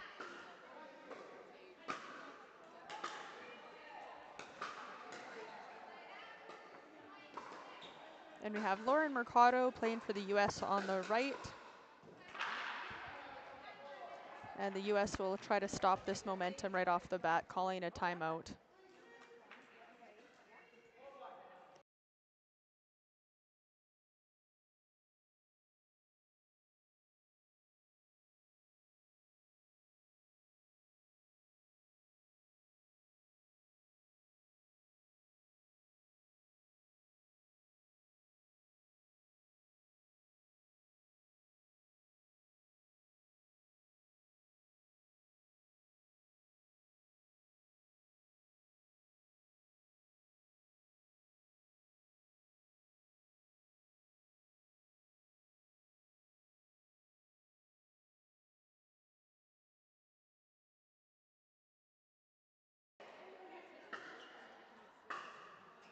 All right, so we're gonna see a side switch. So the U.S. has put Lauren Mercado on the left. If she can handle those drives with a little bit cleaner of blocks. So Tracy goes for the lob, Lauren an absolutely amazing recovery.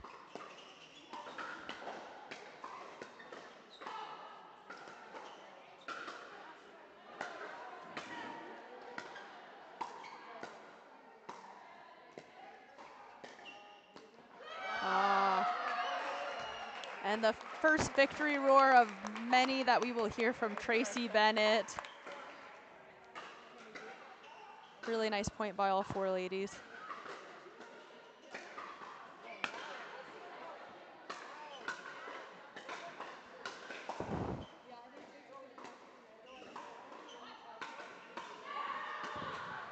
So really great defense by the Canadians, but those angles by Lauren Mercado just too good.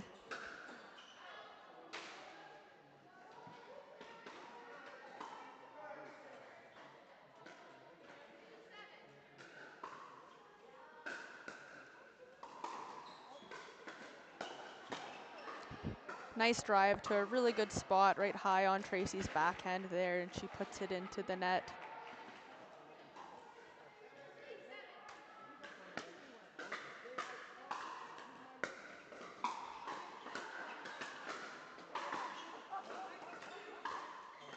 So great angle drop there.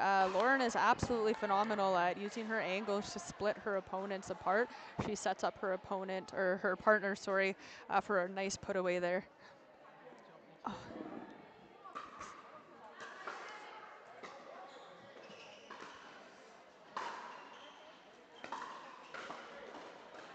So Lauren using that top spin drop there. So ball comes high, sort of looks like it might be chest level and just dips right at Tracy's lap there. So beautiful top spin drop. The side switch has helped the U.S. Immensely. Sometimes you're just not feeling one side, or you just need to change things up and give the opponents a different look. So it seems to be working for Lauren and Andrea.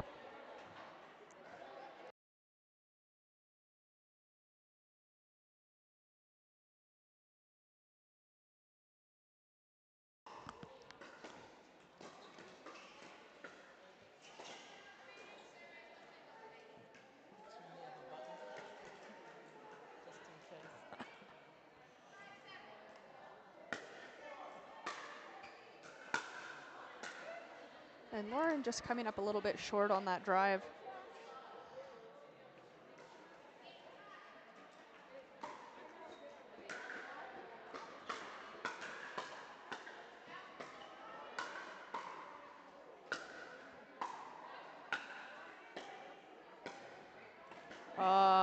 Really, really nice. Again, Lauren using those angles. Really nice defense by Casey and Tracy. Just couldn't quite get that ball low enough to come in.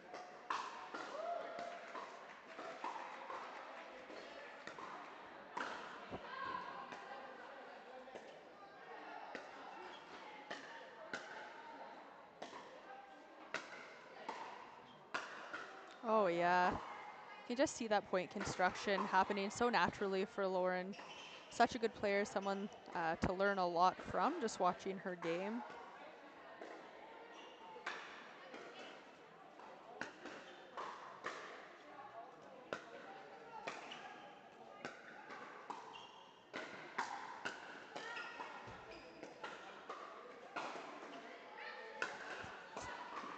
So Tracy's lob just coming a little bit short mid-court there, allowed for Andrea to really put some power on that overhead. And the States have come back, so it is 8-8. The game is tied up now.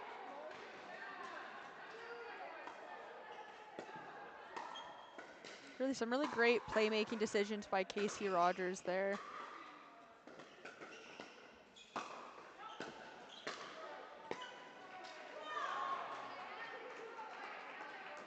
Great setup by Tracy Bennet. She's definitely the first to let out a big victory roar cry, and secondly, she'll always applaud her opponents for a good point.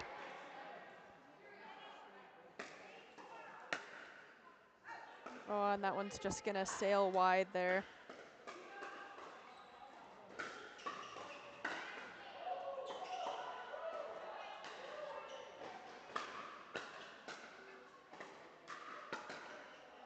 Great attack by Lauren. That third was just a little high, allowing Lauren to attack straight at Casey.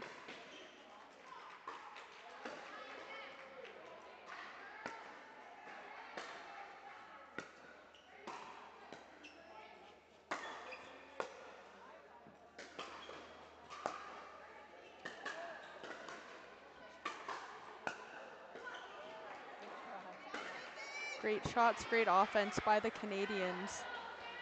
So there's going to be a side switch here. So Canada with 11 points. Going to try to pull away here.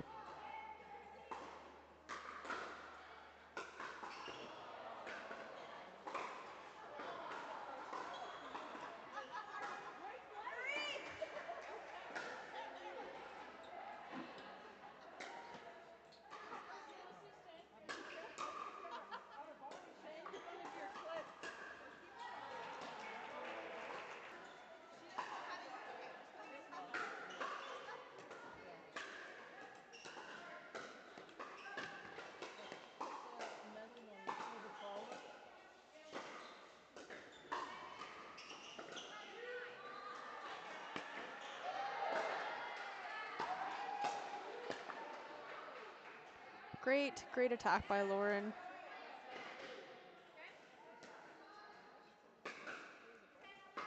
So super interesting venue, very unique to play here. It is an actual ranch, so outside of the walls of this building that we're in, a bunch of horse stables, a bunch of different ranch activities, farmland all around. But right in the middle here, some beautiful pickleball courts that the owner was nice enough to let us run this awesome women's event on.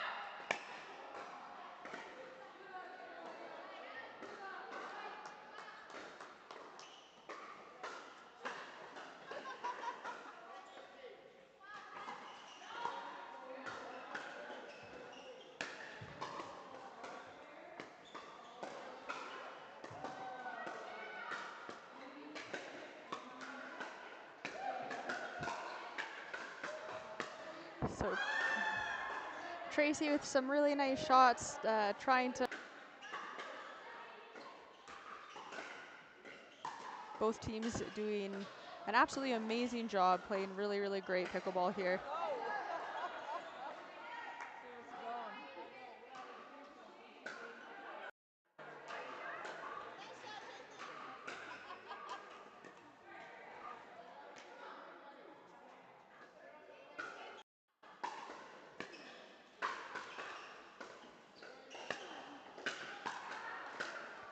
So Tracy with a high cross-court drive there. That's not usually where she's going to go with that shot.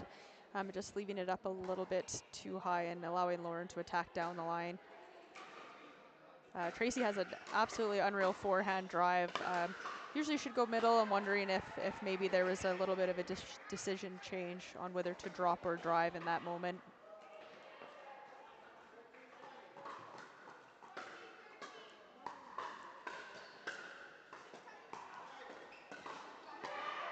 Wow, absolutely unreal play by Casey Rogers.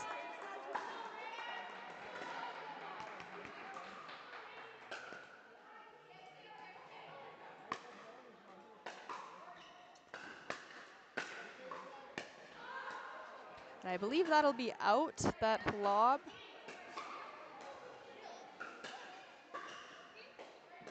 So pretty risky to lob from the back of the court. The other team has so much time to assess that lob and get there and go for it. So much better idea. Usually we use that lob when we're up at the kitchen line, all 4 players, to try to push our opponents off the line. Mixing in one from mid-quarter. Oh yeah, what a line drive. Beautiful.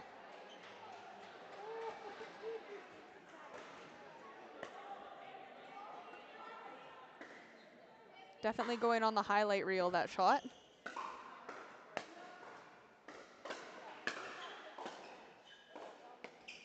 Really great transition up to the kitchen there. And that ball was wide. Yeah. So that ball being out by quite a bit, so really good of Andrea to check in with her partner and watch that ball for her.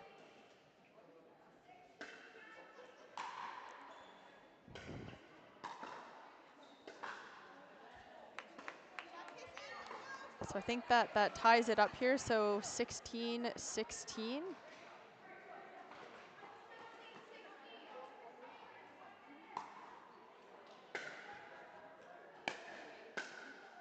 Again, Tracy just hitting that absolutely powerful forehand drive mid-court and getting an out ball from that. So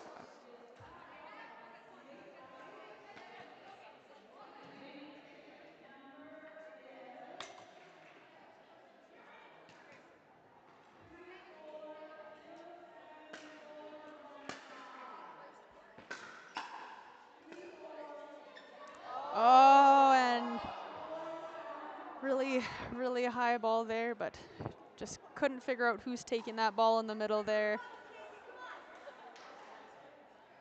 And Tracy just being so enthusiastic and positive with her partner.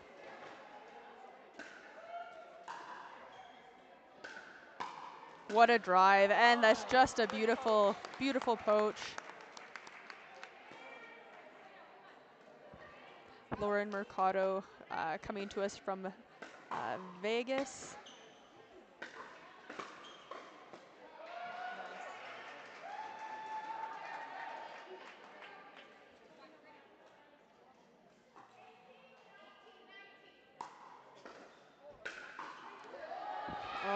They get a missed return there. So at the end of the game, this is when we have to focus. This is when we can't slouch off for a little bit, especially in rally point.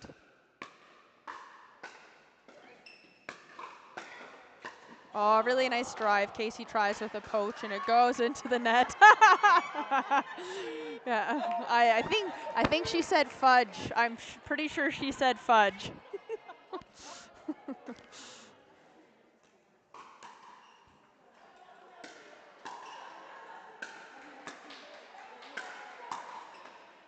Really nice counters. Oh, and the net is not having it. All right, so US takes that one off a net dribbler. Really amazing game. Great high-level pickleball here at the ranch, at Lynnwood Ranch, Okotoks, Alberta. Absolutely fantastic play. Oh, that's what one's gonna burn in Tracy's head for a little bit there. We'll have to bleep that word out for Casey.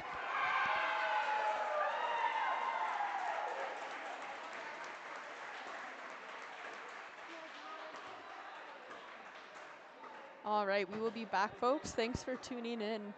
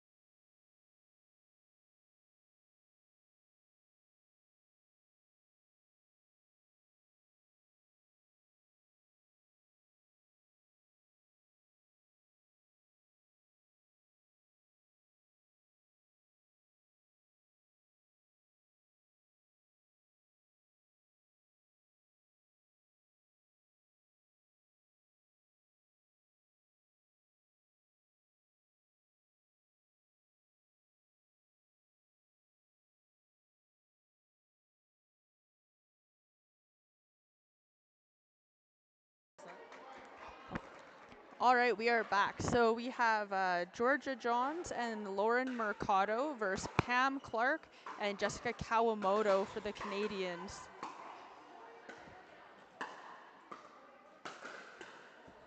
So there's Pam with that absolutely unreal forehand that we know and love, playing with Jessica Kawamoto. Also fiery, just absolutely tearing up the Canadian pickleball scene this year with her talent.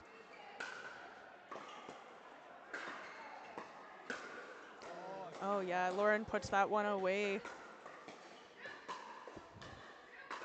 So Georgia Johns, related to some pretty big names in pickleball, I would say. If you've heard of Ben and Colin and Hannah. I don't know where she falls in on the sibling line, but I'm sure she's had some pretty good coaches coming up in the sport here.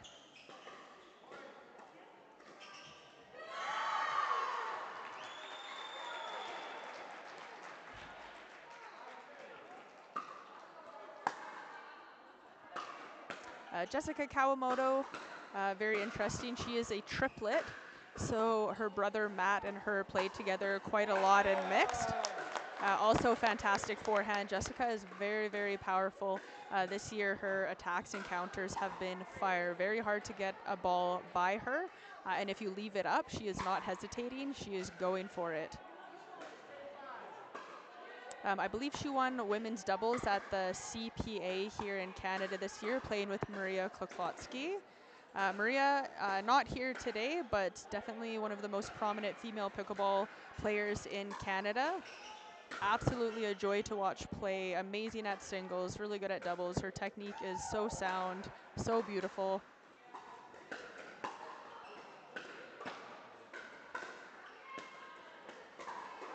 And despite Lauren's power, Pam and Jessica are able to fight that one off.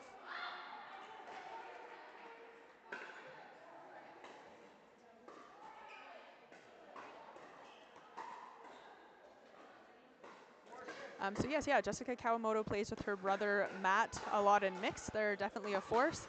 And the third triplet, her name is Ellen, I believe. Jess said she was around a 4 or 5 or higher level player, just doesn't play a lot of tournaments. And they also have an older sister, Stephanie Kawamoto, lovely human being, really amazing pickleball player. And she's a teacher of the children of Canada here, so she always has some funny stories about the kids in her classroom.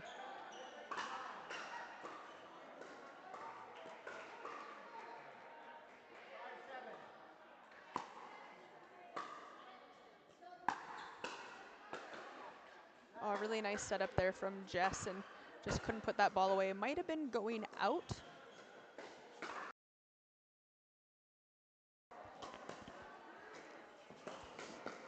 So Pam Clark coming to us from Saskatchewan, I believe Regina. So she played in the CMPL last year for the Prairie Pronghorns. She didn't re-sign this year, but absolutely fantastic player, fantastic teammate. And I believe she's a psychologist or psychiatrist, so just a very, very smart, athletic woman.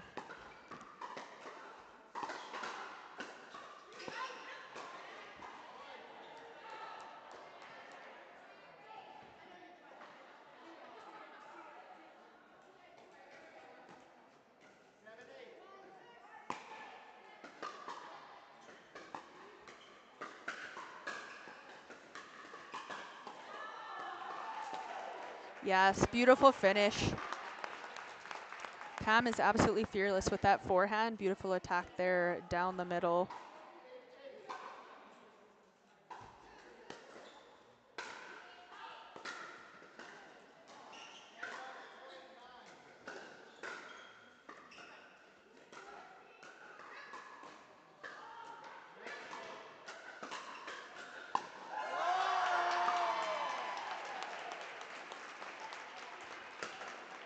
Beautiful overhead. So I believe Pam has a badminton background. Definitely don't want to miss a lob over Pam or leave that one too high or floaty. She can absolutely murder the ball there.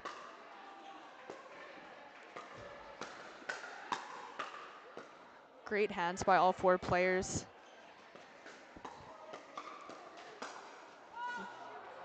And Lauren is just so good. So she is, when she knows that ball is coming middle, she is loaded on her backhand long before the ball gets there and is able to hit straight down. That just comes from experience with that high level.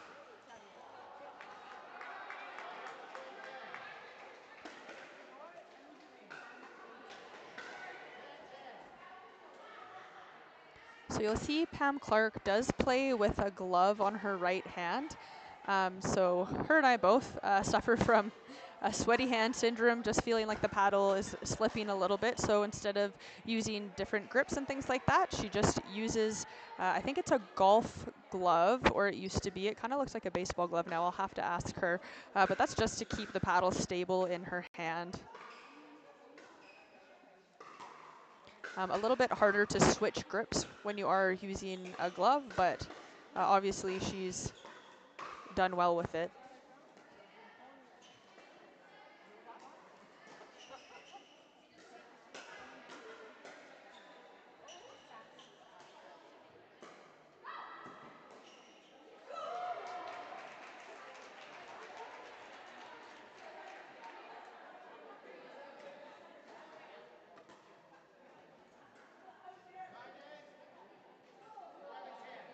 All right, so it's 11-10 for the U.S. And Lauren just misses, just puts her third into the net there, so it's going to be all tied up.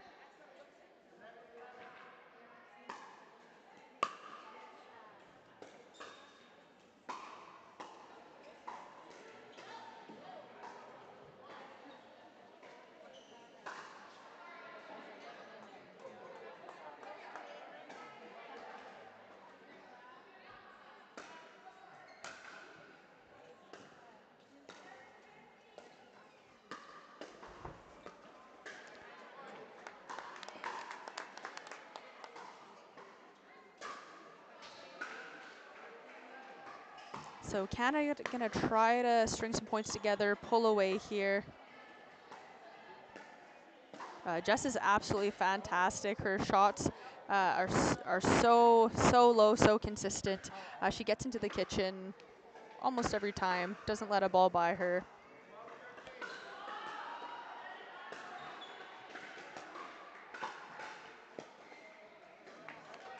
And Lauren just struggling a little bit to get that ball up and over.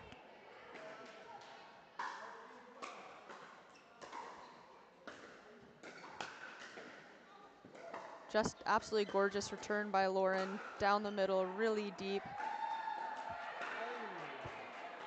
Really nice shot by Georgia Johns, right at Pam's feet. Just couldn't get that one up. And Georgia is using a little bit of a side spin on her serve, which is good to see. There's been lots of different serves that we've been seeing over the weekend. So if you haven't experienced a side spin serve, it can be a little bit hard to react to. Great forehand.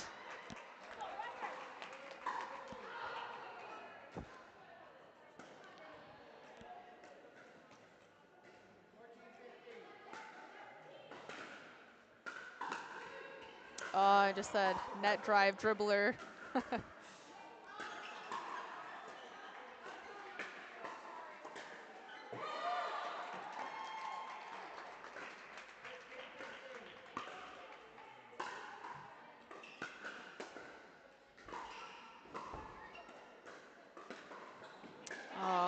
Great shot by Pam Clark.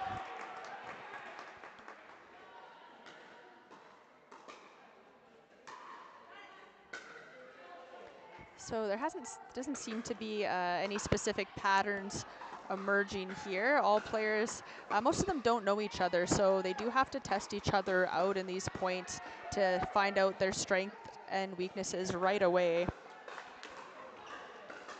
So Canada is leading by 2. US has just called a timeout.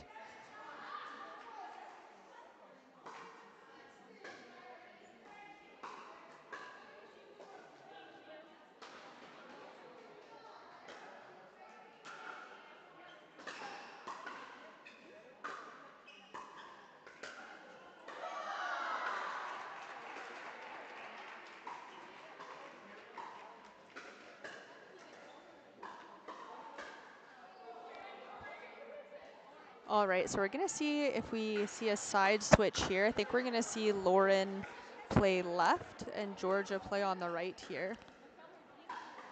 So again, really cool to have a Johns in the house.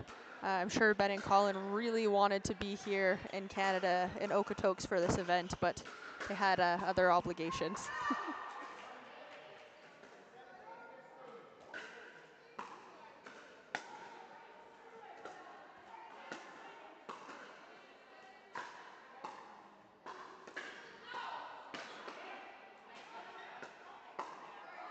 So Jessica just gets so low, so she's just able to control that ball so well. I swear she's inches off the ground in her defensive shots. Dinking as well, she takes, obviously she's not very tall in stature, but is able to take a lot out of the air with getting so low. I guess so we're gonna call it ass to grass pickleball.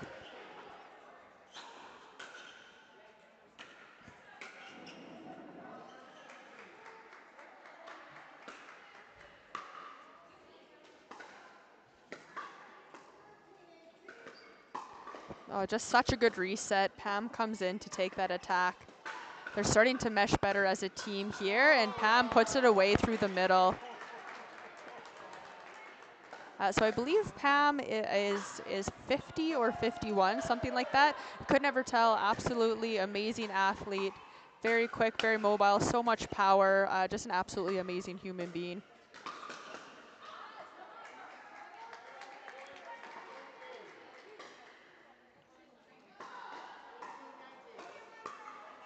Oh, and just a miss into the net there. So this could be match point for Canada. So Pam Clark to serve.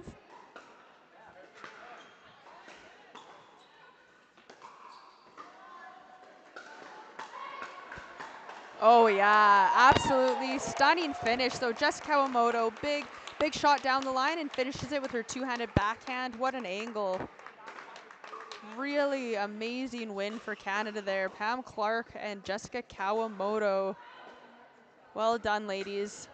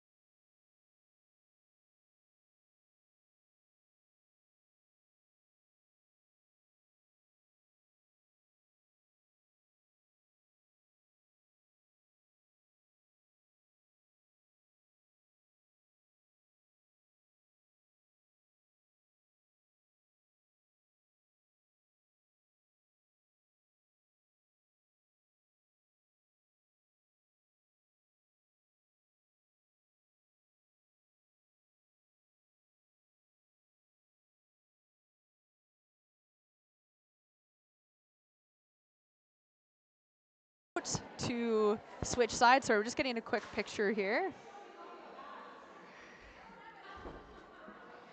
The ball we're using is the Gamma ball, so Hado, it's been pretty poppy for players to get used to. All right, good to There's know. been kind of a little bit, it's getting more consistent throughout the weekend, but yesterday kind of struggled with the hard ball.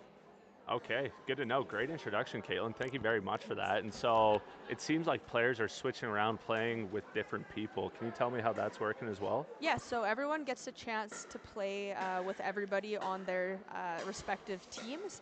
And at the end of the day, so we play, let's see how many rounds here. I think we play about eight rounds plus, and then they're going to take the top 8 U.S. players, so they're going to add up wins, losses, point differentials, all of it, and they're going to take the top 8 U.S. players and the top 8 Canadian players, and they're going to pair up 1 and 2, 3 and 4, 5 and 6, 7 and 8, and then they're going to play in the finals tomorrow in a round robin format, and then getting into a bracket later in the day. Wow, that's quite a different format, but is, yeah. really exciting for everyone to see. Lots of different looks, play with lots of different people, and then the top get to come out tomorrow and do it all over again. So Yeah, that's really absolutely. fun. That's a really unique and creative way to run a tournament. So yesterday there were 198 matches played here. 198? 198 matches played here for these women, and then today it's about 150, and then on Sunday it'll be about 48 matches, so kind of going down as the weekend goes on. That is a lot of pickleball. It is a lot of pickleball. And Definitely all ladies at that. Yes. That's amazing. And a little intro to this court, we got Dana Regust. Apologies if I said her last name wrong. Georgia Johns, Pam Clark, and Carolina Hack on the Canadian side. Yeah.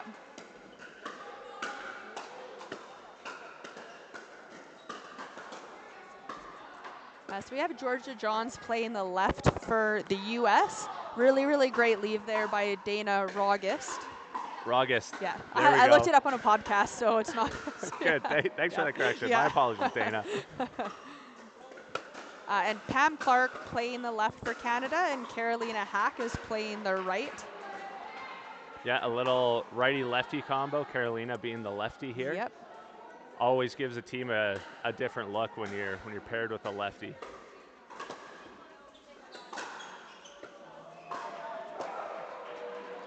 So just too good. Dana's really good at finding those angles. So every time I've watched her play, she's really good. She'll end up splitting her opponents apart, and then her two-handed backhand is unreal. So they definitely want to keep from attacking that side.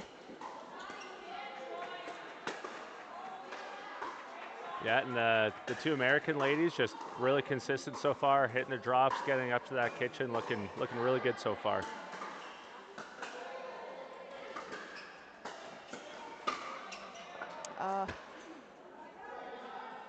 Good counter from the American ladies there. And Caitlin, I also noticed that everyone started at the exact same time. What's going on there?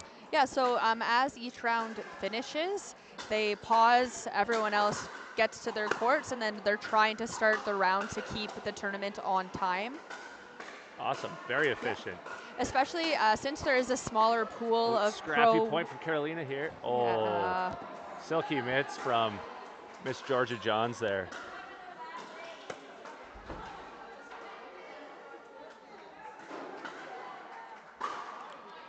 So we're going to see a timeout at 8-2. Yeah, timeout called by Carolina, and Pam looking to slow things down, reassess what's going on. Score is currently 8-2, so certainly a good time to take that timeout. Rally scoring is a game of swings, so hopefully Pam and Carolina here can come up with a game plan to start evening the edge a little bit. Yes, Pam really likes, so on the CMPL, on the Pronghorns last year, I was just an alternate, but also kind of stepped in for a coach for them there.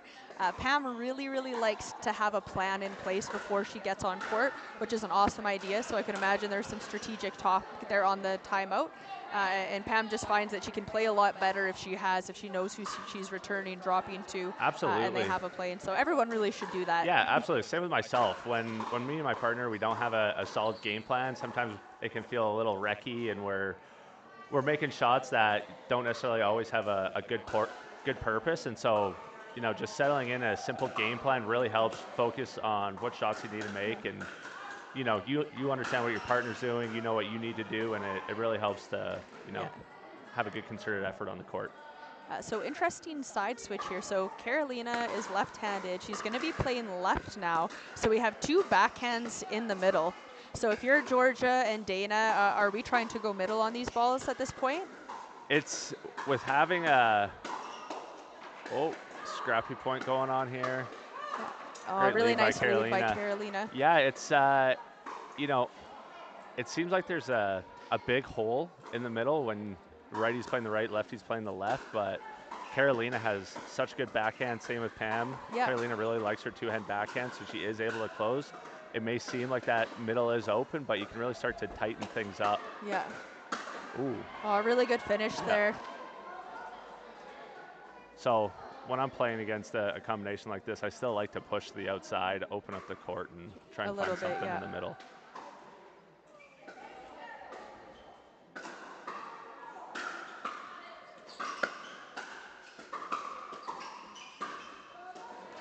Nice try there by Georgia Johns, just misses into the net.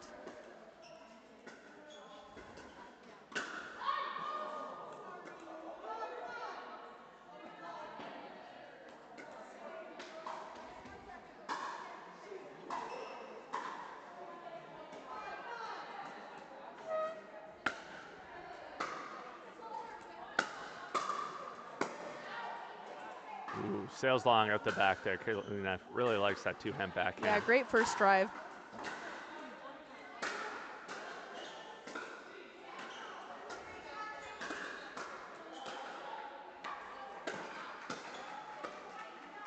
Oh, really nice. And I noticed a lot of the ladies on court right now are using that two-hand backhand. Caitlin, you want to talk about that a little bit? Yeah, so definitely for some more stability and power. I also find it helps keep your paddle in front of you. So sometimes we're taking these big swings when we're using one hand. I'd say more and more people, even more and more males. You have a two-handed backhand. I don't think that you originally had when I first saw you play, but we're seeing it more and more. Even Ben Johns himself, I've seen him hit a few twoies now playing pro here. So I think it just provides a lot of stability. Yeah, absolutely. It is a shot that's really taken over the game past 2.5 years, and it's for all the athletes and players listening, certainly a tool you want to add to your toolbox. These are all top-level players, and they're all using it, so certainly that's something to be said about having it in your toolkit. Yeah.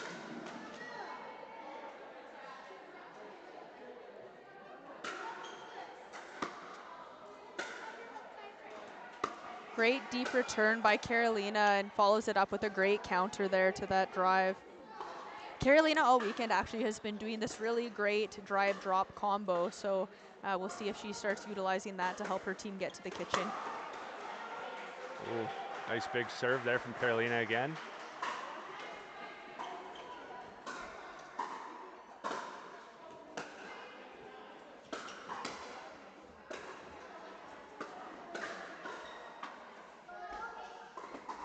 So I was talking a little bit about Dana's technique. It's just so sound. It reminds me a lot of Maria Klokowski. Yeah. From Canada. Just absolutely beautiful technique from Dana. Every shot is so controlled, and she's able to get so many rotations on her top spin dinking. Yeah, it's so smooth, so fluid. It looks, yeah, you're right. You said it perfectly. It looks really beautiful. We got 13-8 here, so after the timeout and side out, the gap in the score has tightened up a little bit here. We're looking at 13-9 for Dana and Georgia.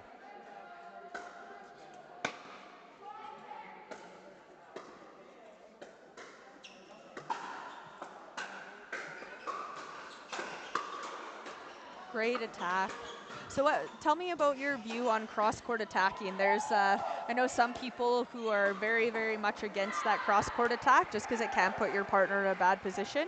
Is that something you utilize in your game, or is that something you think can be a tool?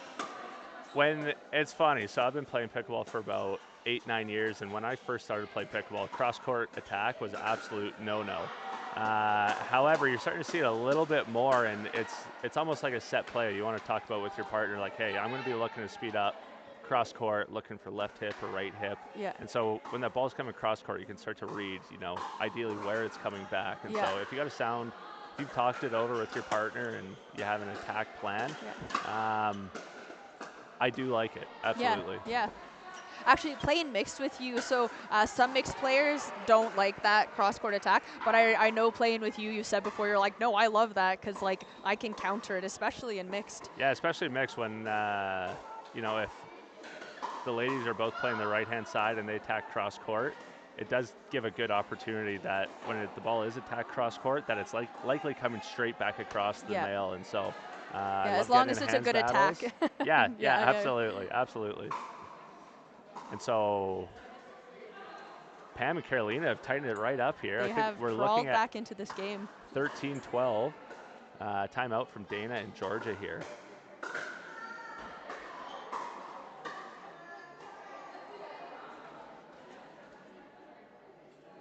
We didn't see much dinking yesterday with how popular the ball is, trying to get used to that, and obviously ladies pickleball, lots of hands battles really fast here. But today, as we can control the ball more and more, we're starting to see more dinking rallies, longer rallies here today, which is awesome.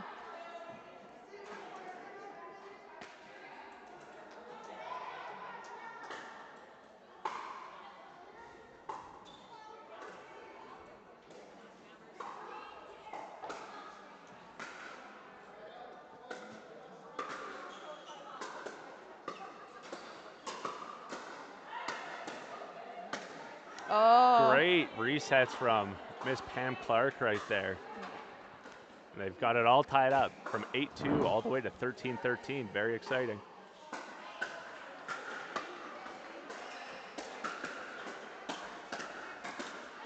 Ooh, great battle. Yeah. Dana with some great hands there and a great lead.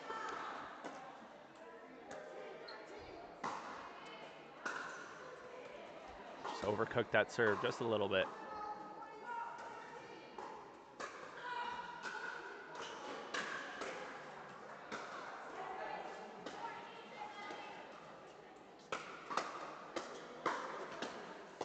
Great attack there. Great follow-up by and they Pam. take the lead.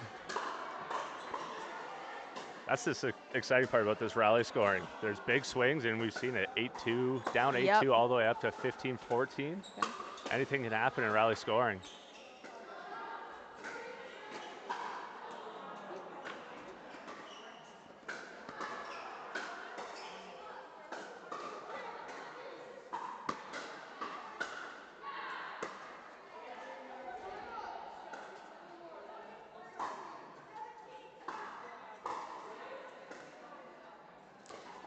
What would be your preference on a freeze or no freeze situation? Certainly freeze. Yep. It's got to be a freeze at minimum 20. That's what MLP is doing. They tried out the no freeze earlier on this year, and I thought it just took some of the excitement away from the game. You know, I know they're trying to make it a little bit more even for who's in the lead majority of the game, but we're not looking to make it too easy on everyone. It just adds a whole lot more excitement, and I think it outweighs making it easier on the team that's up. Yeah. So big fan of the freeze myself. What do you think? I mean, I guess it depends, right? If you're the team to 21st, you don't want to be frozen, but if you're the team coming back, it's certainly nice to have. Yeah.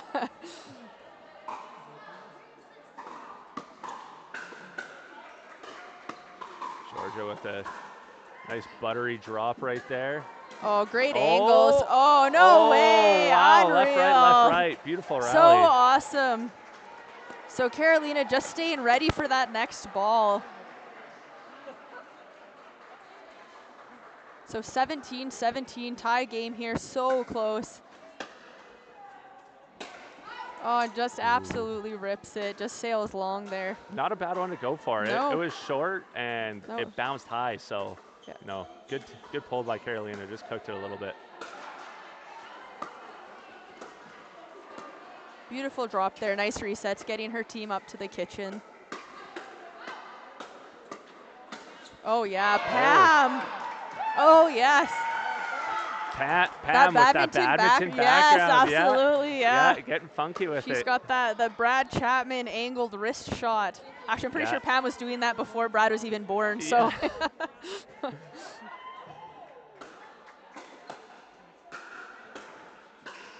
18-18. And I personally saw that ball out as well. Yeah. So it's going to be 19-18. Great low block there by Pam. Great rips. Oh.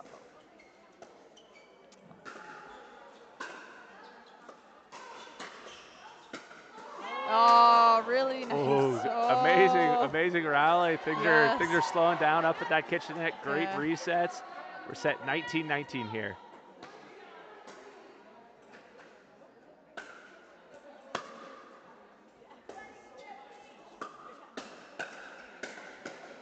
Oh, just wide. Beautiful shots by the Canadians.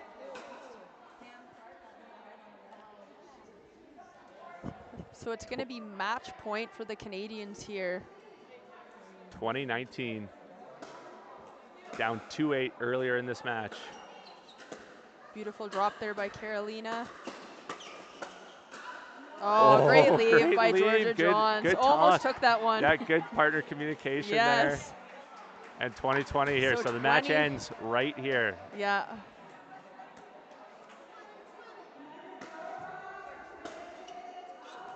Great return there. Yeah, smart play. Oh, she gets a net dribbler. Oh. Oh, wow. Oh, no! Oh, my that's palms are sweating. What a fantastic finish. Oh, my goodness. Kudos to all these women on the court. Seen a lot Fantastic of playing. Like that. That's why doubles pickleball is the best. You got a partner to back you up. Exactly, You swing and miss, you got a partner behind you to hopefully help you out. I'm sure that was a set play, Haddo. Definitely a set play. Yeah, exactly. A little trickery. Yeah, a couple net dribblers. Kudos to those ladies. Fantastic match. Dana and Georgia take it 21-20. Oh, that's a tough one to lose on. But great play from all four ladies, and we're going to take a quick break until the next round. Thanks for tuning in.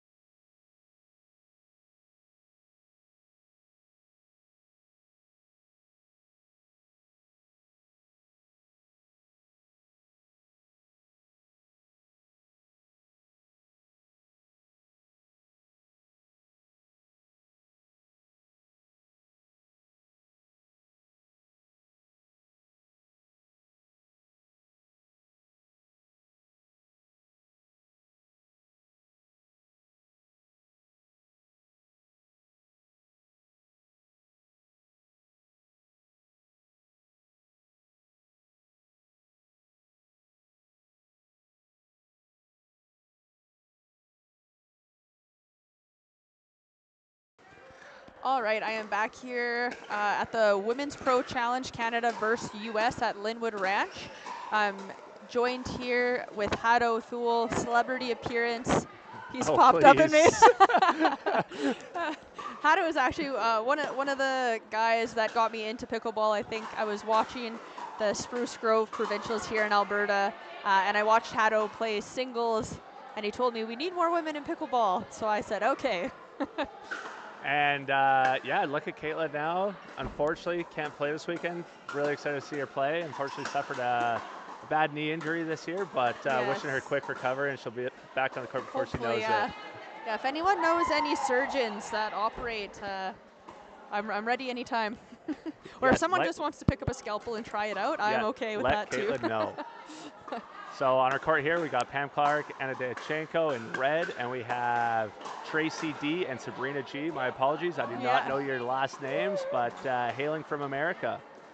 And we're sitting here 2-1 for Pam and Anna. All 4 of these ladies, they want to hit the ball hard and fast. So, yes, Anna. So I don't think we'll see a lot of dinking in this game, Hado. All right, I love it. Yes. Let's get the guns going.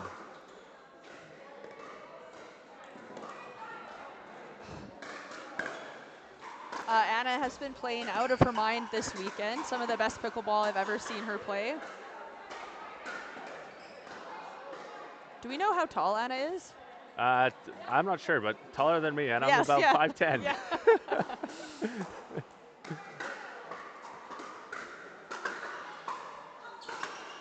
Really nice angles there. Yeah, that long reach, she's looking really comfortable with that. Any high ball, she's all over it. And Pam and Anna, they actually, Pam's out of Regina Beach, Anna's out of Regina, so 2 Saskatchewan players getting to play together here. Yeah. So I'm sure they got a little bit of chemistry from their rec sessions that they have.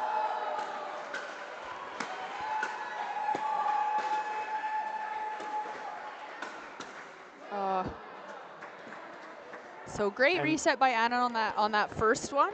I think she probably could have gone cross court on that one, but tried for the lob. Didn't quite work out in her favor. And excuse my ignorance, but I'm not sure which one is Tracy and which one is Sabrina.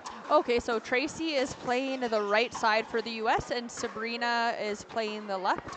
Amazing. Okay, thank you very much. Yeah, it's awesome to see all these American faces down here just outside of Okotoks, Alberta, Canada, down at Lynnwood Ranch. Yes. Shout out Lynnwood Ranch. Thank you very much for hosting the tournament this year. Yeah, not too many pickleball venues you can play a game and walk outside and pet a horse, I bet. So really unique venue down here. Thanks to Gus and his family for providing us with this beautiful ranch for this tournament. Yeah, a very eclectic, cute space with beautiful pickleball courts.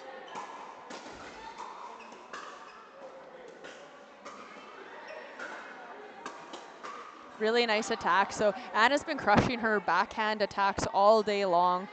Yeah, she's got that long reach, a nice backhand roll.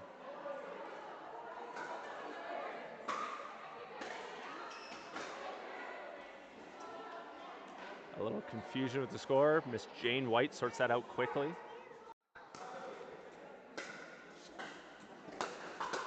Great drive there.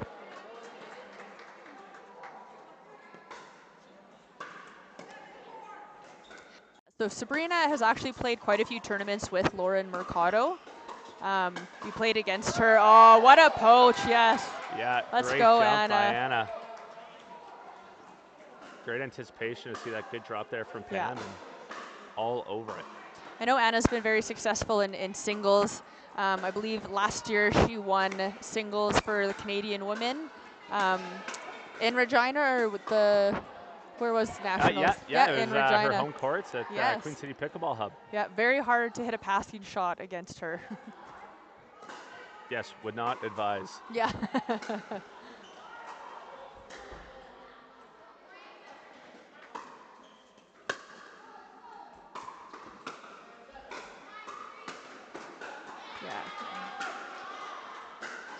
And there, ladies and gentlemen, is the Pam Clark forehand.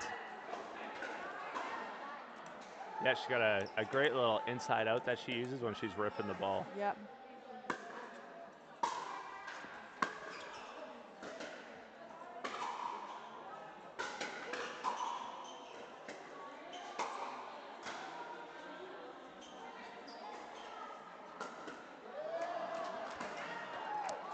Ooh, Just a bad bounce a there little for error. Pam. Pam gives a quick look to the ground to see what happened there.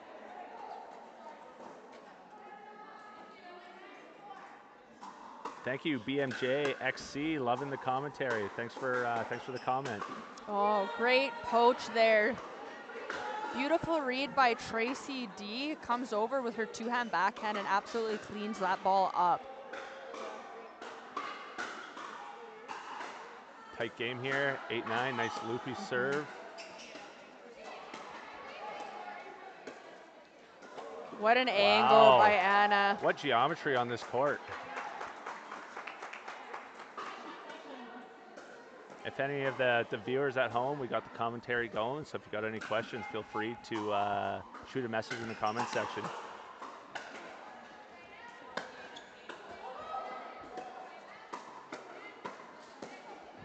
Oh, great hands, just goes wide there. Yeah, great resets from Pam.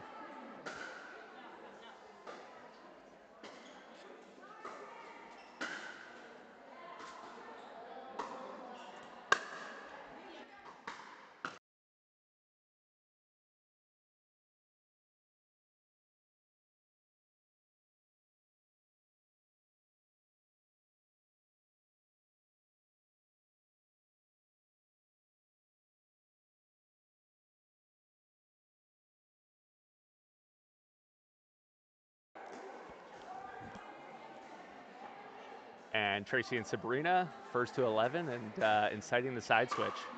I love Tracy is so casual. She's just, you know, chewing on some gum, hanging out, just looks very, very composed, very casual. Yeah. Swaggering her Holbrook gear. Yeah.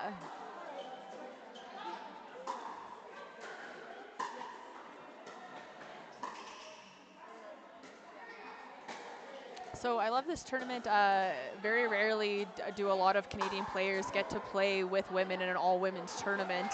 So just creating connections. So next time any of these players travel to the States or Canada or vice versa, they're now going to have connections that they can go down and play with. And I think it just is going to be a really big thing for women's pickleball and to help. They had a lot of amateurs here today as well, doing a drilling session with the pros. And I was able to speak to a few of them, and they got a lot out of having that information. So just trying to bring women up in the sport and kind of fill that gap. Yeah, and shout out to Tracy Bennet and Kim Layton. They put a lot of work into organizing this tournament. I'm sure so many other people did, and not forgetting them. But Tracy and Kim, yeah, amazing work bringing all these ladies together. It's great networking, great pickleball, just been great for everybody. And Anna Dachenko all over the court, looking great, beautiful. Yes. Oh, my yes. gosh. Short hops, resets, aggression, looking great over there. Some really good athleticism from Tracy as well.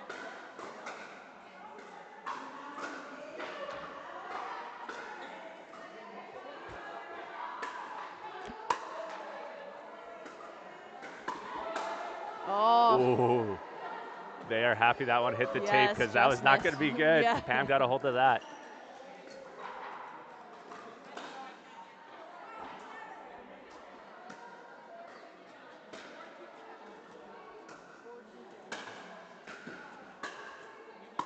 A little tomahawk there from Anna. Yes. Is Anna playing with a 003? What is she playing with? That looks like a 003. Absolutely. I do not see a lot of those around. No, and the amount of power that she's putting on the ball with the 003 is incredible. Yeah.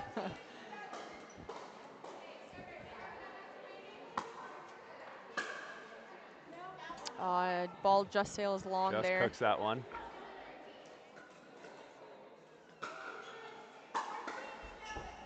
So 14-11 for the States. Oh, just leaves that attack a little bit high, and Sabrina's able to find the hole there. Yeah, nice two-hand counter from Sabrina.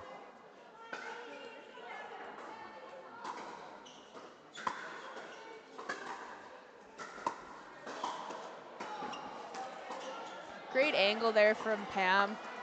And since the side switch, it is 15-12, but these ladies were exchanging point for point, and Tracy Sabrina pulling away just a little bit.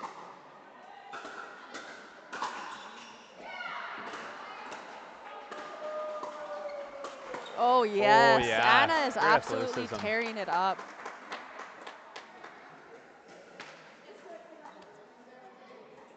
She sets herself up and then almost birded on that ball.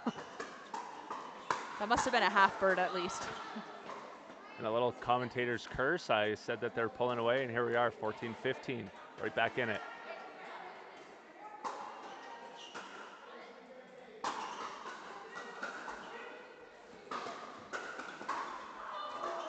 Wow, beautiful, beautiful drop.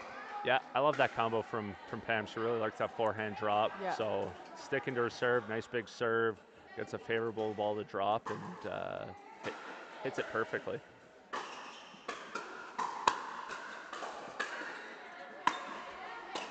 Oh, and Anna tries it again. I don't hate that. Nope. She's been successful with it. You know, I think it's in the budget. She's Yeah. made more of those than that one miss right there. Yeah, and putting lots of pressure on her opponents.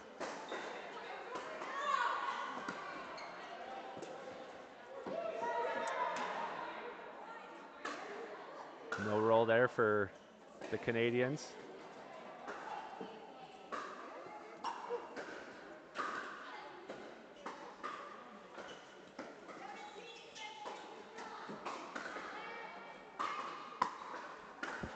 So Anna and Pam here looking to get a stop. Yes. And there it yes. is. Wow. Great play Yeah. by Anna After that last Dyashenko. overextension Anna made, I love that she went back to it and sticking with it. Yes. Absolutely. Representing Saskatchewan very well here against the U.S.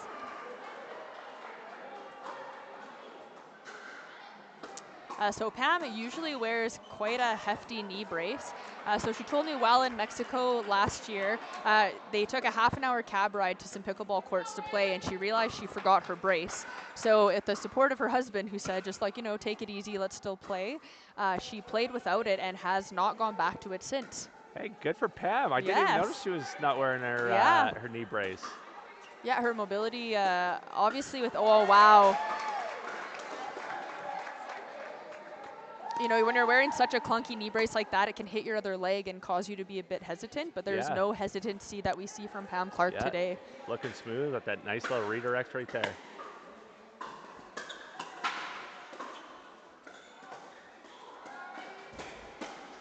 Ooh. Just misses wide. Great hands from Sabrina there.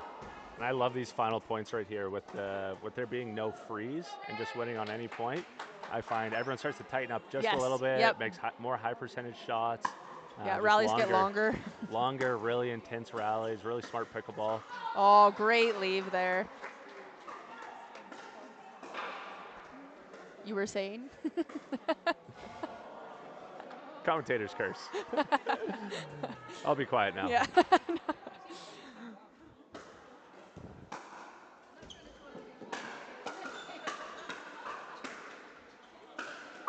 Oh, just another bad bounce there.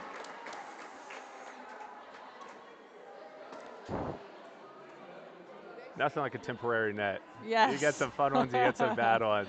Always keeps things interesting. So timeout for the States, it's going to be 19-19. So at this point, what are we looking to do in these last few points to close it out? For myself, I'm talking to my partner about making smart decisions. I'm taking some deep breaths. I'm focusing on my return, where I'm going to be putting it. So I'm not trying to overcomplicate in these moments where things get tight. Just a good, supportive conversation with my partner, deep breaths, solid game plan, going back out there, believing in ourselves. Yeah, What you're about awesome. yourself? Same thing, just being consistent, making smart shots.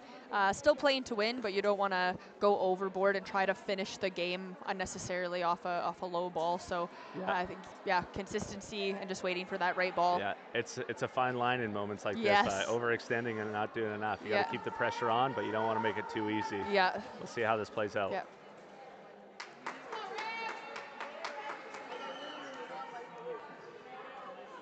Championship court, only court going still.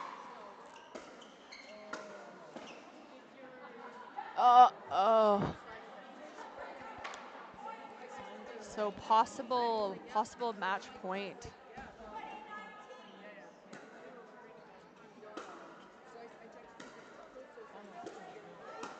Oh, that ball might have been going out, Haddo. A little bit of confusion at net. I think maybe they're saying there was a bit of a hindrance on court. Okay. So 2020, this is it.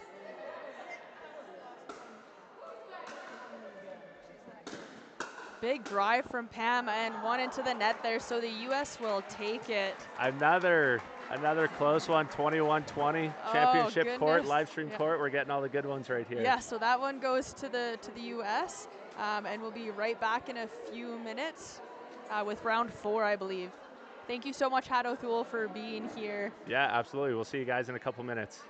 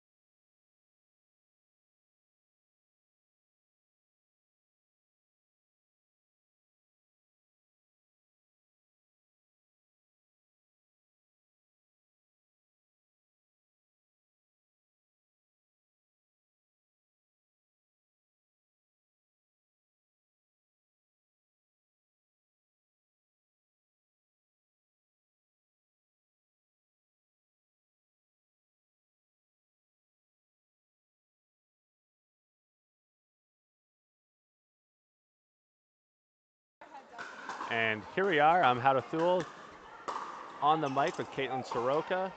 We have Georgia Johns and Sabrina in blue on the far side, and we have Tracy Bennet and Joy in red on the close side.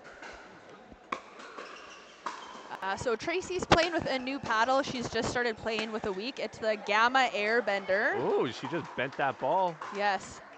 much like the paddle did. Yeah.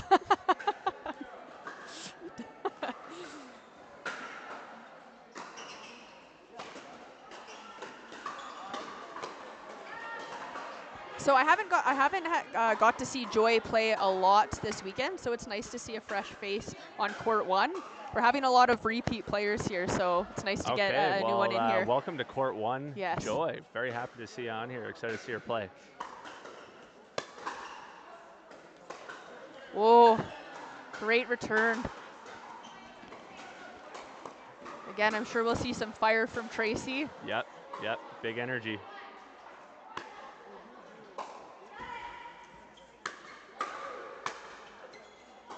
And just flies out there. Yep. So we have Sabrina playing the left side for the States and Georgia Johns playing the right side.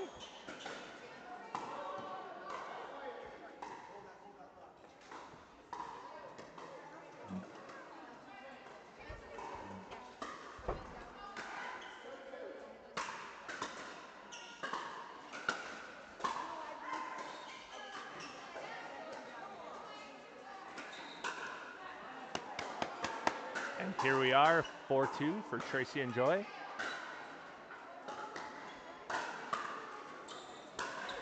Oh, great drive, huge forehand. clean winner. So nice, Joy Joy getting leasing. all of that ball. And again, excuse my ignorance, but Joy is on Team Canada. Do you know where she's from? I don't. I was just thinking that. We'll have to ask Tracy. Yeah, not a familiar face to me. But with that forehand and Tracy's forehand combined, we're gonna see a lot of powerful drives this game. Looking super smooth out there.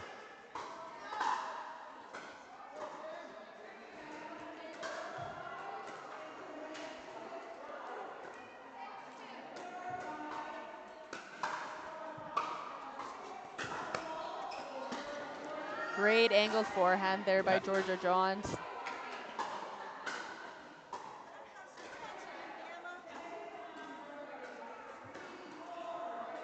Tracy having words with her paddle. Pardon? Tracy having words with her paddle. Oh, yep. Sometimes they need a good talking to, Adam. Yeah, sometimes they listen, sometimes they don't. Oh, what a beast. Same with the net, you know, sometimes you just have to schmooze, give it a little bit of a tap, a little bit of a pet. Absolutely. Yeah. Yeah, you got to treat that thing with respect.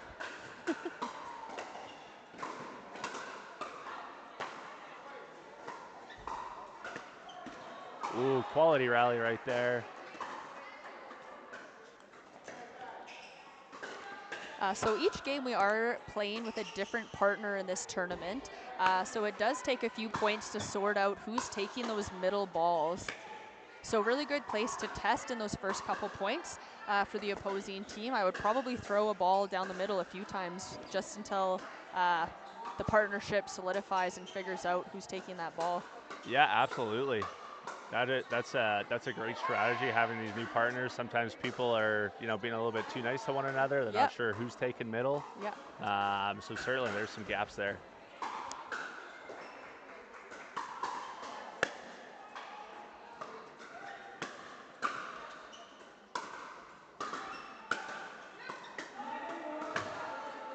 Great angle from Tracy Bennet. Yeah, Tracy with tennis background, you can see that on her overheads.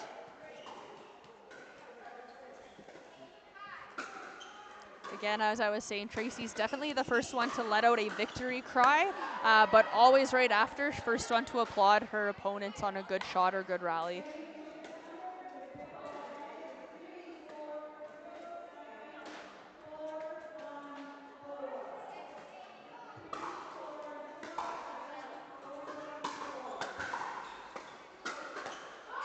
And Kaylin, do you have any idea how Canada versus the U.S. is doing overall? Who's taking majority of the games? In the senior division this morning, I believe the U.S. Cleaned up, from what I've heard from the Canadian pros. Okay. The senior pros. So, and this one, it's been pretty even, but we're just watching court 1, so we'll have to tally everything up at the end of the day to see who came out ahead here. All right, exciting stuff. I think this round is more of a seeding round for players. Obviously, Canada and US, obviously we want to win, but it's just getting into those top 8 slots to be able to represent their country in tomorrow's finals. Okay, and how many players on? We have 2, 4, 6, 8. So is everyone making it through tomorrow? No, I don't believe so. Okay, there's going to be a couple being cut. Yes. From what I know, the way Tracy explained it, it is the top 8 players. So okay. There might be a few on a break. We'll clarify that later. Okay.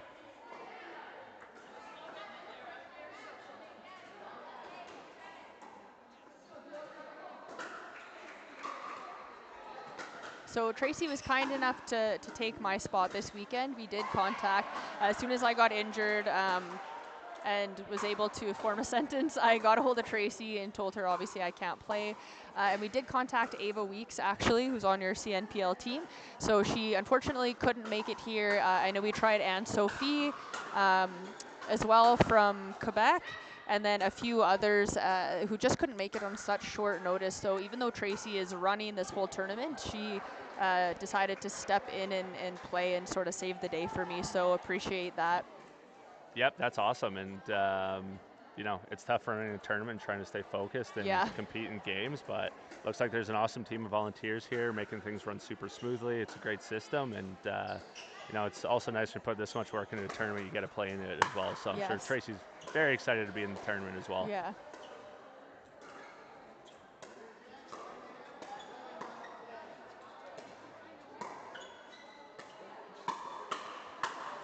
So nice dinking rally, and Sabrina just takes that high ball and sets herself up for that final put away. Yeah, such quality dinks we're seeing out here. All these women getting low, nice quality, buttery dinks, looking great.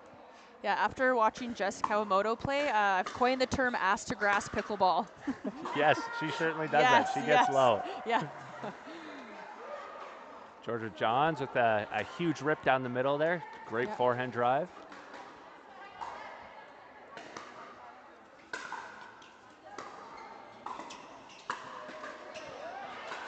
Great movement there by Sabrina.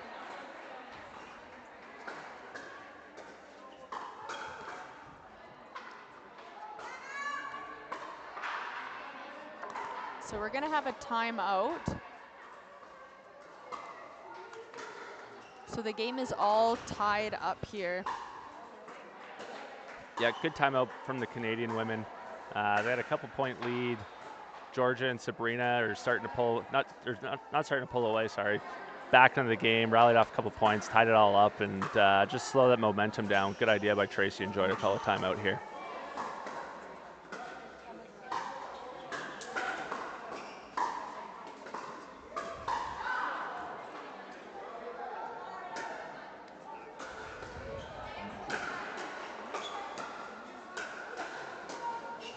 I wish I could tell the folks listening a little bit more about who these ladies are and where they're from, that being Georgia and Sabrina, but all I can tell you is they're absolute ballers, and they're playing fantastic. So this tournament is going to be held in the U.S. Oh.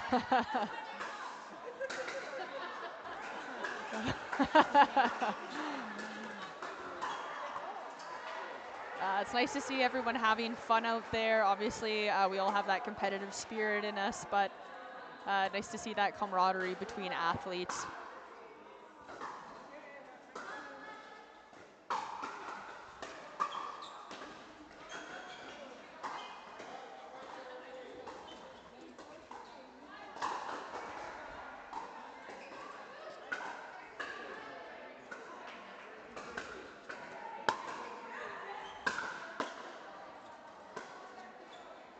All right, beautiful lob by Joy Leasing.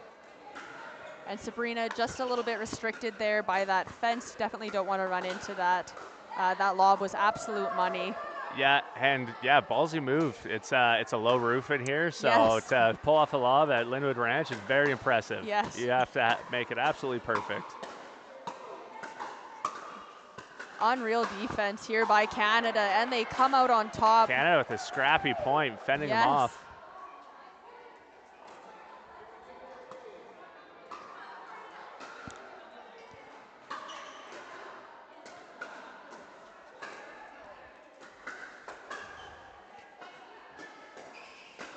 And our score on the screen is a little bit off, but I believe it is 15-11. So smart timeout from the Canadian ladies to reassess and get back to what was working. Oh. Sabrina just doesn't catch that one fully on her paddle.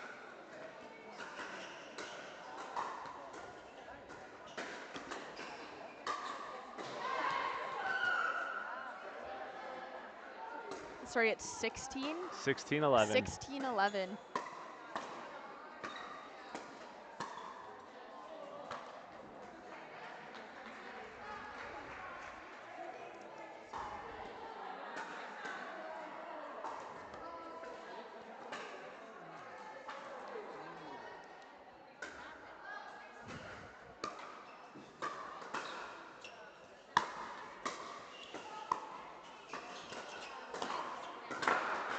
Wow, unreal power by Joy Leasing there.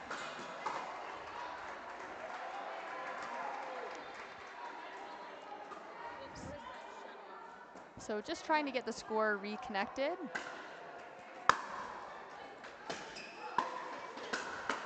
Oh, absolutely great hands by Sabrina. Defends that poach, puts it right cross court. Yeah, Sabrina says no, no, no, redirects it cross court. Beautiful hands.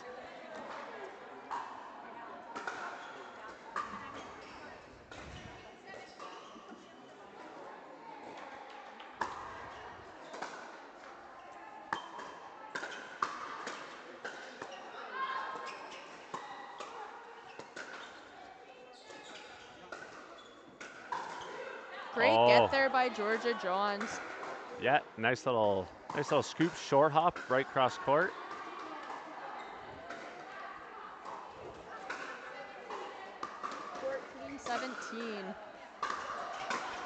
Oh, big drive there, might have been going out. Oh, really good angle there, Tracy, using the venue a little bit there.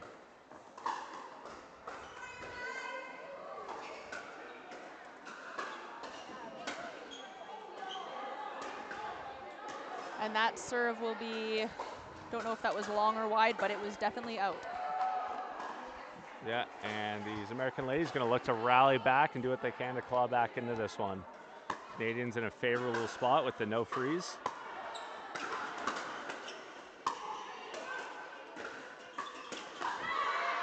And just such good athleticism, just keeping their eye on the ball, ready for the next one. And Joy is really good.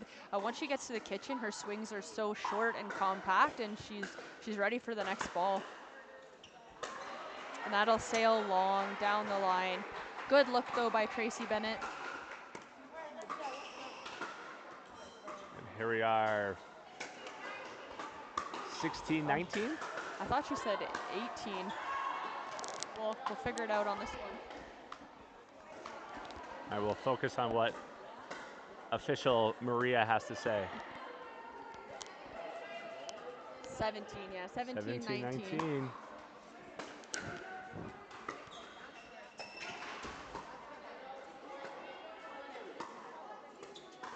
Great dinking rally, really nice setup by Sabrina, and Georgia Johns puts that away. Yeah, this is when things start to get tight, things start to slow down. And Tracy's gonna take a timeout here. And the Americans force a timeout.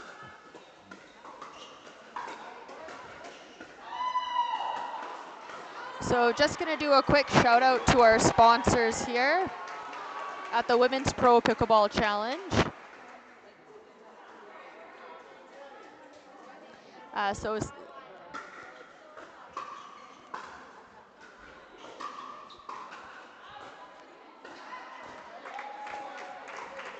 So it takes a lot to make a tournament like this run. So we have Save On Foods, OS First, M30 Retail Services, Engage Pickleball, Golden Set Pickleball, and all of these great companies that help this pickleball tournament run.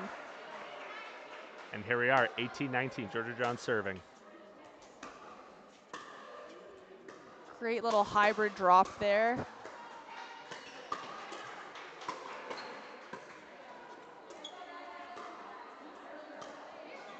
Oh, no. What a hammer. Sabrina absolutely crushes this ball here. Sorry if you folks at home missed that one. Incredible rally, super quality decisions all around, and here we are, 19-19. Probably the greatest point ever played in pickleball, but you didn't see it. Apologies, folks. Had to be here. You'll have to trust us.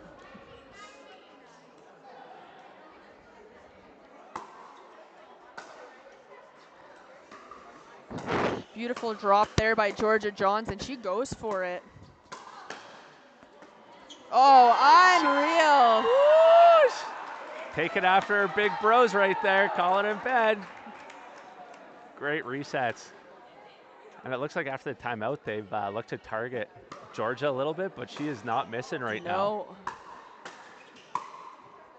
Oh, no. Wow, and that amazing comeback from Sabrina and Georgia. Oh, that wow. was one for the fans right there. Yeah, Haddo caught that ball. I believe it was 20-16. Wow, what a great comeback. Or sorry, 19-15, an amazing comeback for the Americans. That was a hard-fought battle. All right, such exciting pickleball there, and there's Krishan giving everybody a chest pump, and absolutely unreal pickleball from all four ladies. Thank you so much for tuning in. We're going to take a quick break and be right back.